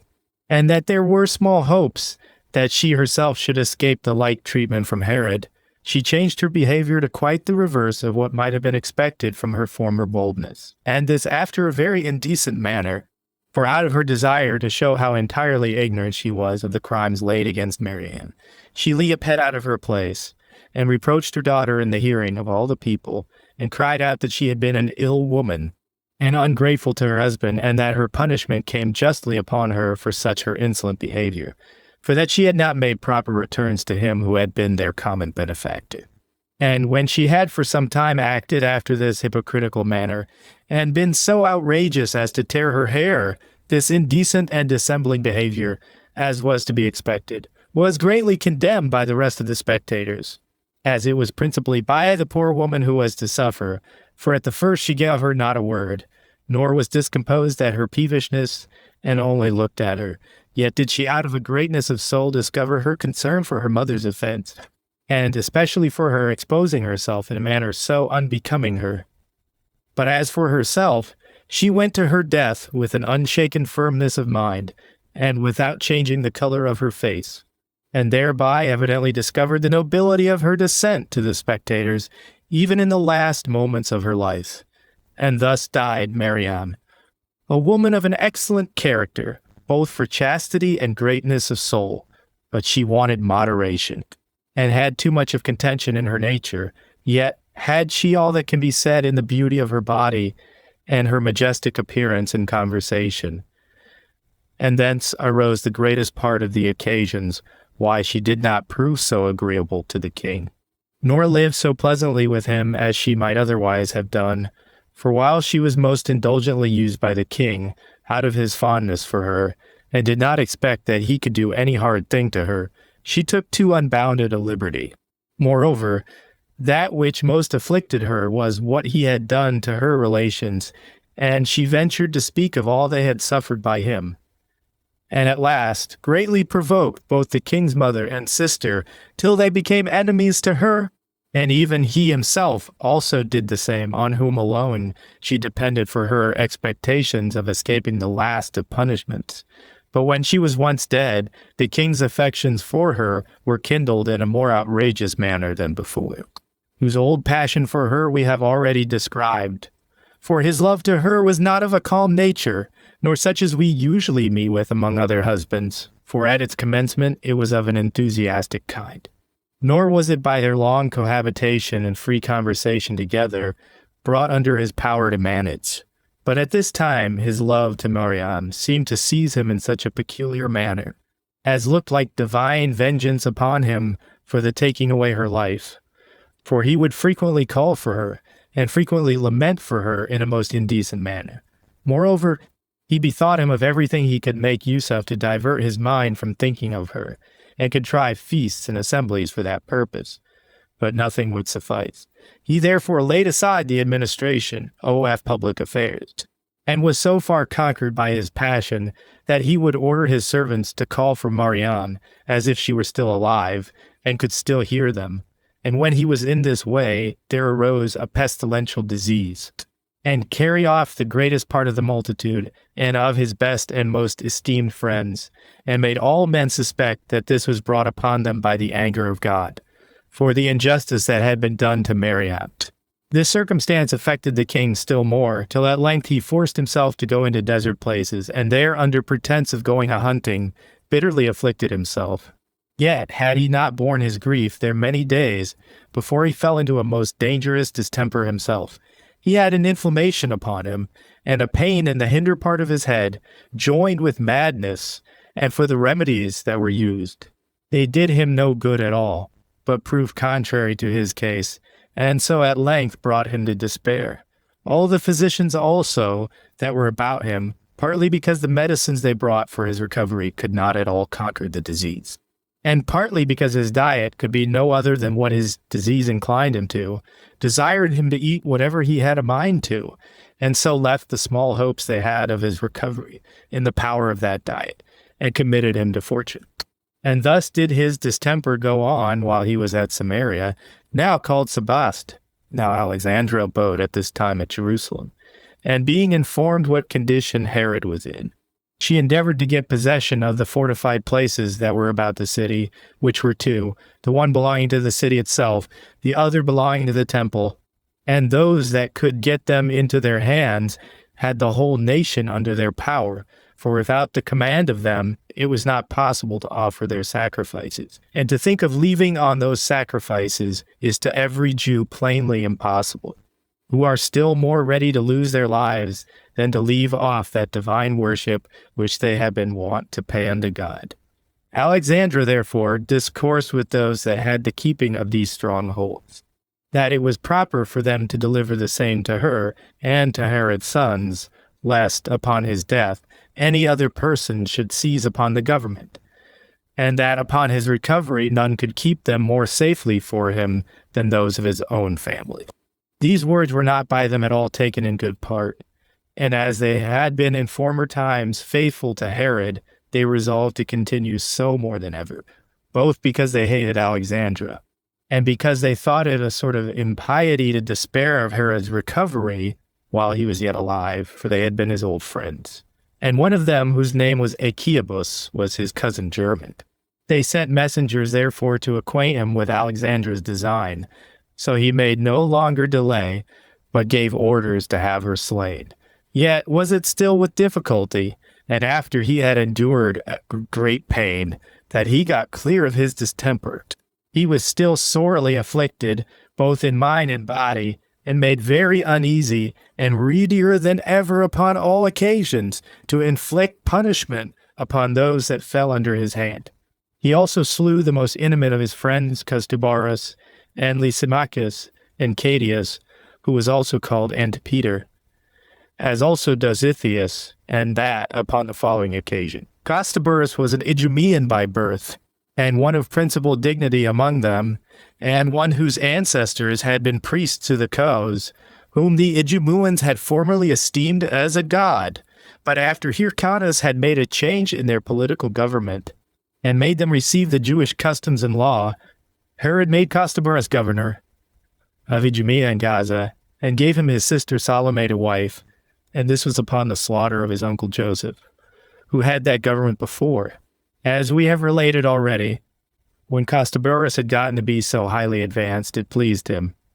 and was more than he hoped for, and he was more and more puffed up by his good success, and in a little while he exceeded all bounds, and did not think fit to obey what Herod, as their ruler, commanded him, or that the Idumeans should make use of the Jewish customs, or be subject to Cleopatra. He therefore sent to Cleopatra, and informed her that the Idumeans had been always under his progenitors, and that for the same reason it was but just that she should desire that country for him of Antony, for that he was ready to transfer his friendship to her, and this he did, not because he was better pleased to be under Cleopatra's government, but because he thought that, upon the diminution of Herod's power, it would not be difficult for him to obtain himself the entire government over the Idumeans, and somewhat more also, for he raised his hopes still higher, as having no small pretenses, both by his birth and by these riches, which he had gotten by his constant attention to filthy lucre. And accordingly it was not a small matter that he aimed at. So Cleopatra desired this country of Antony, but failed of her purpose. An account of this was brought to Herod, who was thereupon ready to kill Costobarus. Yet, upon the entreaties of his sister and mother, he forgave him, and vouchsafed to pardon him entirely, though he still had a suspicion of him afterward for this his attempt. But some time afterward, when Salome happened to quarrel with Costobarus, she sent him a bill of divorce and dissolved her marriage with him, though this was not according to the Jewish laws, for with us it is lawful for a husband to do so. But a wife, if she departs from her husband, cannot of herself be married to another unless her former husband put her away. However, Salome chose to follow not the law of her country, but the law of her authority, and so renounced her wedlock, and told her brother Herod that she left her husband out of her good will to him, because she perceived that he with Antipater and Lysimachus and Dositheus were raising a sedition against him, as an evidence whereof she alleged the case of the sons of Babas, that they had been by him preserved alive already for the interval of 12 years, which proved to be true. But when Herod thus unexpectedly heard of it, he was greatly surprised at it, and was the more surprised because the relation appeared incredible to him. As for the fact relating to these sons of Babas, Herod had formerly taken great pains to bring them to punishment as being enemies to his government, but they were now forgotten by him on account of the length of time since he had ordered them to be slain. Now the cause of his ill will and hatred to them arose hence that while Antigonus was king, Herod with his army besieged the city of Jerusalem, where the distress and miseries which the besieged endured were so pressing, that the greater number of them invited Herod into the city, and already placed their hopes on him. Now the sons of Babas were of great dignity, and had power among the multitude, and were faithful to Antigonus, and were always raising calumnies against Herod, and encouraged the people to preserve the government to that royal family, which held it by inheritance. So these men acted thus politically, and, as they thought, for their own advantage. But when the city was taken, and Herod had gotten the government into his hands, and Costobarus was appointed to hinder men from passing out at the gates and to guard the city, that those citizens that were guilty and of the party opposite to the king might not get out of it, Costobarus, being sensible that the sons of Babas were had in respect and honor by the whole multitude, and supposing that their preservation might be of great advantage to him in the changes of government afterward, he set them by themselves and concealed them in his own farms. And when the thing was suspected, he assured Herod upon oath that he really knew nothing of that matter, and so overcame the suspicions that lay upon him. Nay, after that, when the king had publicly proposed a reward for the discovery, and had put in practice all sorts of methods for searching out this matter, he would not confess it. But being persuaded that when he had at first denied it, if the men were found, he should not escape unpunished, he was forced to keep them secret, not only out of his good will to them, but out of a necessary regard to his own preservation also. But when the king knew the thing by his sister's information, he sent men to the places where he had the intimation they were concealed, and ordered both them and those that were accused as guilty with them to be slain, insomuch that there were now none at all left of the kindred of Hyrcanus, and the kingdom was entirely in Herod's own power. And there was nobody remaining of such dignity as could put a stop to what he did against the Jewish laws. Chapter 8, Book 15. Chapter 8. How 10 men of the citizens of Jerusalem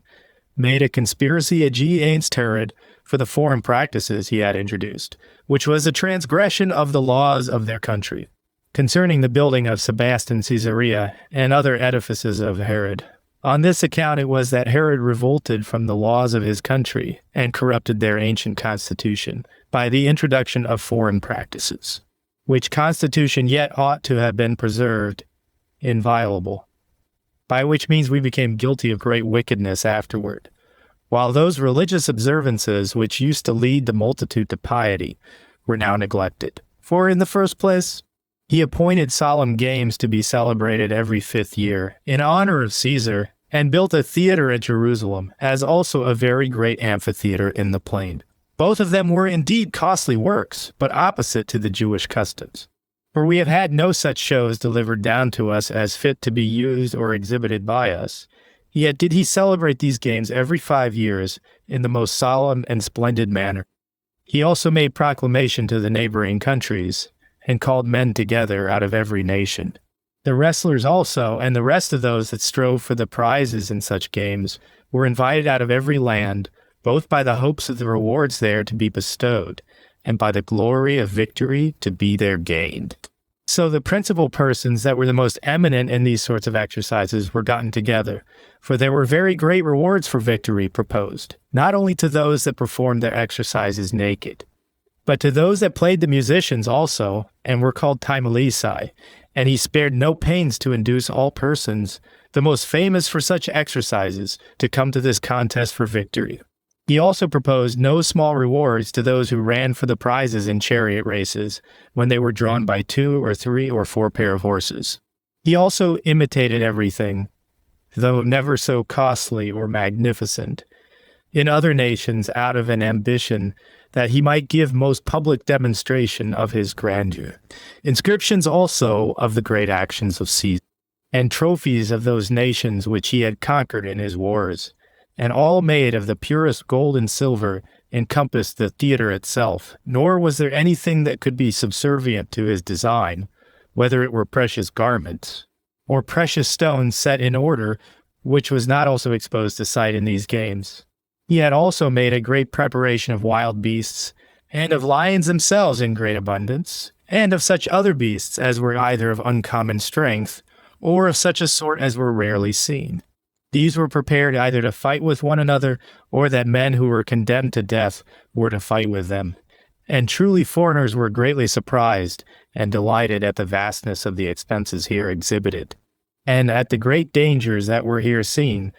But to natural Jews, this was no better than a dissolution of those customs for which they had so great a veneration.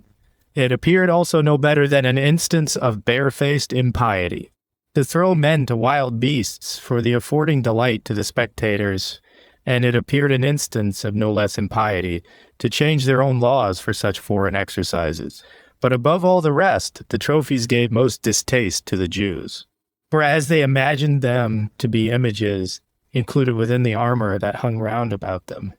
they were sorely displeased at them, because it was not the custom of their country to pay honors to such images. Nor was Herod unacquainted with the disturbance they were under, and as he thought it unseasonable to use violence with them, so he spake to some of them by way of consolation, and in order to free them from that superstitious fear they were under. Yet could not he satisfy them, but they cry out with one accord, out of their great uneasiness at the offenses they thought he had been guilty of, that, although they should think of bearing all the rest, yet would they never bear images of men in their city, meaning the trophies, because this was disagreeable to the laws of their country.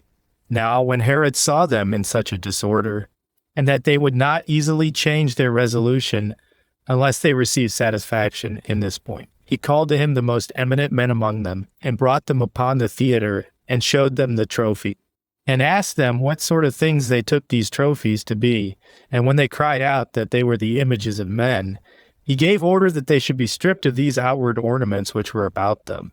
and showed them the naked pieces of wood, which pieces of wood, now without any ornament,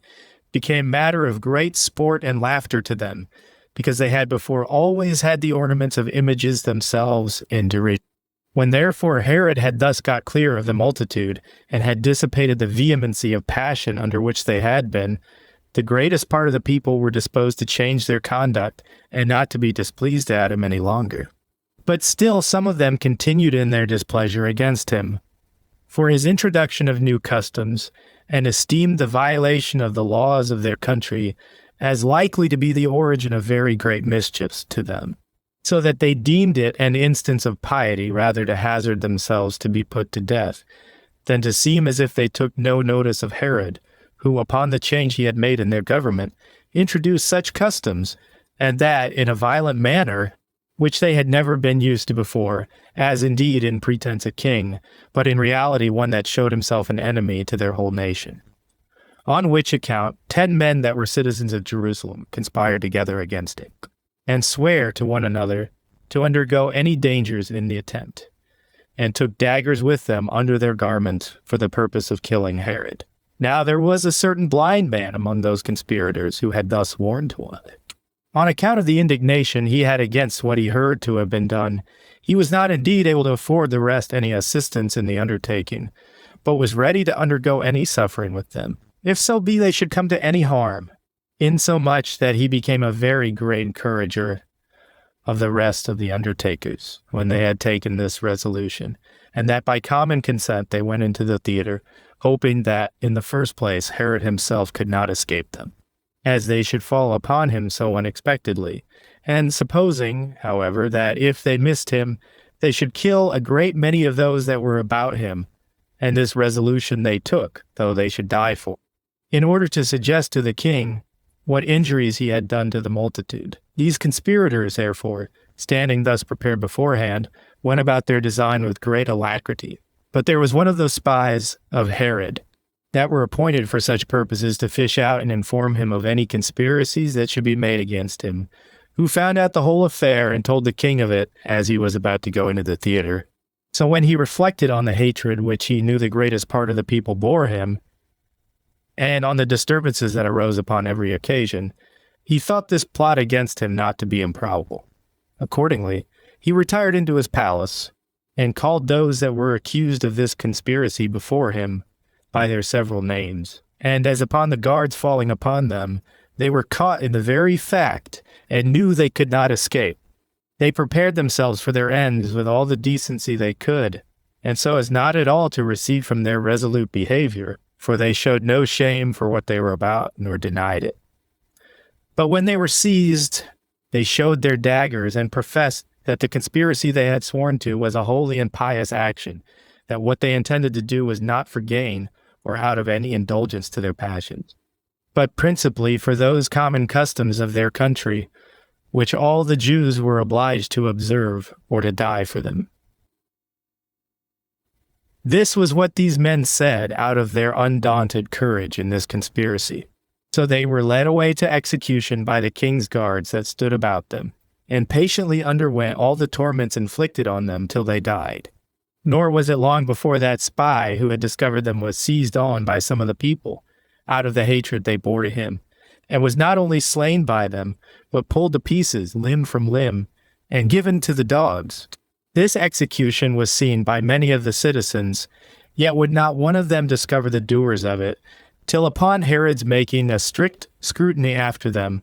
by bitter and severe tortures, certain women that were tortured confess what they had seen done,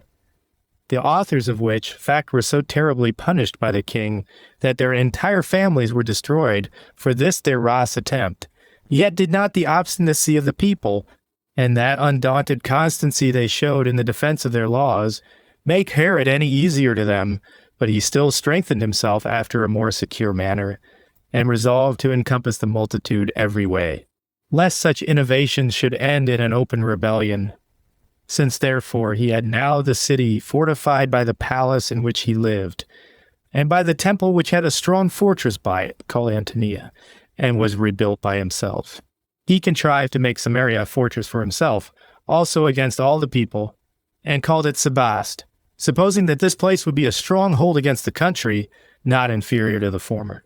So he fortified that place, which was a day's journey distant from Jerusalem, and which would be useful to him in common, to keep both the country and the city in awe. He also built another fortress for the whole nation. It was of old called Strato's Tower, but was by him named Caesarea. Moreover, he chose out some select horsemen, and placed them in the great plain, and built for them a place in Galilee called Gaba with Hesebonitis in Perea. And these were the places which he particularly built, while he always was inventing somewhat further for his own security, and encompassing the whole nation with guards, that they might by no means get from under his power, nor fall into tumults which they did continually upon any small commotion, and that if they did make any commotions, he might know of it, while some of his spies might be upon them from the neighborhood, and might both be able to know what they were attempting, and to prevent it.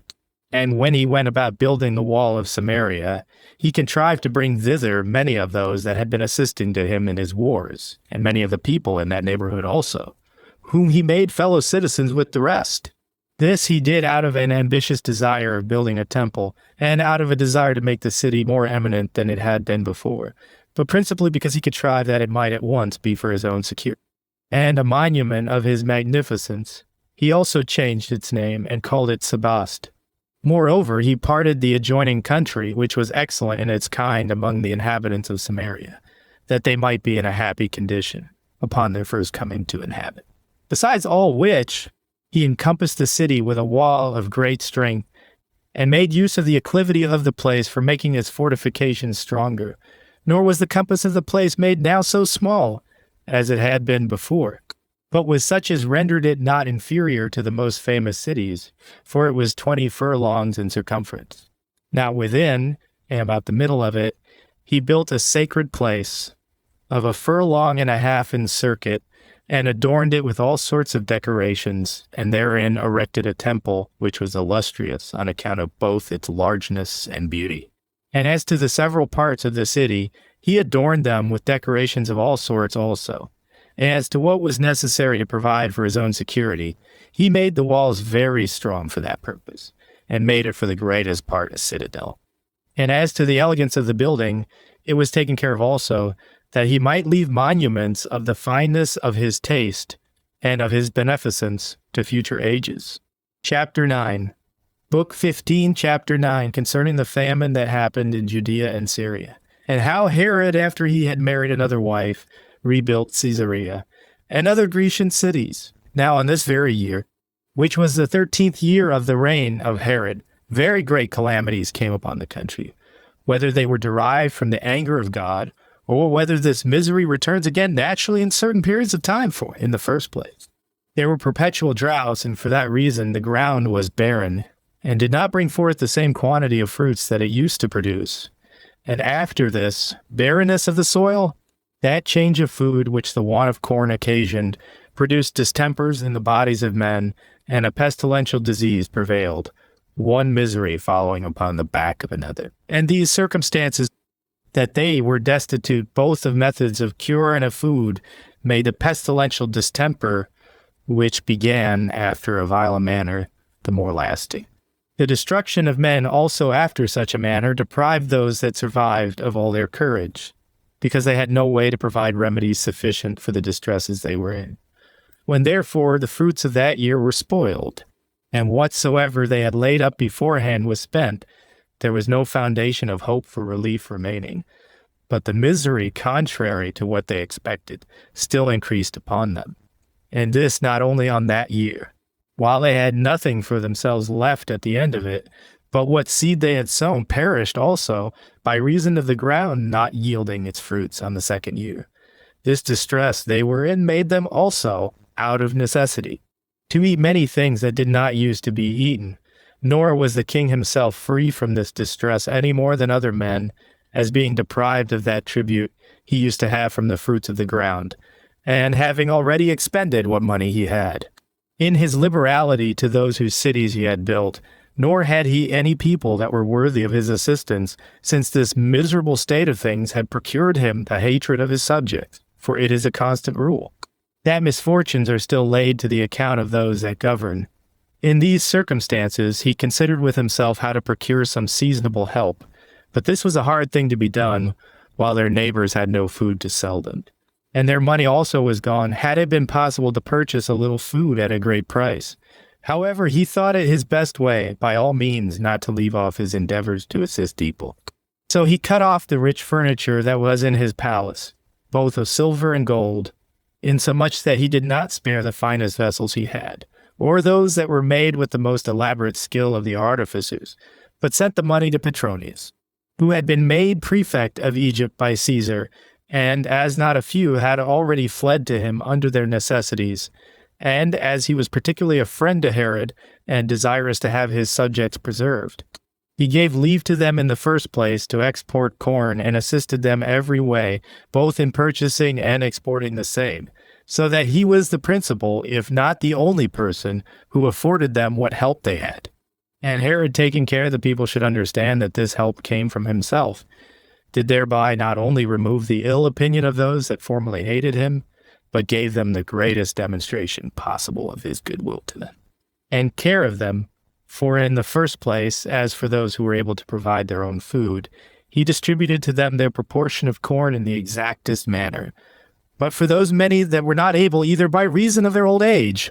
or any other infirmity, to provide food for themselves, he made this provision for them: the bakers should make their bread ready for them. He also took care that they might not be hurt by the dangers of winter, since they were in great want of clothing also, by reason of the utter destruction and consumption of their sheep and goats, till they had no wool to make use of, nor anything else to cover themselves withal. And when he had procured these things for his own subjects, he went further,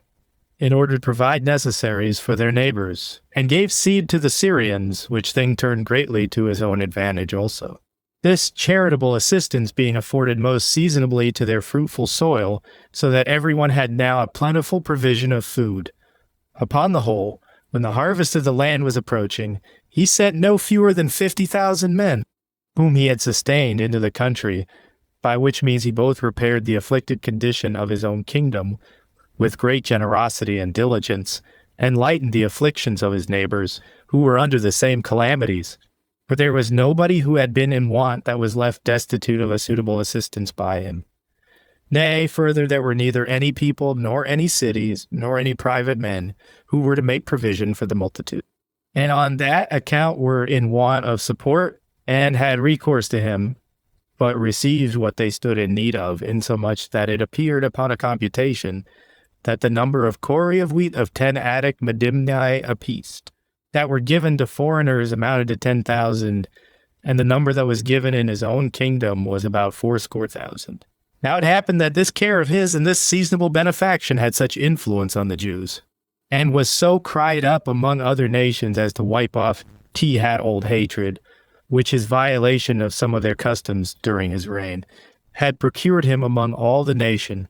and that this liberality of his assistance in this their greatest necessity was full satisfaction for all that he had done of that nature, as it also procured him great fame among foreigners. And it looked as if these calamities that afflicted his land, to a degree plainly incredible, came in order to raise his glory, and to be to his great advantage, for the greatness of his liberality in these distresses, which he now demonstrated beyond all expectation, did so change the disposition of the multitude towards him, that they were ready to suppose he had been, from the beginning, not such a one as they had found him to be by experience, but such a one as the care he had taken of them in supplying their necessities proved him now to be. About this time it was that he sent 500 chosen men out of the guards of his body as auxiliaries to Caesar, whom Aelius Gallus led to the Red Sea, and who were of great service to him there. When therefore his affairs were thus improved, and were again in a flourishing condition, he built himself a palace in the upper city, raising the rooms to a very great height, and adorning them with the most costly furniture of gold and marble scats and beds. And these were so large that they could contain very many companies of men. These apartments were also of distinct magnitudes, and had particular names given them, for one apartment was called Caesar's, another Agrippa's. He also fell in love again, and married another wife, not suffering his reason to hinder him from living as he pleased. The occasion of his marriage was as follows. There was one Simon, a citizen of Jerusalem, the son of Josephus, a citizen of Alexandria, and a priest of great note there. This man had a daughter who was esteemed the most beautiful woman of that time, and when the people of Jerusalem began to speak much in her commendation. It happened that Herod was much affected with what was said of her, and when he saw the damsel, he was smitten with her beauty, yet did he entirely reject the thoughts of using his authority to abuse her, as believing what was the truth, that by so doing he should be stigmatized for violence and tyranny, so he thought it best to take the damsel to wife, and while Simon was of a dignity too inferior to be allied to him, but still too considerable to be despised, he governed his inclinations after the most prudent manner, by augmenting the dignity of the family and making them more honorable. So he immediately deprived Jesus, the son of Phabet, of the high priesthood, and conferred that dignity on Simon, and so joined in affinity with him by marrying his daughter. When this wedding was over, he built another citadel in that place where he had conquered the Jews when he was driven out of his government, and Antigonus enjoyed it. This citadel is distant from Jerusalem about 80 furlongs. It was strong by nature and fit for such a building.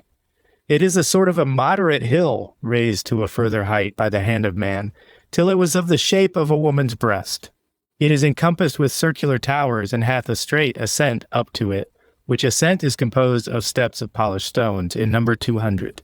Within it are royal and very rich apartments,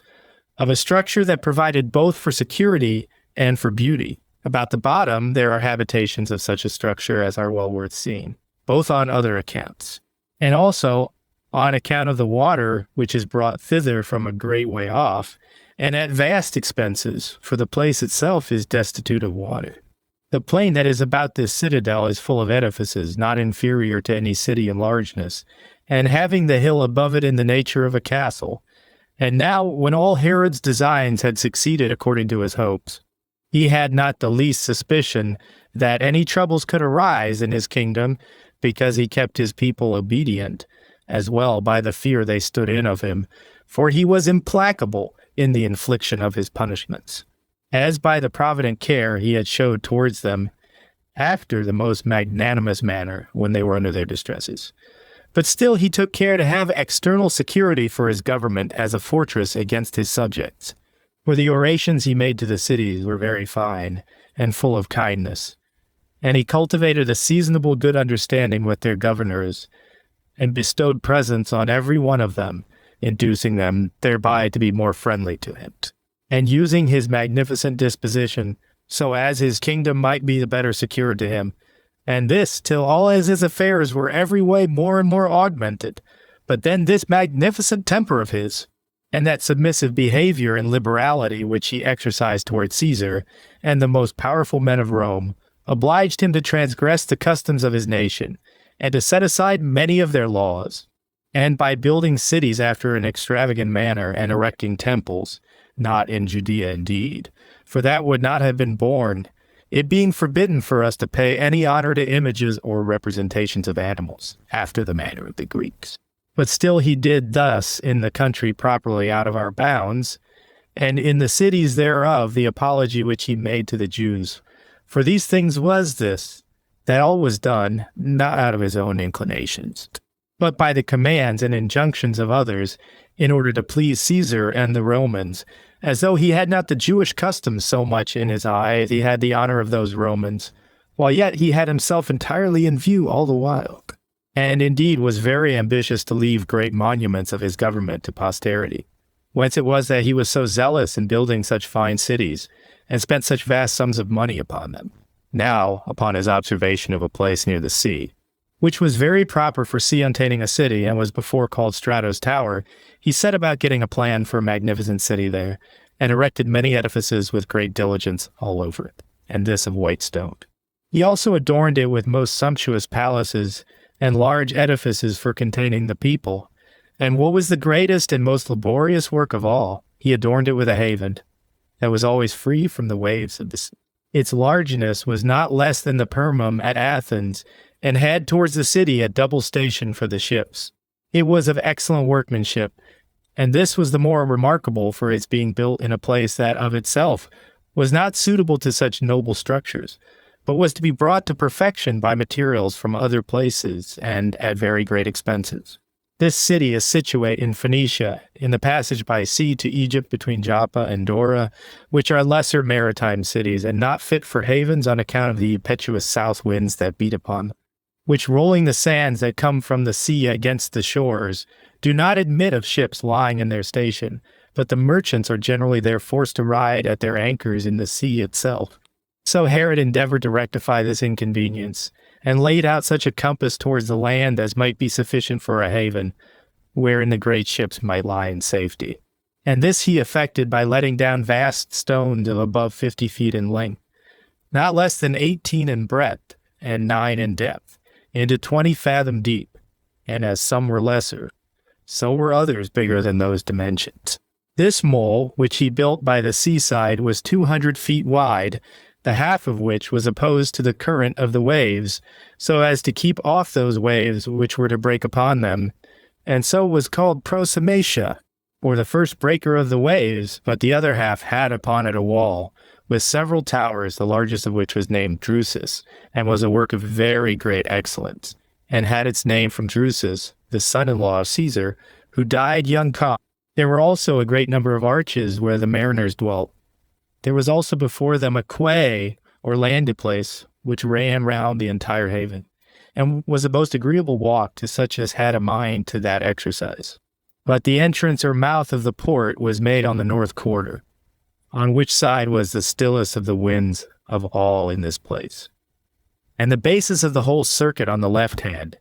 as you enter the port, supported a round turret, which was made very strong, in order to resist the greatest waves, while on the right hand as you enter stood 2 vast stones, and those each of them larger than the turret, which were over against them. These stood upright,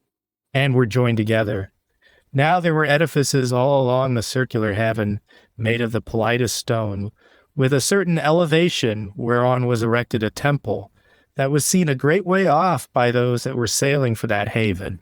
and had in it 2 statues, the one of Rome, the other of Caesar. The city itself was called Caesarea, which was also itself built of fine materials, and was of a fine structure. Nay, the very subterranean vaults and cellars had no less of architecture bestowed on them than had the buildings above ground. Some of these vaults carried things at even distances to the haven and to the sea, but one of them ran obliquely and bound all the rest together, that both the rain and the filth of the citizens were together carried off with ease. And the sea itself, upon the flux of the tide from without, came into the city and washed it all clean. Herod also built therein a theater of stone. And on the south quarter behind the port, an amphitheater also capable of holding a vast number of men, and conveniently situated for a prospect to the sea. So this city was thus finished in 12 years, during which time the king did not fail to go on both with the work, and to pay the charges that were necessary. Chapter 10. Book 15, Chapter 10. How Herod sent his sons to Rome, how also he was accused by Zenodorus and the Gadarens, but was cleared of what they accused him of, and withal gained to himself the goodwill of Caesar. Concerning the Pharisees, the Essens and Manahem, when Herod was engaged in such matters, and when he had already re-edified Sebastia Samaria, he resolved to send his sons Alexander and Aristobulus to Rome, to enjoy the company of Caesar, who, when they came thither, lodged at the house of Pollio, who was very fond of Herod's friendship, and they had leave to lodge in Caesar's own palace, for he received these sons of Herod with all humanity, and gave Herod leave to give his kingdom to which of his sons he pleased. And besides all this, he bestowed on him Trashon, and Batanea, and Oronitis, which he gave him on the occasion following. One Zenodorus had hired what was called the House of Lysanias, who, as he was not satisfied with its revenues, became a partner with the robbers that inhabited the Trachonites, and so procured himself a larger income. For the inhabitants of those places lived in a mad way, and pillaged the country of the Damascenes, while Zenodorus did not restrain them, but partook of the prey they acquired. Now, as the neighboring people were hereby great sufferers, they complained to Varro, who was then president of Syria, and entreated him to write to Caesar about this injustice of Zenodorus. When these matters were laid before Caesar, he wrote back to Varro to destroy those nests of robbers and to give the land to Herod, that so by his care the neighboring countries might be no longer disturbed with these doings of the Trachonites, for it was not an easy firing to restrain them. Since this way of robbery had been their usual practice, and they had no other way to get their living, because they had neither any city of their own, nor lands in their possession, but only some receptacles and dens in the earth. And there they and their cattle lived in common together. However, they had made contrivances to get pools of water and laid up corn in granaries for themselves, and were able to make great resistance, by issuing out on the sudden against any that attacked them. For the entrances of their caves were narrow, in which but one could come in at a time, and the places within incredibly large, and made very wide, but the ground over their habitations was not very high, but rather on a plain, while the rocks are altogether hard and difficult to be entered upon, unless anyone gets into the plain road by the guidance of another. For these roads are not straight, but have several revolutions. But when these men are hindered from their wicked preying upon their neighbors, their custom is to prey one upon another, insomuch that no sort of injustice comes amiss to them. But when Herod had received this grant from Caesar and was come into this country, he procured skillful guides and put a stop to their wicked robberies, and procured peace and quietness to the neighboring people. Hereupon Zenodorus was grieved, in the first place, because his principality was taken away from him, and still more so, because he envied Herod, who had gotten it. So he went up to Rome to accuse him, but returned back again without success. Now Agrippa was about this time sent to succeed Caesar in the government of the countries beyond the Ionian Sea, upon whom Herod lighted when he was wintering about Mytilene, for he had been his particular friend and companion, and then returned into Judea again. However, some of the Gadarens came to Agrippa and accused Herod, whom he sent back bound to the king, without giving them the hearing. But still the Arabians, who of old bear ill will to Herod's government, were nettled, and at that time attempted to raise a sedition in his dominions, and as they thought, upon a more justifiable occasion. For Zenodorus, despairing already of success as to his own affairs, prevented his enemies, by selling to those Arabians a part of his principality, called Auranitis, for the value of 50 talents. But as this was included in the donations of Caesar, they contested the point with Herod as unjustly deprived of what they had bought. Sometimes they did this by making incursions upon him, and sometimes by attempting force against him, and sometimes by going to law with him. Moreover, they persuaded the poorer soldiers to help them, and were troublesome to him, out of a constant hope that they should reduce the people to raise a sedition, in which designs those that are in the most miserable circumstances of life are still the most earnest. And although Herod had been a great while apprised of these attempts, yet did not he indulge any severity to them, but by rational methods aimed to mitigate things, as not willing to give any handle for tumults. Now when Herod had already reigned 17 years, Caesar came into Syria, at which time the greatest part of the inhabitants of Gadara clamored against Herod, as one that was heavy in his injunctions and tyrannical. These reproaches they mainly ventured upon by the encouragement of Zenodorus, who took his oath that he would never leave Herod till he had procured that they should be severed from Herod's kingdom and joined to Caesar's province. The Gadarens were induced hereby, and made no small cry against him, and that the more boldly, because those that had been delivered up by Agrippa were not punished by Herod, who let them go, and did them no harm. For indeed, he was the principal man in the world who appeared almost inexorable in punishing crimes in his own family, but very generous in remitting the offenses that were committed elsewhere.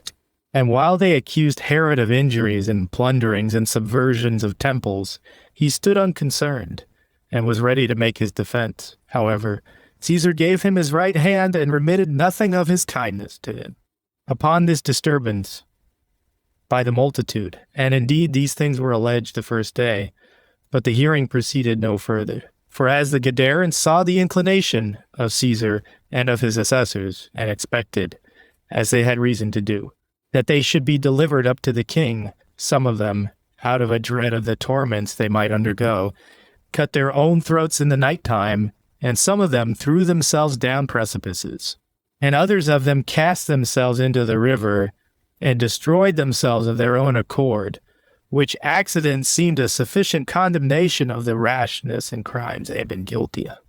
Whereupon Caesar made no longer delay, but cleared Herod from the crimes he was accused of. Another happy accident there was, which was a further great advantage to Herod at this time, for Zenodorus's belly burst, and a great quantity of blood issued from him in his sickness. And he thereby departed this life at Antioch in Syria. So Caesar bestowed his country, which was no small one, upon Herod. It lay between Trachonion and Galilee, and contained Olatha and Panias, and the country round about. He also made him one of the procurators of Syria, and commanded that they should do everything with his approbation. And in short, he arrived at that pitch of felicity, that whereas there were but two men that governed the vast Roman Empire, first Caesar, and then Agrippa, who was his principal favorite. Caesar preferred no one to Herod besides Agrippa, and Agrippa made no one his greater friend than Herod besides Caesar. And when he had acquired such freedom, he begged of Caesar a tetrarchy for his brother Pheroras, while he did himself bestow upon him a revenue of 100 talents out of his own kingdom, that in case he came to any harm himself, his brother might be in safety, and that his sons might not have dominion over him. So when he had conducted Caesar to the sea and was returned home, he built him a most beautiful temple of the whitest stone in Zenodorus's Cunerai, near the place called Pandur.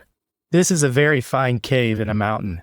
under which there is a great cavity in the earth, and the cavern is abrupt, and prodigiously deep, and full of a still water. Over it hangs a vast mountain, and under the caverns arise the springs of the river Jordan. Herod adorned this place, which was already a very remarkable one, still further by the erection of this temple, which he dedicated to Caesar, at which time Herod released to his subjects the third part of their taxes, under pretense indeed of relieving them after the dearth they had had. But the main reason was to recover their goodwill, which he now wanted, for they were uneasy at him, because of the innovations he had introduced in their practices, of the dissolution of their religion, and of the disuse of their own customs. And the people everywhere talked against him, like those that were still more provoked and disturbed at his procedure, against which discontents he greatly guarded himself, and took away the opportunities they might have to disturb him, and enjoined them to be always at work. Nor did he permit the citizens either to meet together, or to walk or eat together, but watched everything they did, and when any were caught they were severely punished, and many there were who were to the citadel Hyrcania, both openly and secretly, and were there put to death. And there were spies set everywhere, both in the city and in the roads, who watched those that met together. Nay, it is reported that he did not himself neglect this part of caution, but that he would oftentimes himself take the habit of a private man,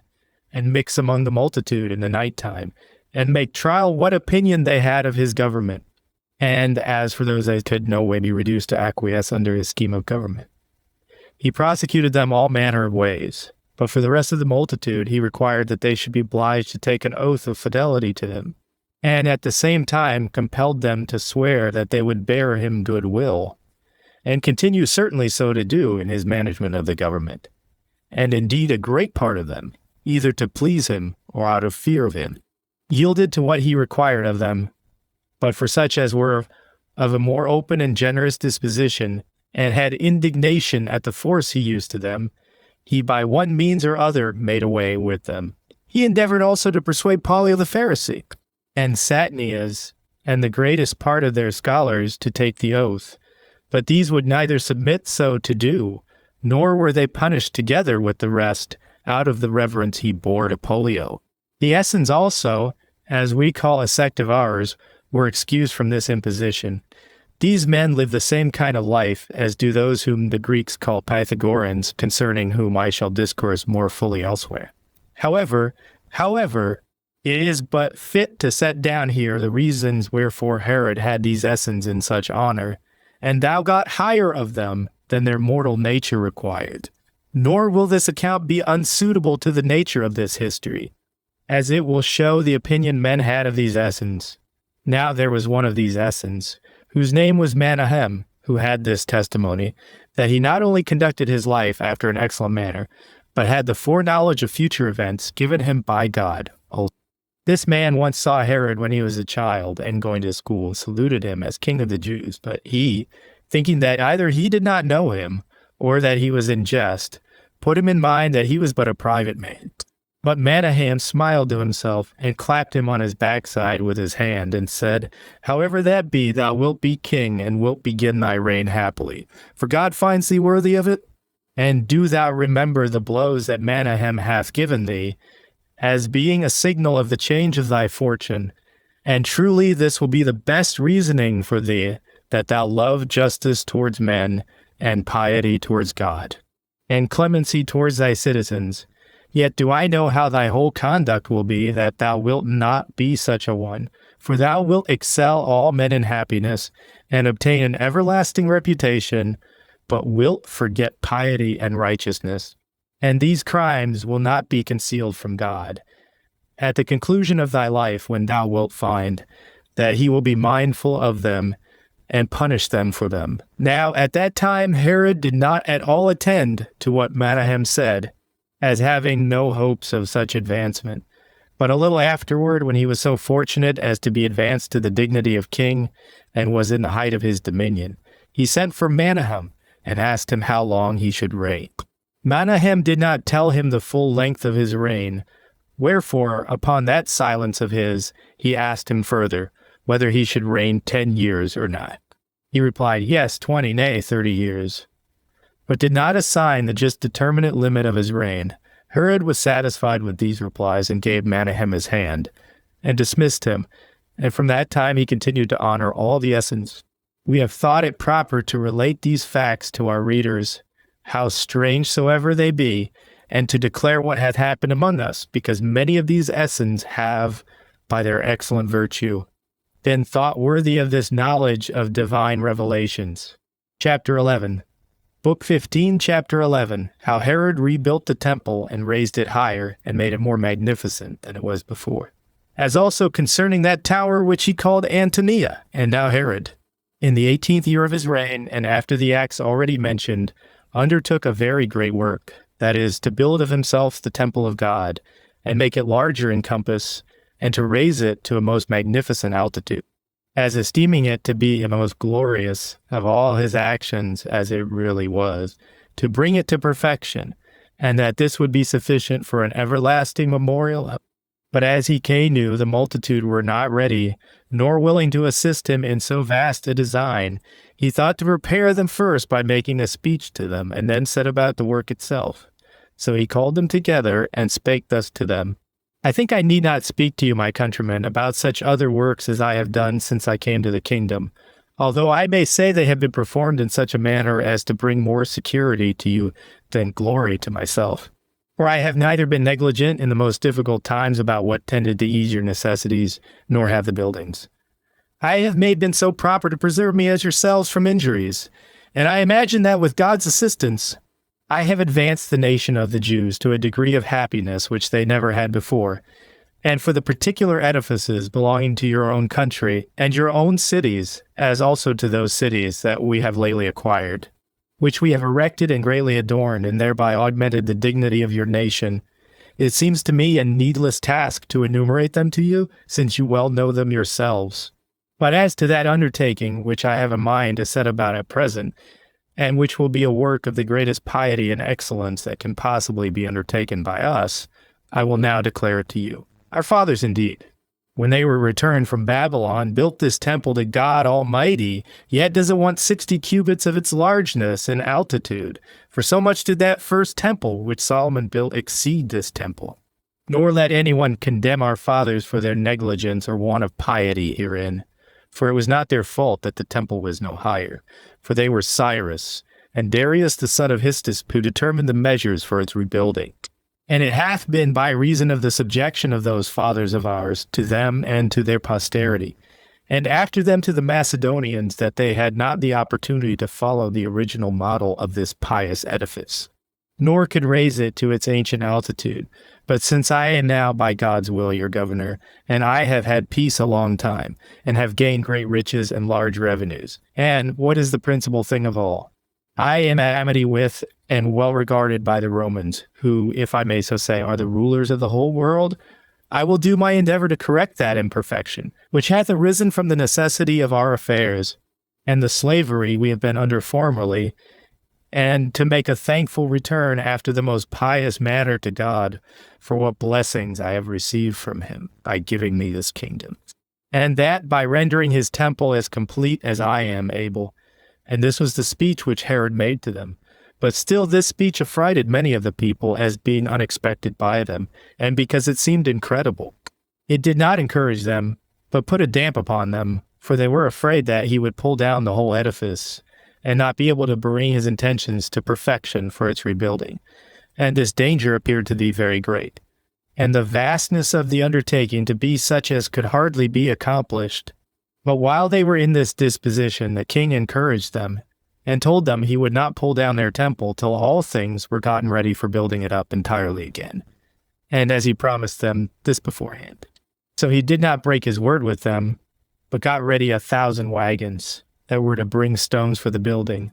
and chose out 10,000 of the most skillful workmen, and bought 1,000 sacerdotal garments for as many of the priests, and had some of them taught the arts of stone cutters, and others of carpenters, and then began to build. But this not till everything was well prepared for the work. So Herod took away the old foundations and laid others, and erected the temple upon them, being in length 100 cubits, and in height 20 additional cubits, which 20 upon the sinking of their foundations fell down. And this part it was that we resolved to raise again in the days of Nero. Now the temple was built of stones that were white and strong, and each of their length was 25 cubits. Their height was 8, and their breadth about 12. And the whole structure, as also the structure of the royal cloister, was on each side much lower, but the middle was much higher, till they were visible to those that dwelt in the country for a great many furlongs, but chiefly to such as lived over against them, and those that approached to them. The temple had doors also at the entrance, and lintels over them, of the same height with the temple itself. They were adorned with embroidered veils, with their flowers of purple and pillars interwoven, and over these, but under the crownwork, was spread out a golden vine with its branches hanging down from a great height, the largeness and fine workmanship, of which was a surprising sight to the spectators, to see what vast materials there were, and with what great skill the workmanship was done. He also encompassed the entire temple with very large cloisters, contriving them to be in a due proportion thereto. And he laid out larger sums of money upon them than had been done before him,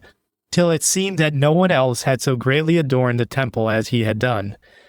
There was a large wall to both the cloisters, which wall was itself the most prodigious work that was ever heard of by man. The hill was a rocky ascent that declined by degrees towards the east parts of the city, till it came to an elevated level. This hill, it was which Solomon, who was the first of our kings, by divine revelation encompassed with a wall. It was of excellent workmanship upwards, and round the top of it he also built a wall below, beginning at the bottom, which was encompassed by a deep valley, and at the south side he laid rocks together, and bound them one to another with lead, and included some of the inner parts, till it proceeded to a great height, and till both the largeness of the square edifice and its altitude were immense, and till the vastness of the stones in the front were plainly visible on the outside, yet so that the inward parts were fastened together with iron, and preserved the joints immovable for all future times. When this work for the foundation was done in this manner, and joined together as part of the hill itself to the very top of it, he wrought it all into one outward surface, and filled up the hollow places which were about the wall, and made it a level on the external upper surface, and a smooth level also. This hill was walled all round, and encompassed 4 furlongs, the distance of each angle containing in length a furlong. But within this wall, and on the very top of all, there ran another wall of stone also, having, on the east quarter, a double cloister of the same length with the wall, in the midst of which was the temple itself. This cloister looked to the gates of the temple, and it had been adorned by many kings in former times. And round about the entire temple were fixed the spoils taken from barbarous nations. All these had been dedicated to the temple by Herod, with the addition of those he had taken from the Arabians. Now on the north side of the temple was built a citadel, whose walls were square and strong and of extraordinary firmness. This citadel was built by the kings of the Asamonean race, who were also high priests before Herod, and they called it the Tower, in which were reposited the vestments of the high priest, which the high priest only put on at the time when he was to offer sacrifice. These vestments King Herod kept in that place, and after his death they were under the power of the Romans until the time of Tiberius Caesar, under whose reign Vitellius, the president of Syria, when he once came to Jerusalem, and had been most magnificently received by the multitude, he had a mind to make them some requital for the kindness they had shown him. So, upon their petition to have those holy vestments in their own power, he wrote about them to Tiberius Caesar, who granted his request. And this, their power over the sacerdotal vestments, continued with the Jews till the death of King Agrippa. But after that, Cassius Longinus, who was president of Syria, and Cuspius Fadus, who was procurator of Judea, enjoined the Jews to reposit those vestments in the Tower of Antonia, for that they ought to have them in their power, as they formerly had. However, the Jews sent ambassadors to Claudius Caesar to intercede with him for them, upon whose coming King Agrippa, Jr., being then at Rome, asked for and obtained the power over them from the emperor, who gave command to Vitellius, who was then commander in Syria, to give it them accordingly. Before that time they were kept under the seal of the high priest and of the treasurers of the temple, which treasurers, the day before a festival, went up to the Roman captain of the temple guards and viewed their own seal and received the vestments. And again, when the festival was over, they brought it to the same place and showed the captain of the temple guards their seal, which corresponded with his seal, and reposited them there. And that these things were so. The afflictions that happened to us afterwards about them are sufficient evidence. But for the tower itself, when Herod, the king of the Jews, had fortified it more firmly than before, in order to secure and guard the temple, he gratified Antonius, who was his friend, and the Roman ruler, and then gave it the name of the Tower of Antonia. Now, in the western quarters of the enclosure of the temple, there were 4 gates. The first led to the king's palace and went to a passage over the intermediate valley. 2 more led to the suburbs of the city, and the last led to the other city, where the road descended down into the valley by a great number of steps, and thence up again, by the ascent for the city, lay over against the temple in the manner of a theater, and was encompassed with a deep valley along the entire south quarter. But the 4th front of the temple, which was southward, had indeed itself gates in its middle, as also it had the royal cloisters, with 3 walks, which reached in length from the east valley unto that on the west. For it was impossible it should reach any farther, and this cloister deserves to be mentioned better than any other under the sun, for while the valley was very deep, and its bottom could not be seen, if you looked from above into the depth, this further vastly high elevation of the cloisters stood upon that height, insomuch that if anyone looked down from the top of the battlements, or down both those altitudes, he would be giddy, while his sight could not reach to such an immense depth. This cloister had pillars that stood in 4 rows, one over against the other all along, for the 4th row was interwoven into the wall, which also was built of stone. And the thickness of each pillar was such that 3 men might, with their arms extended, fathom it round, and join their hands again, while its length was 27 feet, with a double spiral at its bases. And the number of all the pillars in that court was 162. Their chapiters were made with sculptures after the Corinthian order, and caused an amazement to the spectators by reason of the grandeur of the whole. These 4 rows of pillars included 3 intervals for walking in the middle of this cloister, 2 of which walks were made parallel to each other, and were contrived after the same manner. The breadth of each of them was 30 feet. The length was a furlong, and the height 50 feet, but the breadth of the middle part of the cloister was 1.5 of the other, and the height was double, for it was much higher than those on each side. But the roofs were adorned with deep sculptures in wood, representing many sorts of figures, The middle was much higher than the rest, and the wall of the front was adorned with beams resting upon pillars that were interwoven into it. And that front was all of polished stone, insomuch that its fineness to such as had not seen it was incredible. And to such as had seen it was greatly amazing. Thus was the first enclosure,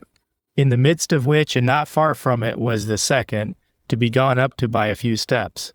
This was encompassed by a stone wall for a partition, with an inscription which forbade any foreigner to go in under pain of death. Now this inner enclosure had on its southern and northern quarters 3 gates equally distant one from another, but on the east quarter towards the sun rising there was one large gate through which such as were pure came in, together with their wives. But the temple further inward in that gate was not allowed to the women. But still more inward was there a third court of the temple, whereinto it was not lawful for any but the priests alone to enter. The temple itself was within this, and before that temple was the altar upon which we offer our sacrifices and burnt offerings to God. Into none of these 3 did King Herod enter, for he was forbidden, because he was not a priest. However, he took care of the cloisters and the outer enclosures, and these he built in 8 years. But the temple itself was built by the priests in 1 year and 6 months, upon which all the people were full of joy, and presently they returned thanks in the first place to God, and in the next place for the alacrity the king had showed. They feasted and celebrated this rebuilding of the temple, and for the king he sacrificed 300 oxen to God, as did the rest every one according to his ability, the number of which sacrifices is not possible to set down. For it cannot be that we should truly relate it. For at the same time with this celebration for the work about the temple fell also the day of the king's inauguration, which he kept of an old custom as a festival, and it now coincided with the other, which coincidence of them both made the festival most illustrious. There was also an occult passage built for the king. It led from Antonia to the inner temple at its eastern gate, over which he also erected for himself a tower, that he might have the opportunity of a subterraneous ascent to the temple, in order to guard against any sedition which might be made by the people against their kings. It is also reported that during the time that the temple was building, it did not rain in the daytime, but that the showers fell in the nights, so that the work was not hindered. And this our fathers have delivered to us. Nor is it incredible if anyone have regard to the manifestations of God. And thus was performed the work of the rebuilding of the temple.